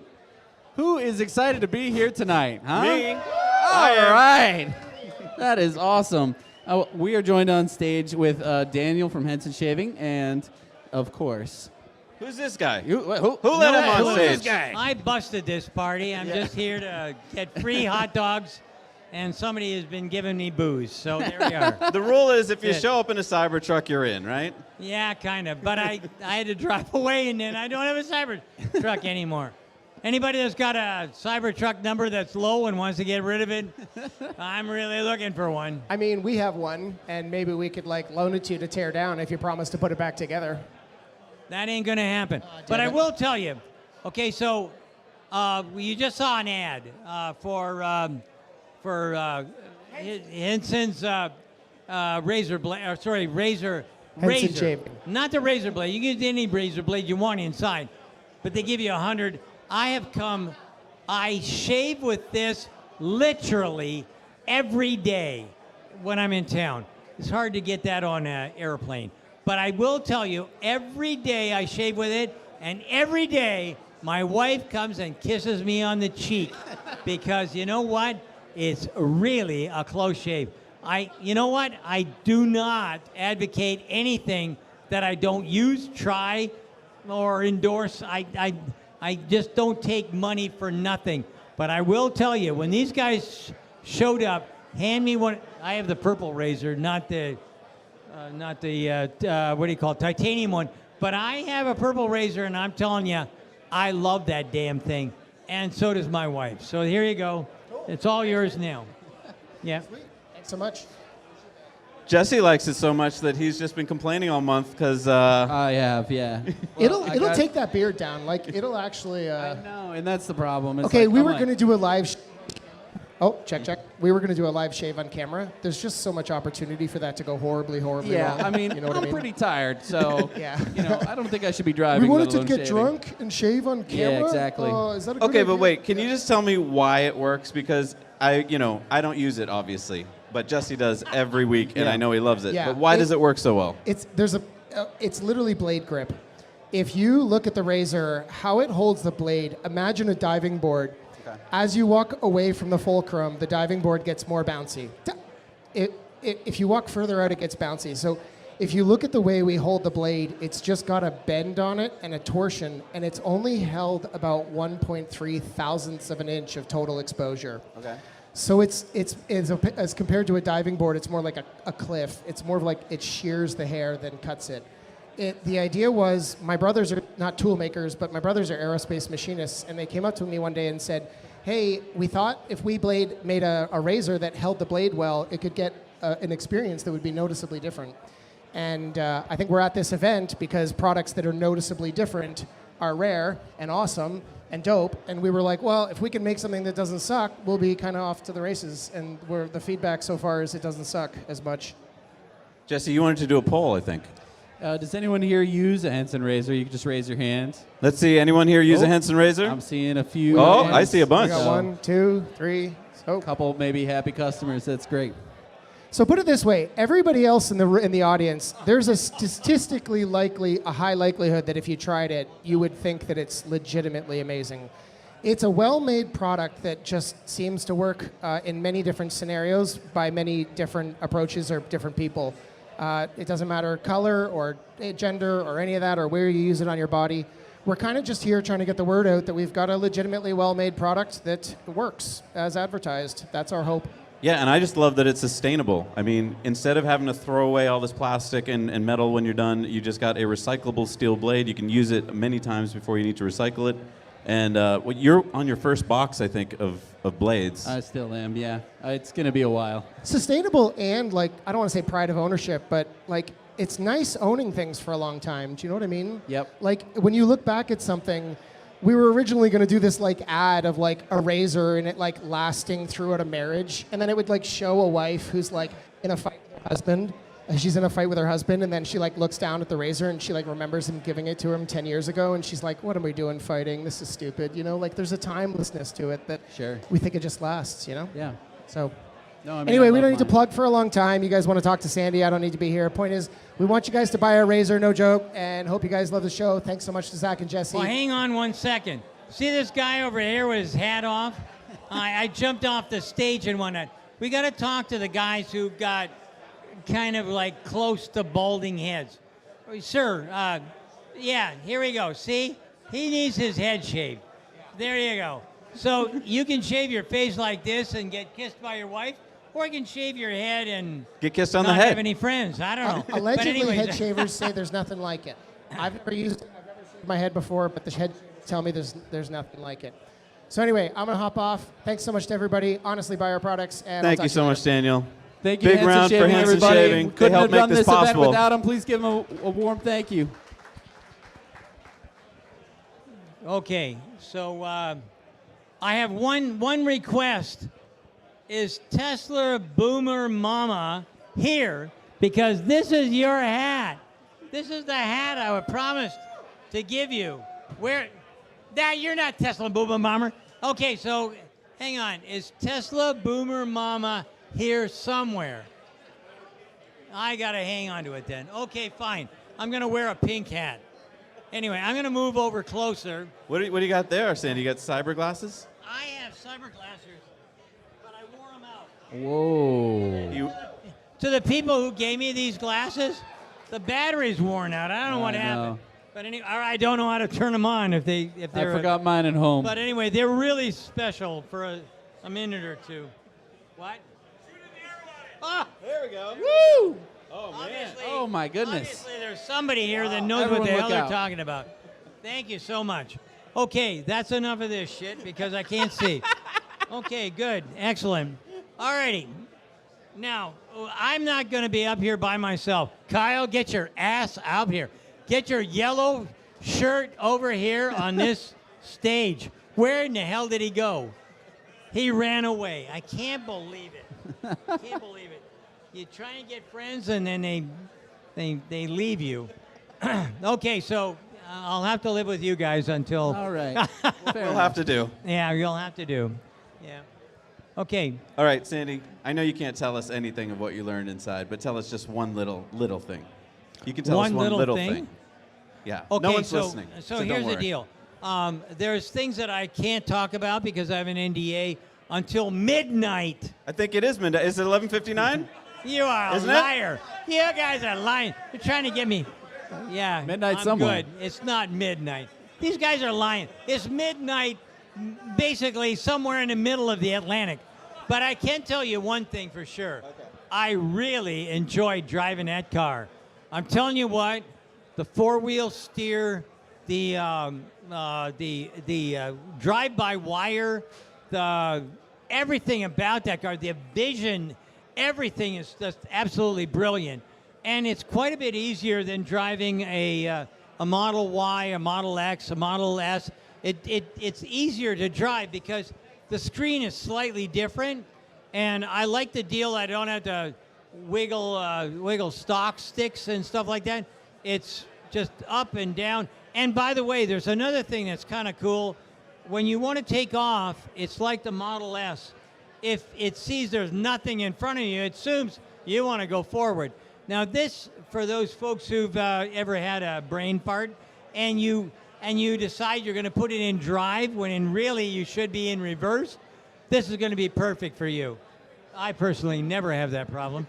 But at the end of the day, this is the kind of stuff that you can expect from the Cybertruck. I love everything about it. I loved it from the first time I saw it.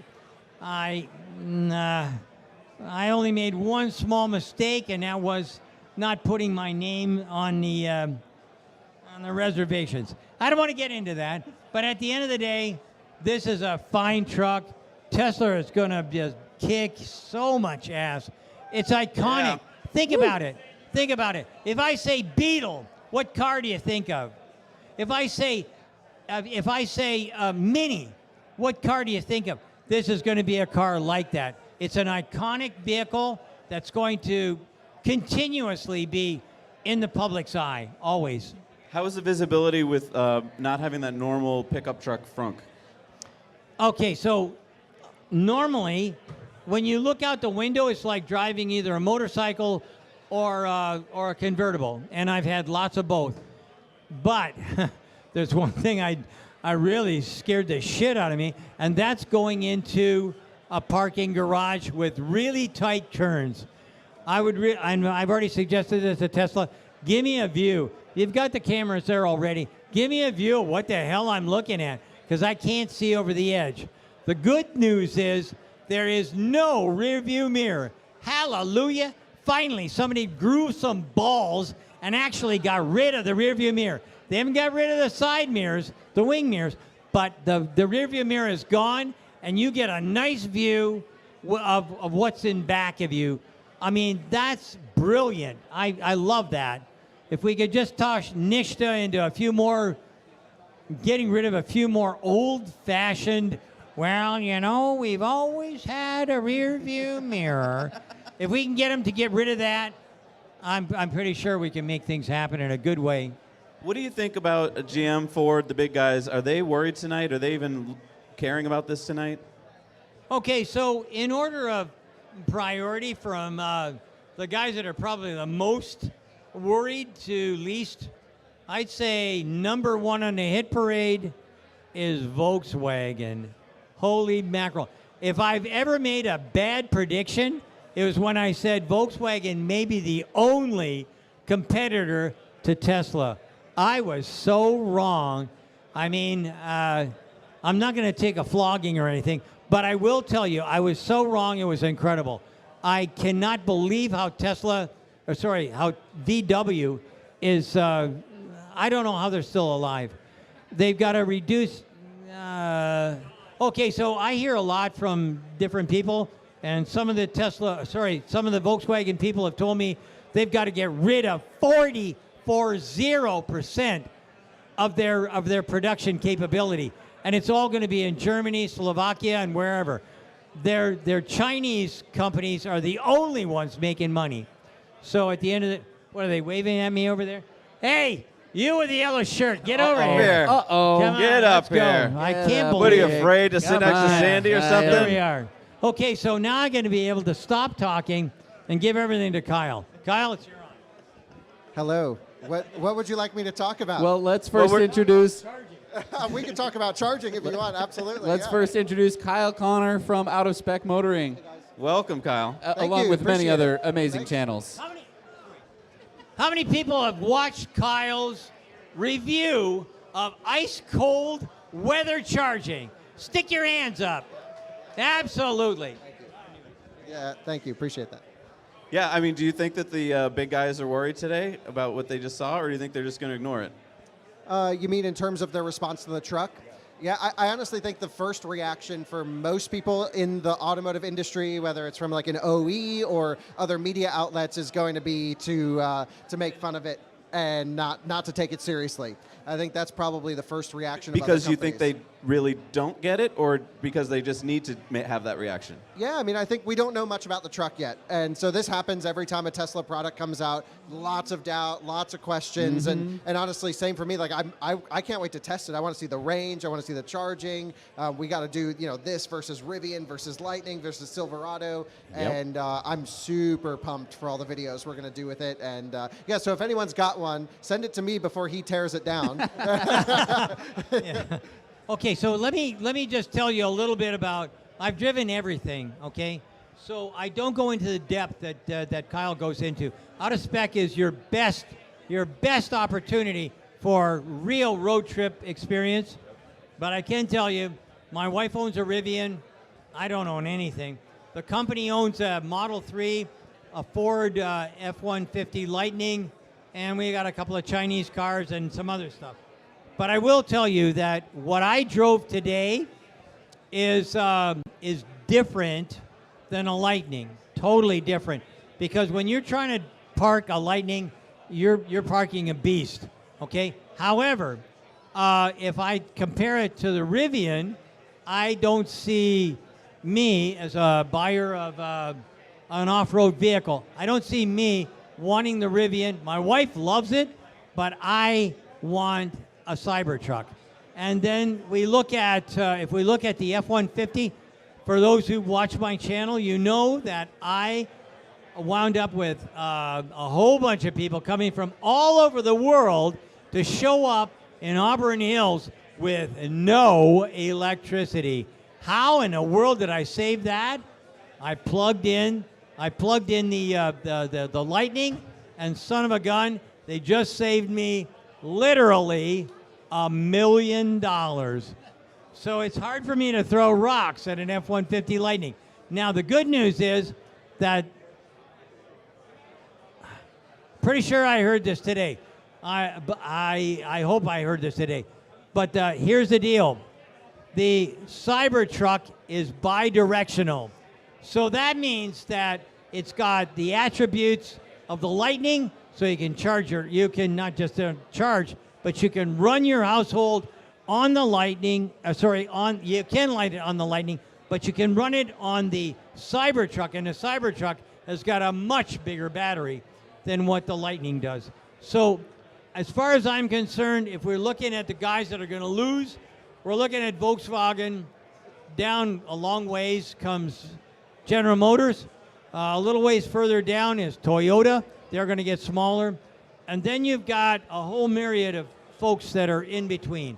And that would include the Rivian, the Lightning, the Hyundais, the Hondas, the Teslas, the Toyotas.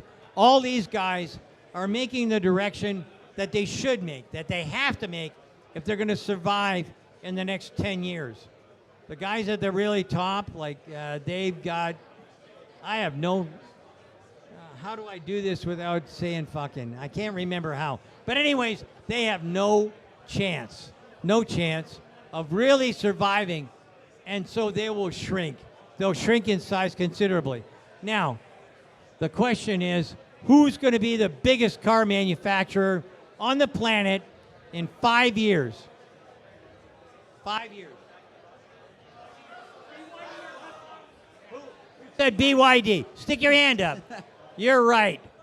Tesla will not be the biggest because Wow. we don't have enough. We don't have enough product out there.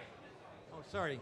We don't have enough product out there. There's no way that Tesla can compete with BYD because BYD is so huge. They are double. And because everybody should know that China is the biggest market for cars, period. They're double the next closest competitor in the EV world. Double. They are taking over, dominating Europe. They are moving into, they already have bus companies in Los Angeles. They're moving into China. BYD will crush a whole bunch of different companies. And so BYD is going to be number first. Who's number two? Tesla. I believe Tesla will be number two in the marketplace. And the reason for that is because they have a product that's a step above what BYD produces, but will come in at a higher price, and Americans are cheapskates. And that's the way it works. Awesome. Now, okay, there's one question that I have for the two of you, and I think you're probably both uniquely qualified to answer. I want to talk about the windshield wiper. Today we got a good look at the windshield wiper wiping when you brought your truck in, Sandy, and I appreciate you doing that. Is this going to be a problem? Everyone's always worried about how long this windshield wiper is on the Cybertruck. What do you think? I think that the single windshield wiper is an absolute genius move. I tried to talk General Motors into it. I tried to talk Toyota into it. Mercedes already has it, but they've got a cam in it that makes it sweep the whole window. But the window is so damn big, and the wiper is even bigger. I'm guaranteeing you that that's going to be the right way to go. And we've been trying to push this technology forever. I'm going to tell you something that it sounds like I'm bragging, but it's not. I will tell you that every time we put out a suggestion on YouTube, we give it to the world. Who is the one who implements it and who sits around picking their nose, giving reasons why they can't do it? Tesla. And in number two position, well, there's two. One is Geely, and the other one is BYD. Everything we say, everything when we criticize, every time we come out with an idea, like 48 volts, who implemented and who just went, well, I don't think so, really and truly. You know, we've been doing this since 1960, and so there can't possibly be any technological improvements since 1960. Kyle, I want to ask you about snow. And I think a lot of people are worried, especially with the windshield wiper, about snow. And today, looking at it, I kind of noticed something. I'm so used to my windshield wiper being down and then having to come up. And so when I am too lazy to brush off my car in the morning after a snowstorm, and I'm like, the windshield wipers will take care of it, it'll go up and it'll go, and then it'll come back down. But I was looking today, and the windshield wiper is up, and the whole front windshield goes straight down to the hood, and then the hood goes all the way down. Do you think that it's just going to... I think it depends on the snow mix, especially, yes. and how strong that motor is, True. because there's a lot of weight it's going to have to push. But I live in Colorado. We've had a ton of snow, and so you just precondition it for a few minutes. I would just crank that wiper on full, and if it breaks, it makes for a good YouTube video from my side. and if it works, that's an even better YouTube video. Yep. So it's super interesting to see, like, wiper stress test is a video we have to do in the near future. It's double blade, is my understanding. Which is kind of cool. So, we'll see how they wear. All these things, certainly we'll be looking at it. Okay, so I drove the car quite a bit in the rain and the fog and the mud. When you get close to the Tesla factory, it seems like, I don't know how it happens, but mud shows up on your windshield. And what happens is it starts down below and it goes up. And then automatically it figures out, you can't see what you're doing. and it goes down. But when we got to the expressway, I really wanted this thing to do better than what automatic was. So I went thump on the windshield wipers, and it comes up. Do you want to do it automatically, which kind of like I didn't care for? Or do you want to have it thump, thump, you know, so you get one swipe? Or do you want to have it thump, thump, and then wait, thump, thump? Or do you want to have it on wicked fast, which gives you an epileptic fit? Okay? So you can pick whatever you want. And it's right there. How does it spray the water okay. on? So if you've got your thumb on the steering wheel, you press the windshield wiper and it'll cycle. If you hold it, then what happens is it sprays fluid, and I ran out, but it doesn't matter. It's now my benefactor. It's Rich Otto's problem. We ran out of fluid, and I didn't. I mean, you can use a lot of things for fluid. In Russia, they use vodka, and sometimes if you're drunk, you can use urine. But at the end of the day, you have to use something, and it has to have salt in it. So again, this is where men have an advantage. So at the end of the day, I had no problems with the windshield wiper at all. Just push the button, or actually with your thumbs. So you've got your right and left turn signals, 2 buttons on the steering wheel. You've got front, forward, reverse, and park. Actually, it's on the screen, but you don't have to use that. You can push a little button, and there's a small, I don't know what to describe it as. It's like a beam, and you press the button, and you've got a Prindle. For all the old timers that I'm quite caught on, you can push that thing on, and you can hit park, reverse, drive, whatever you want. It's all right there, and neutral. So it's kind of cool. The windshield washers and whatnot everything's right by your thumb, and because you've got we did not have self-driving on that car. It was pre-production. But if you've got the what do you call it, steer-by-wire kind of stuff, everything is, I mean, you'd have to really try hard to crash this car, really. Can I ask you guys about steer-by-wire? So I was under the impression that NHTSA required a mechanical backup system, but has that rule been changed so you don't? No. The NHTSA rule is that if you go by steer-by-wire, you have to have double redundancy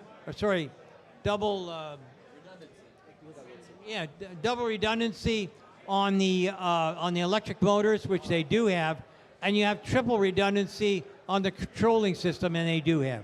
It's just that everybody was too damn cheap and too lacking of foresight to make that happen. Because remember, every major aircraft you've ever been on, ever has fly-by-wire.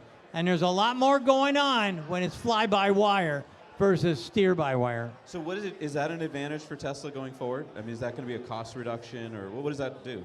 Well, from a driving standpoint, it leads to a unique driving experience, right? Yeah, so that's can what you we explain focus on. that? So there's something about when you're at slow speeds than fast speeds?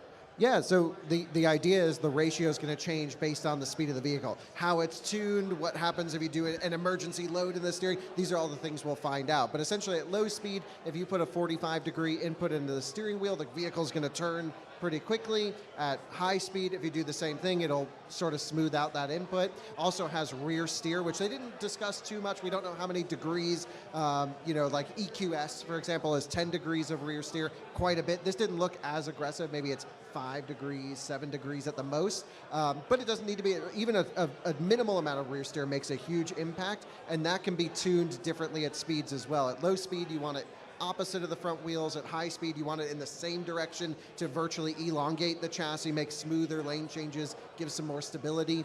And so we got to play around with all that too. You drove it with steer-by-wire, so what was your impression of the inputs at the different speeds? Was it natural to drive?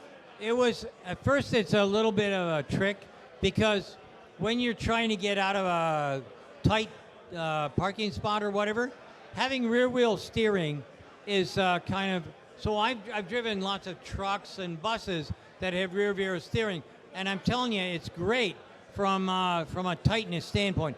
You can almost spin on a dime. It's really, really tight. You can make things happen in a hurry. When you're at high speed, that doesn't kick in. You definitely don't want rear wheel steering from something that's moving too quick.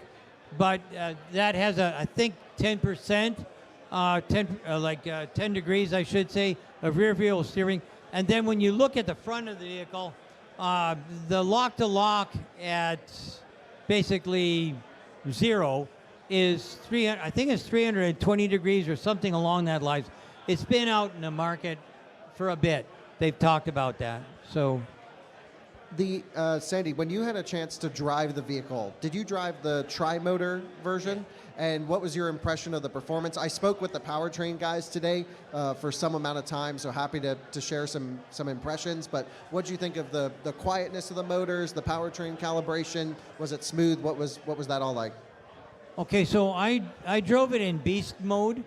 Beast mode is probably not for everyone, but you know, I did used to race cars and whatever. But at the end of the day, I didn't find anything that was overwhelming, and the reason for that was because we got the car with basically about less than 40%, I'm not sure, and so consequently, beast mode eats up a tremendous amount of power, and we wanted to get back home and whatever. So I did kick it in several times, and it did definitely.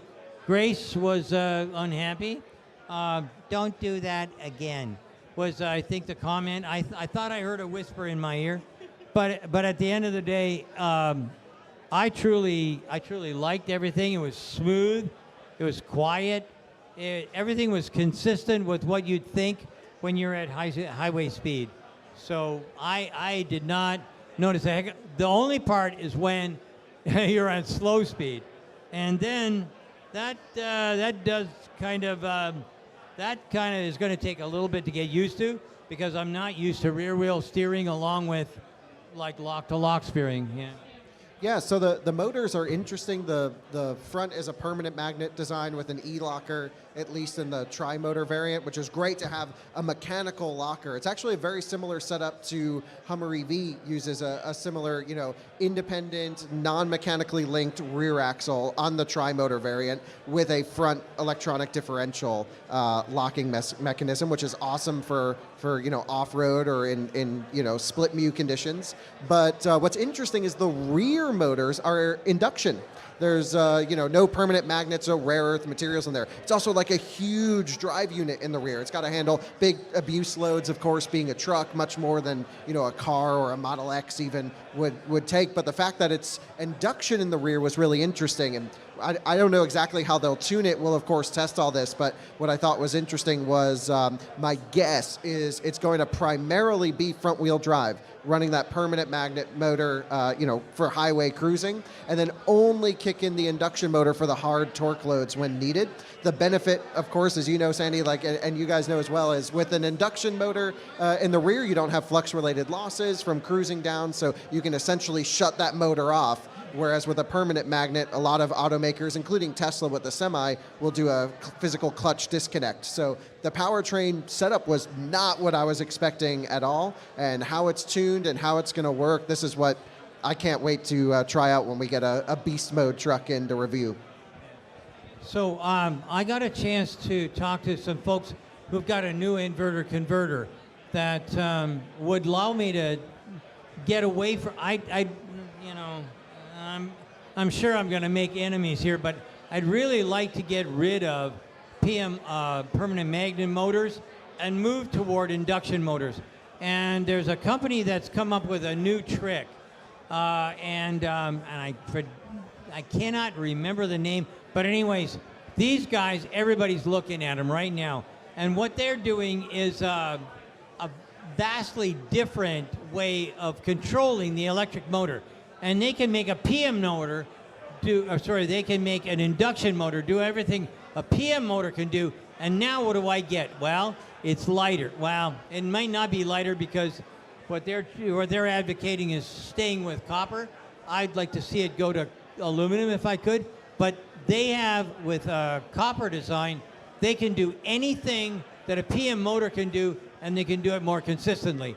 When I first saw their graphs and whatnot, I thought, these are bullshit artists. I really don't like magic. There's no such thing. I do believe in magic in a younger soul or something. I can't remember the names of the song. But anyways, I do remember that one thing, and that is that they have figured out how to do magic. So the torque curve that you get with a PM motor can be replicated. That same flat and droop can be replicated in an induction motor, and if that happens, you can instantly drop the motor cost by, well, it depends on whose motor you're looking at, but anywhere from $300 to maybe $1,000.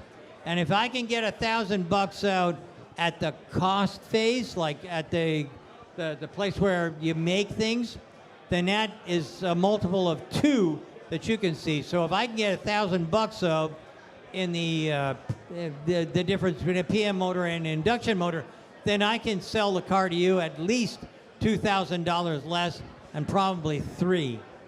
So that's a really big. Not only that, it's lighter. Well, I wanted to ask you guys both about the range extender battery, because it really kind of shocked me today when I heard about it. I was like, what? I've never heard of a Tesla product with a range extender. So this is going to sit in the bed of the truck, right? Take up a third of the space of the truck. Can you guys talk to me about, $16,000 roughly, right? And it's going to add about 130 miles of range. Does this make sense to you guys? What do you guys think of this? Okay. Well, I'm not actually 100% sure how it's going to work, if it's going to be hot swappable. Like, a few things come to mind on the battery side of the truck, which is, they're saying around an 800 volt nominal system architecture. The first thing I think about is how is that going to interface with Tesla superchargers that are out today, because both version 2 and version 3 are capped at 500 volts, as well as version 4 dispensers are still hooked up to V3 cabinets. So is the truck going to have an onboard booster, or is it going to split pack down to 400 volts, or is Tesla going to retrofit the existing hardware? Like, I don't know. Do you have an answer on is it going to split pack or not? I do have a slight answer, a fairly good answer. First off, if you are fooling around with the range extender, you're probably going to want to go to 800 volts. 800 volts is what this car is coming out with. It'll do 800 or 400. When you have 800 volts, that just moves the amps. Amps are really what you really want to have. The volts are kind of like pushing it there, so it's like pressure. So this vehicle with the range extender would be better suited for an 800 volt charger than 400 volts. It'll get it done. It'll get the job done faster. However, I don't know what everybody else here knows, but you should know that the average American only drives about 40 miles a day. Okay, so if you get the range extender, it would be because you want to tow something. And we already heard that that Tesla can tow 1,100 pounds. Okay, that's good. But if you want to have it 1,100 pounds with the same range, then you're going to have to get the range extender. And at that juncture, that's when I had to drop the little shield. You'll hear a little bit more on our YouTube channel, but I can't talk about it until midnight tonight. Okay. Isn't it 11:59? I thought it... You know what? I'm surrounded by liars. He said the same thing over there. Yeah. Yeah, I think the range extender seems like an interesting topic. Is it wired? Maybe you can't say yet, but is it wired in parallel with the battery, or is there a DC to DC in between the two? Can you say yet? No. Okay. Any other questions? How about you, sir? Any other questions? Yeah. It seems, for my personal use case, for example, I of course own a couple Teslas, but I also have a Rivian that I do most of my towing with. I'm actually in the middle of a Rivian towing trip right now. My truck's in Ohio with my trailer on it. I'm going back to go continue the trip after this event. And, towing with that truck sucks. There's no way around it. Yeah. It's like charging, thermals. Yeah. We wanted to drive down to this event in the Rivian or the Ford, dragging our solar trailer that we've built, and couldn't do it. We were like, okay, we could have Thanksgiving. Well, we could do it if we had 2 extra weeks. We would maybe get it here now. If we left on Thanksgiving from Washington, D.C., we might have been able to make it down here and just be pulling in right about now. And, I mean, that is where I don't know what the NACS rollout is going to look like for the Rivian and the Ford and every other car.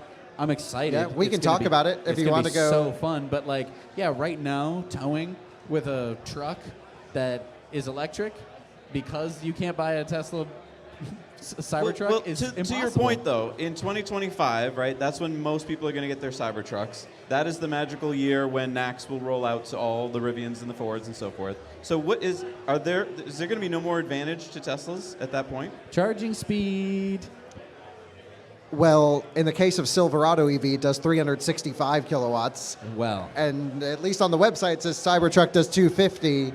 And that's going to have NACS, but again, high voltage. We don't know how it's going to interact and what V4 will be yet. But I've been super involved with the NACS transition stories. Been working, from this Charin consortium. I just came from a conference in Ohio on that, and a bunch of interoperability testing. It's going to be the Wild West for a little bit. Adapter safety comes in to mind as like making sure your adapter certified by the OE and it's approved to use on the network, because some of these things can get pretty sketchy pretty quick. It's just a couple hundred amps. and the big like deal? Yeah, like a Tesla will do like 700 amps when you plug it into a supercharger. It's My wild. extension cord's going to be just fine.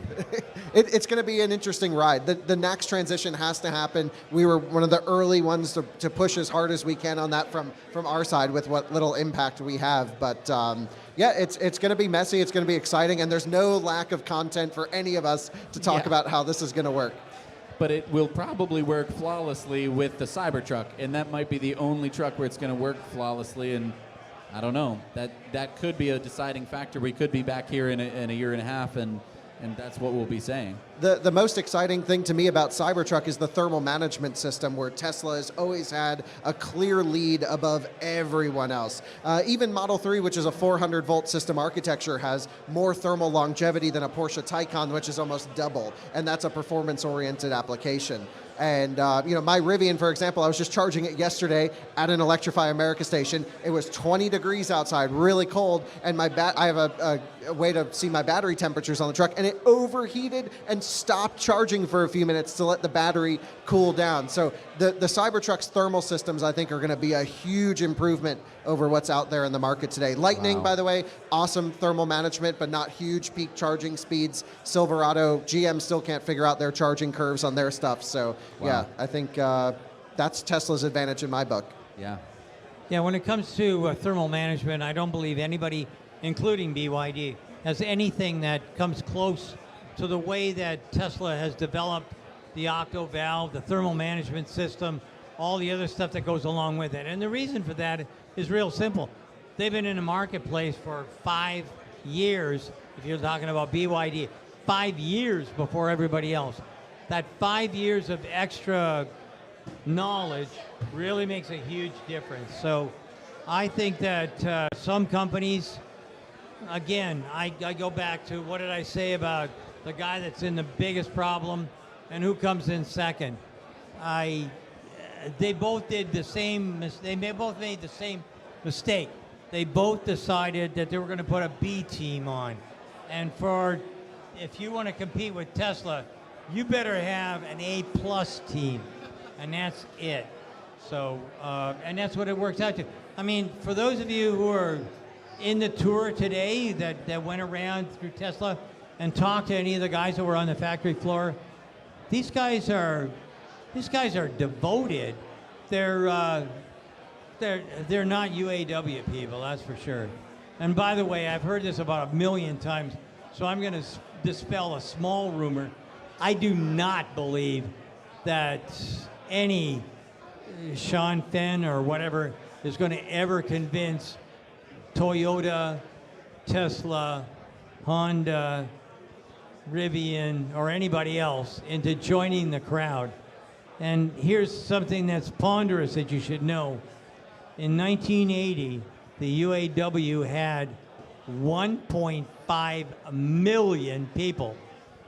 Now they have just under 320,000 people.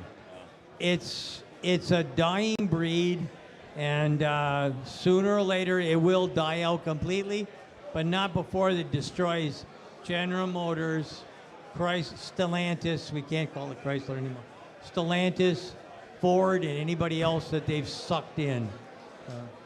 Hey, I noticed that there's no tailgate ramp on the video that we saw today, and in the trucks that you pulled up in, I think you mentioned that there wasn't a ramp. Now, is that going to be an option, or has that been ditched? The deal is that the ramp weighs too much, and so you couldn't close the tailgate. And so they've abandoned ship on that, and they did mention it on the floor, if you heard. They abandoned ship on the ramp. They're going to sell an extension ramp that you can put in the back of the truck and you can make happen.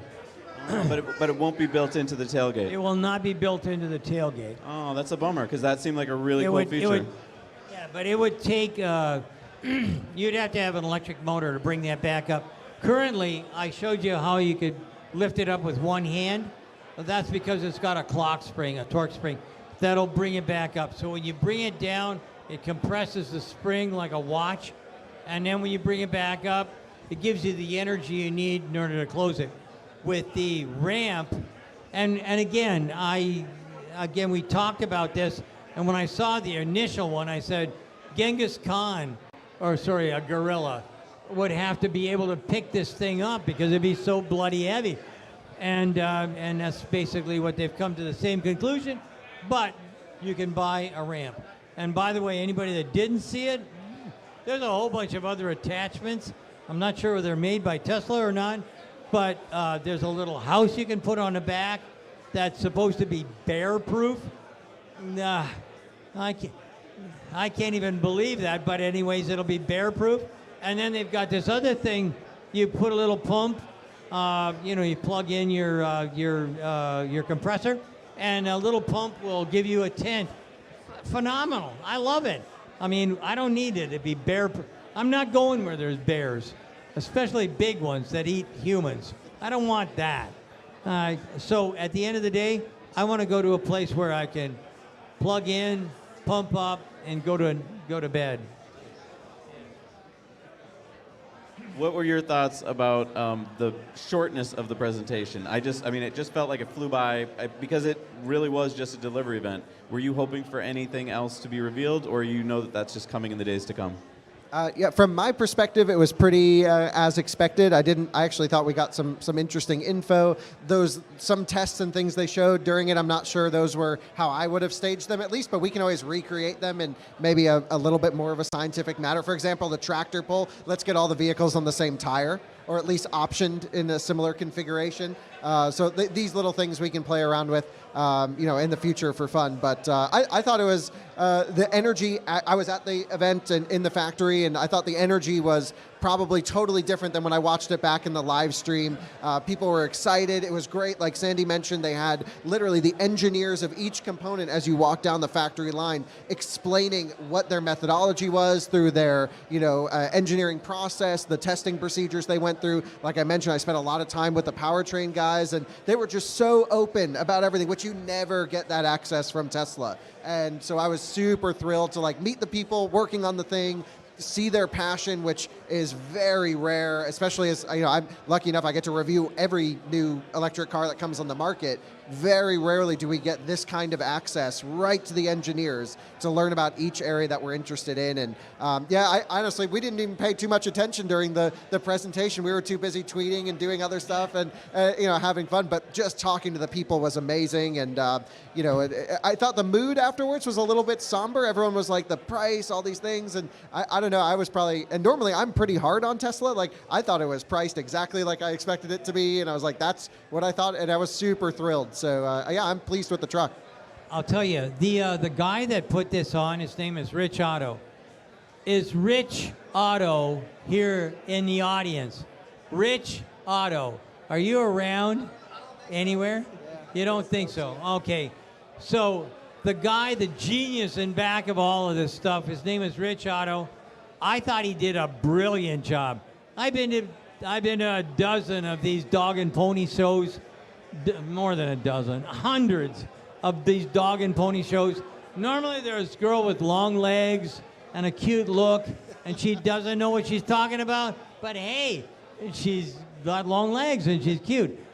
But this one was perfect because I got a chance to see what was going on. I got a chance to talk to the people who actually put the car together. I got a chance to not waste my time on a lot of mumbo jumbo. I don't need somebody to tell me their financial position. I don't want to know, who did this, who did that. These guys were all right there, right in front of us.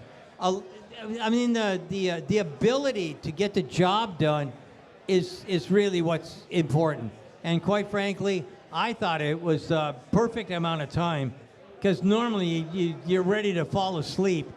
And quite frankly, the last investor show,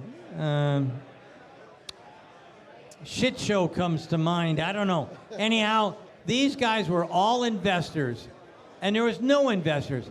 These guys were all in suits. Nobody was in. Well, there was one guy that had a suit on. These people were interested in what was going on. These other clowns, all they wanted to do was figure out how they were going to write the next short story, as in short Tesla. And I don't want to go there. Well, yeah, I mean, it's funny you bring up this point. I was just at the market introduction launch of BYD in Germany, and I have mad respect for BYD and everything they're doing, but it was literally a 2-hour-long rock concert mixed with a translated presentation where they didn't even touch on the product, finished with another rock concert. And I'm like, I just want to see the car. And today, at least, we got to go see the vehicle and talk to the engineers. It was really great. And that's the difference between marketing at Tesla and marketing everywhere else. These other guys, they don't care about the car. They don't know about the car. They don't know shit. They're marketing people. They're sales folks. They will know about, do we have enough shrimp to feed these characters? Is there enough champagne? Is it the right kind of champagne? That's what they really understand. But nobody gives a rat's ass about that stuff. At the end of the day, I was really happy to see what I saw. And like I say, I've seen hundreds of these things over my 75 years of being on this planet. I've seen tons of these things, and they're always the same. Tall, willowy ladies, shrimp, champagne, and bullshit. Wow, I guess I can confirm. Yes. We're missing the champagne and the shrimp, huh? All right, so we're going to go to a commercial break. We're going to let our sponsors tell you about themselves. And thank you again to our sponsors, because without them, this would not be possible. Thank you to Sandy and Kyle. We'll be back with them in a minute.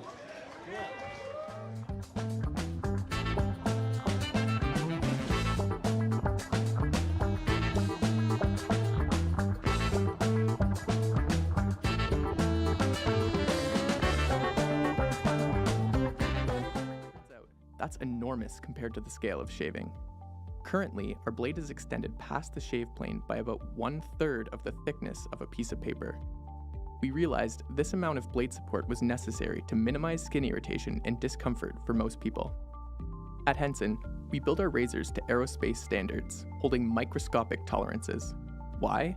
Because as it turns out, it makes all the difference.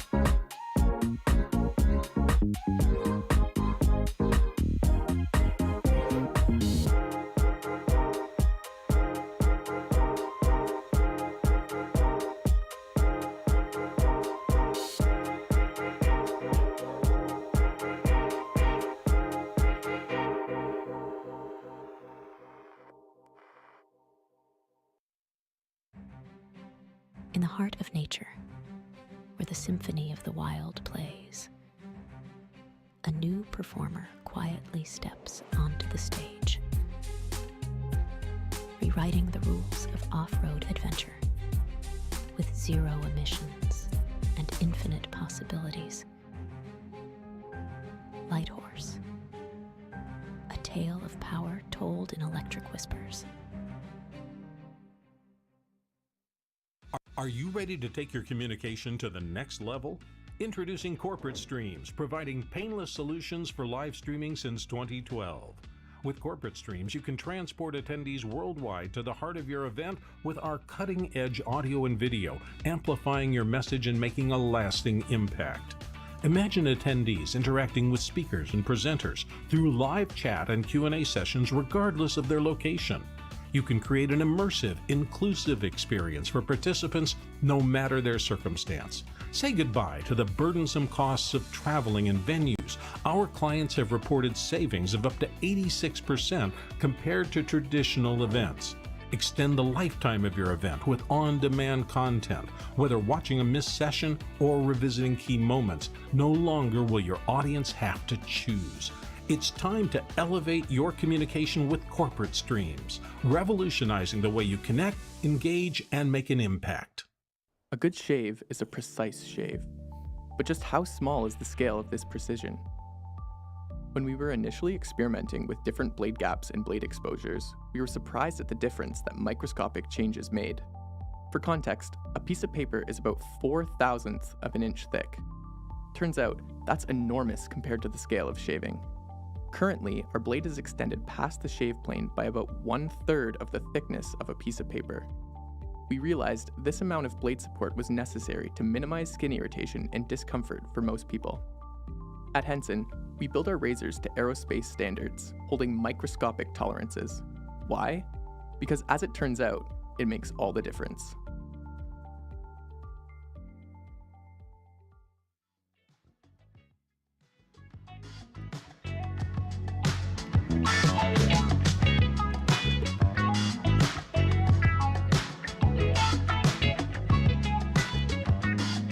Welcome back, everybody. It is my honor to welcome to the stage right now someone I love following myself, fellow YouTuber, Dr. Know-It-All. Come on up. Let's hear it for Dr. Know-It-All. If he don't know it, nobody does. There we go. Thank you. All right.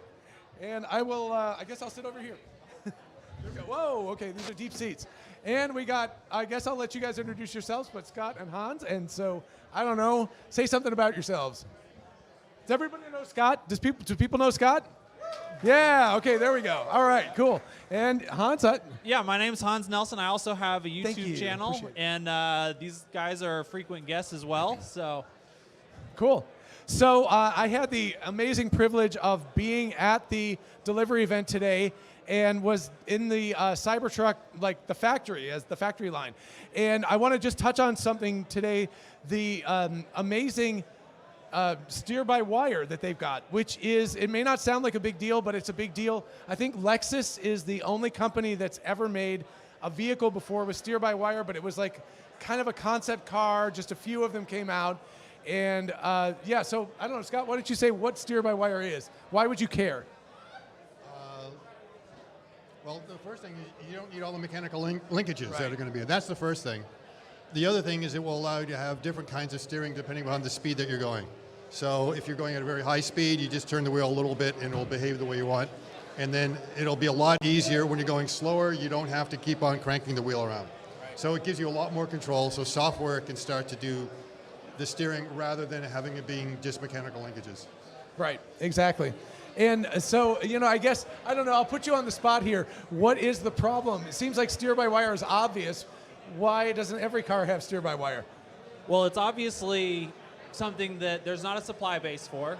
No one has decided to tackle this problem. There's a lot of regulatory challenges because it is a very safety critical thing. You cannot have a mistake in a drive-by-wire system because if you do, crashes are very likely. And yeah, so that makes things really difficult. So getting it through that regulatory burden is a challenge, and it's people, they have a tried and true system that works, And so that's why they don't really want to try something new that might actually cause a lot of warranty problems, liability, litigation later. Yeah, cool. Yeah, so I mean, the basic deal is that normally there are mechanical linkages between the steering wheel. As you turn it, there's a bunch of linkages that pull the wheels, you know, back and forth, whatever. And with steer-by-wire, you get none of that. It's all software controlled. As you were saying, the obvious problem is that if something fails, if the battery goes out, if there's a software glitch, whatever, and it goes down, you have no control anymore. So for those of you who have old cars or have ever driven the old cars, someday the battery dies while you're driving, and you're like, I still got it. You know, I can still steer the car as it goes off the road, and it's okay. But with steer-by-wire, if it doesn't work, you crash. You have no control. So the really cool, amazing thing about this is that they've got so much redundancy built into the system that they have gotten regulatory approval, I guess, because we have cars that are now in the public that have this steer-by-wire, and they have been given, you know, I don't know if it's NHTSA or whoever gives regulatory approval, but they've gotten approval for it. I don't know if we're going to get it, but we have a little bit of footage from the actual factory where you can see the front assembly unit. It's really interesting to look at. But I don't know, Scott, we speculate on the Optimus crossover. So, yeah. Okay, in the video, which we're going to be looking at, they're going to point out there's a couple of actuators that are used to steer the wheels. And they did mention that there's 2 actuators, so it's not a single actuator that's actually doing the steering, which means both wheels are decoupled. So that means rather than them both turning to the left or turning to the right together, potentially you can have one turn to the left and one turn to the right. Normally you do want them to be coupled together, and when you have a mechanical solution, that just happens naturally from the design. So there's 2 actuators in there. Given the size of the actuators, they're not the same size kind of motors that you would actually use to propel the vehicle forward. You don't need that much torque. They look like they're about the size of some of the Optimus actuators. So, does that mean they are repurposing some of the Optimus actuators for other aspects of the vehicle? If they are, that means they've got a line that's producing those particular actuators. Right. Or are they an offshoot of it? Is it something specially designed for this that has nothing to do with Optimus, or is it some sort of derivative? And we know Tesla is able to build their own motors. The question is, are they already building the motors they need for Optimus already? And it has been mentioned that starting in November, and if I look at, it's the last day of November. It's almost December, folks. The actuators that were designed for Optimus should be ready, and that might mean they're looking for other applications to use these servos somewhere else. And that makes sense, because then you start reducing your supply chain issues, and whatever expertise you have in being able to produce a certain kind of componentry, you can now do it somewhere else and not have to pay the extra cost and the delivery and the logistics issues that kind of come along with trying to get components from somewhere else. Right. Gotcha. I don't know, you got something to add to that? Or okay, yeah, so we were actually geeking out looking at the video, and we're trying to determine if it was, here we go. We got some video. So what I suggest, I'm going to move out of the way here so you can all see it. Scott is going to give us the look at it ahead. We've got a monitor down here. So this would be the front drive assembly unit. The very front part is what we believe are thank you for stopping it. That's perfect. So if you want to look here, these guys would be the actuators that would be So this sort of cylindrical looking thing, and then it goes off to the right in this case. Oh, Scott, there we go. So perfect. So yeah, we've got these. All right, here we go. Who needs to sit? We're gonna stand up. Yeah, folks. So anyway, we've got the shock tower here, which is huge. We've got the wheel. So this would be where the wheel would be. It's the brake pads and stuff like that. And then normally there would be linkages, but here you can see it's just an actuator with just a cylinder arm that comes out and can actually rotate the wheel around. And there's another one, you can't see it right now, but there's another one over on this side. Here, before we go, yes. This here is the actual motor, and then this part is going to be the gearbox that runs, and I believe this is basically a rack and pinion system, so there is a gear that drives off of this gearbox, and then there is a straight gear, a pinion, that would run back and forth to actuate that rod back. Right. So it's and then you were talking about, Scott, right, that there's you think there's a joint in here to allow some flexibility for movement. Yeah, exactly. You would need to make sure, because the suspension system is moving up and down, and unless you want this motor to be able to rotate, which is not, it's affixed to the structure, you need to have something here to be able to keep on changing its position. Otherwise, you're going to snap any linkage you have in there. So it's, it's like a universal joint that they probably have in there, and it's hidden. It's covered up by this to protect it. So basically, and you're pretty much of the opinion linear actuator here. So the actuator would rotate, but it would push the the pin out. Yeah, the push rod. Yeah. So the really cool part about this is, if you guys are right, here we go. So we can see the other side over here, and it's kind of flipped upside down. So you were noting that they only have to make one skew. They only have to make one part, and they take the part and they flip it 180 degrees, and it works in both directions. So instead of having to make two parts, they make one part, and they just flip it, which is, genius. And I think it's probably so instead of making a mirrored version. Right. So normally you'd expect that this be a perfect mirror of this or that. Right. They just used rotational symmetry rather than a mirror. And one other really cool part about this is that this could enable right-hand driving very easily. So people in Australia, in Great Britain, etc., it looks like you could easily shift. Sorry about that. Thank you. You could easily shift from left-hand driving to right-hand driving, because you don't have to have the linkages and everything that go through the vehicle, so you don't have to redo the whole thing. You just move the steering wheel over to the right-hand side. So that would be, for the people who are in Australia, the UK, etc., they're going to be very happy to hear this, because it probably means they'll get the vehicle sooner than they thought they were going to. So and then of course there is the rest of the drive unit here. And if we pull out, you can see the shock tower here is absolutely huge. It's a really, really large shock tower back there. I guess that's my hand. There was a very kind Tesla factory worker who was going through the whole thing and talking about it. He was talking about the amount of redundancy that they have built into this in order to make sure that nothing can happen. You almost wonder if they have their own independent power supply potentially, with like a small battery that could last for a couple of minutes or something. So, you got to have something that will not fail ever. And it's really not that hard of a challenge when you step back and think about the fact that we've had fly-by-wire in the aircraft industry for a long time. And obviously, these Boeing 737s, 747s, all your Airbus A380s, like all these things are using the exact same type of fly-by-wire system that Tesla's doing. So if it's been done in aviation, there's no reason that it can't be done in automotive. It's just that no one has had the balls to do it. Right. Yeah. And of course, this also enables rear wheel steering.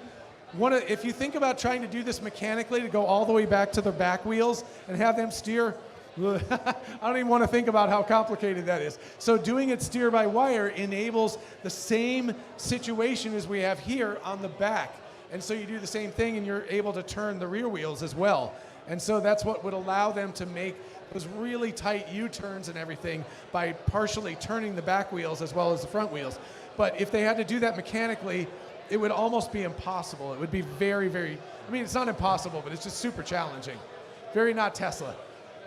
Well, and it's also likely that the exact same linkage, the exact same motor, so it'll be the same parts that are used for the rear wheels as used for the front wheels, just knowing Tesla and their ability to reuse the same SKU over and over again. And you can also see the motor drive unit is up here as well. So it's not super here, but they have new motors that they've built for the Cybertruck. So not the same as what they have in the Model S or the Model 3 or whatever.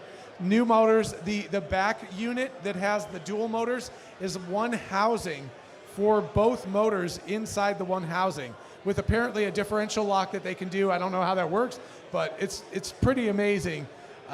They're very compact. Like the dual motor system in the back is compact. The front motor system is very compact. So there's a lot of amazing technology that's going on right here. And I don't know, it was very impressive to see this. I was really surprised to hear that they actually got NHTSA's permission to do steer-by-wire, because it's not something they've ever allowed before in a mass market car. And so it's a really big deal, and this is going to be the future. If you think about, if you want to talk about the robotaxi maybe, and steer-by-wire and why that would matter. Oh, yeah, because then you don't need the steering wheel anymore. You'd be able to, it would not have to be present in there if it's going to be a robotaxi. Maybe it opens up the opportunity to be able to control it remotely if necessary. Right. And then I think the other thing you should say, that what's amazing is not only that they got permission from NHTSA to be able to do this, but that you actually got permission to film this. Yeah, this was... And not just this, but the whole line. Yeah, so I've got about 20 minutes worth of video, so my channel, because we're going to go through everything, and we will look at everything. It was unbelievable that they were just like, take video of the whole factory.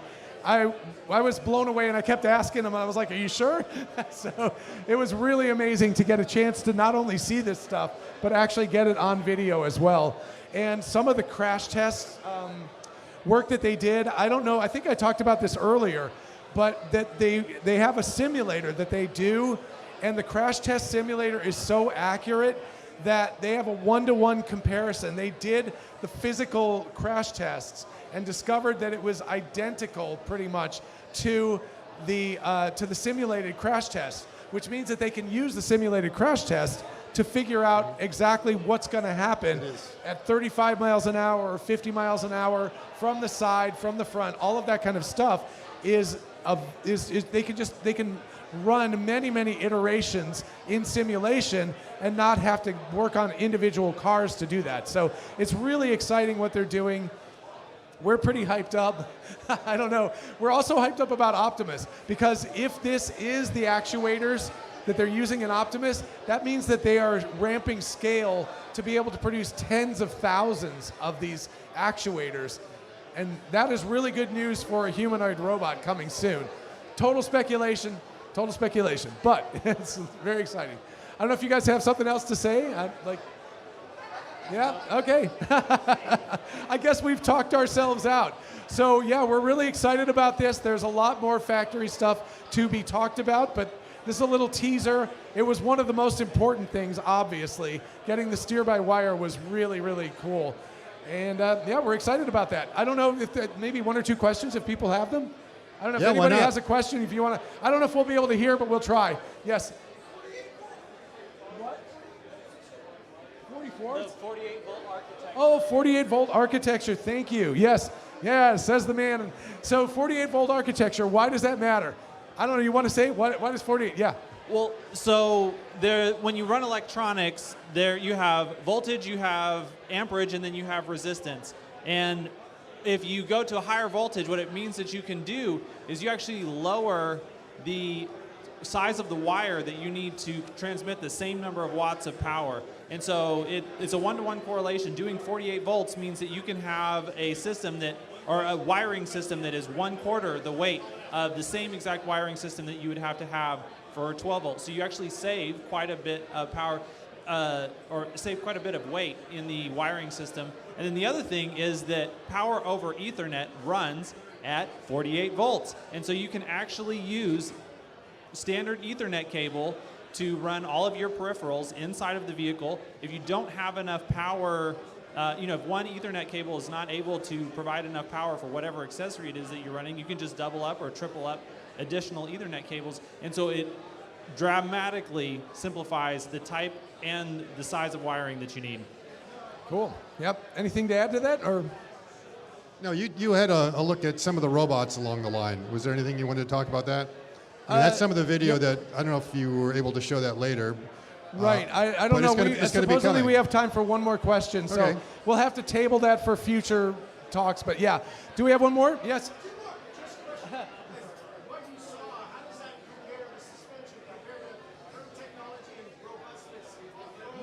Wow. Okay.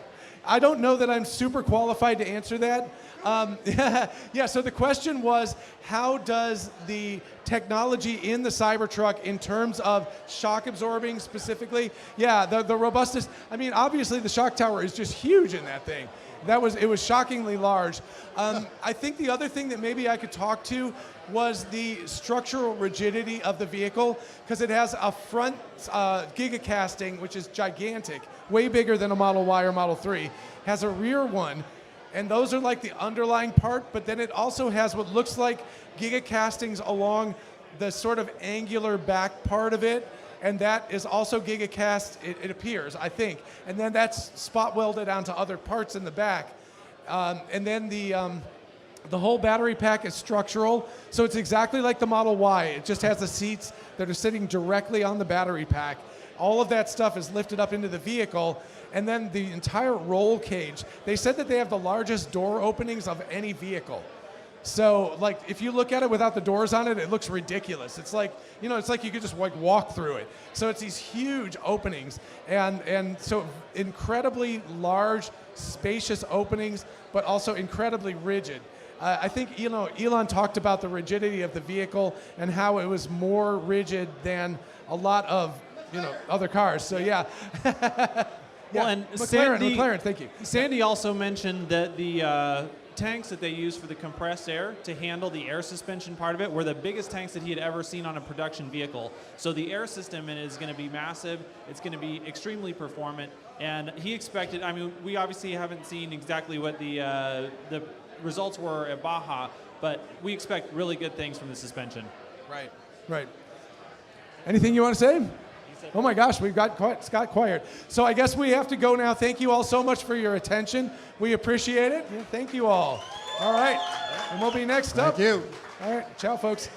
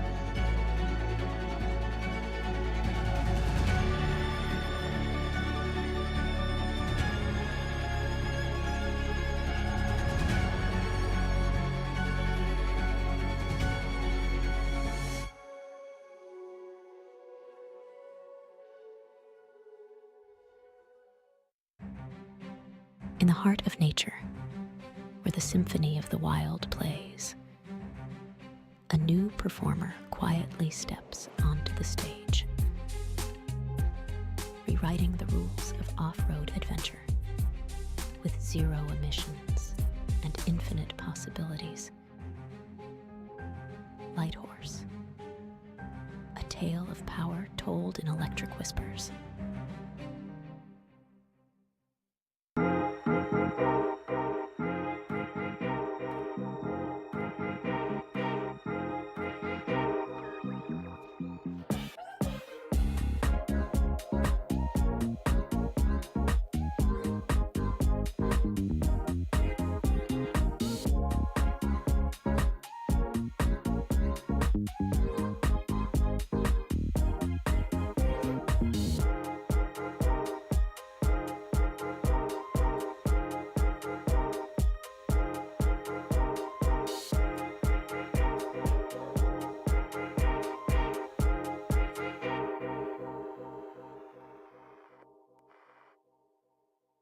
Are you ready to take your communication to the next level?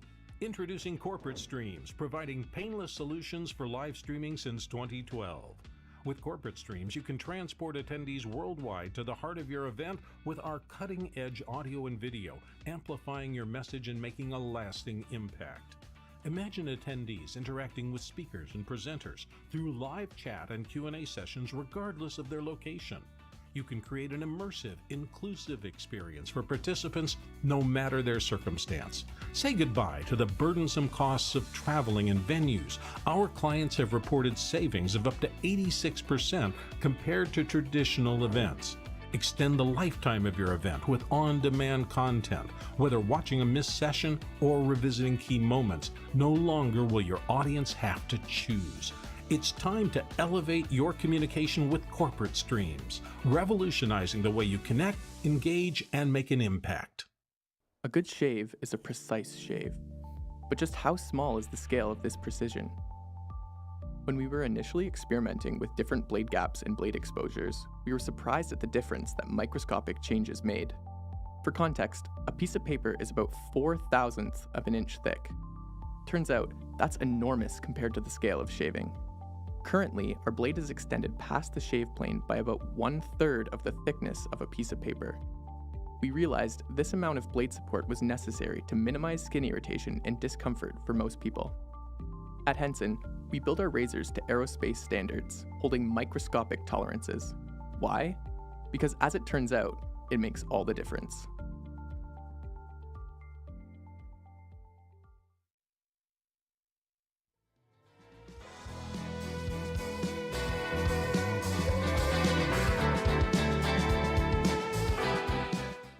Thank you again to Dr. Know-It-All. Thank you to everybody who's been with us tonight. Thank you to you guys. Oh my God, what a great crowd. I've loved meeting every one of you. I hope I meet all of you tonight. This has been just so amazing. Jesse, doing it with you was the greatest. Gotta give you a hug. Yes. Oh my God, this is great.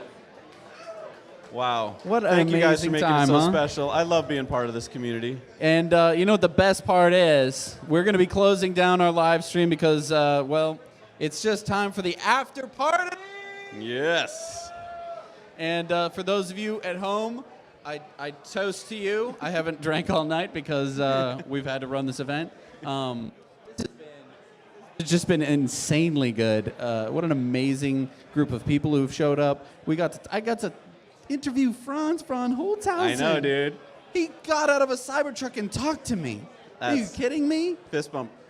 Yes. Insane. Also, I mean, when we were planning this event, we thought there'd be Cybertrucks here, but to actually have 3 of them show up was just insane. awesome. I got to give a huge shout out to our sponsors. We started about 30 days ago, and they all just jumped on board. You guys have to give a real big round of applause because without them, this wouldn't have been possible. Lex.art. Thank you, guys. Thank you. Xpel, those beautiful cars out front. Henson Shaving. Henson Shaving. Jesse's probably going to shave tomorrow and look a little different because of Henson, his favorite shaver. Yep. And the great folks at Light Horse. What cool-looking machines they've got. So thank you, all of our sponsors. You made this possible. But the biggest group, who we could not have even attempted to do this without, was Noah and Corporate Streams. Your crew has been amazing tonight, taking care of everything, taking care of us. Big round of applause for you guys, because this is all them. Everything that you see here that is not a building was pretty much put in by Corporate Streams, including the tent that has kept us dry this morning, all of the cameras, all of the lights, that sick orbiting thing that we got those awesome shots of the Cybertruck with, that was all Corporate Streams. They wanted to do this so bad. I also want to thank the Luster Pearl for putting this on. Yes. They didn't charge us any money. We couldn't have done this if they charged a venue fee. We would have been so go buy big another trouble. drink. So yeah, go buy a drink and let them know that you appreciate that they let us throw this absolutely insane party here free of charge. That was so sweet of them. And thank you to everybody. I mean, I want to thank the Tesla owners of Austin. They put this together with us. Couldn't have done it without them. It's been just a great group. I want to thank Starman and Franz for showing up. Wow, that was great. And that was Sandy fantastic. Monroe. I mean, everyone, all of the YouTubers who are here with us tonight. It was so much fun to hang out with them. So we're going to be signing off. Thank you so much for joining us. We'll see you next week on Tesla Time News. We'll see you next Tuesday. Yeah. Night, everybody.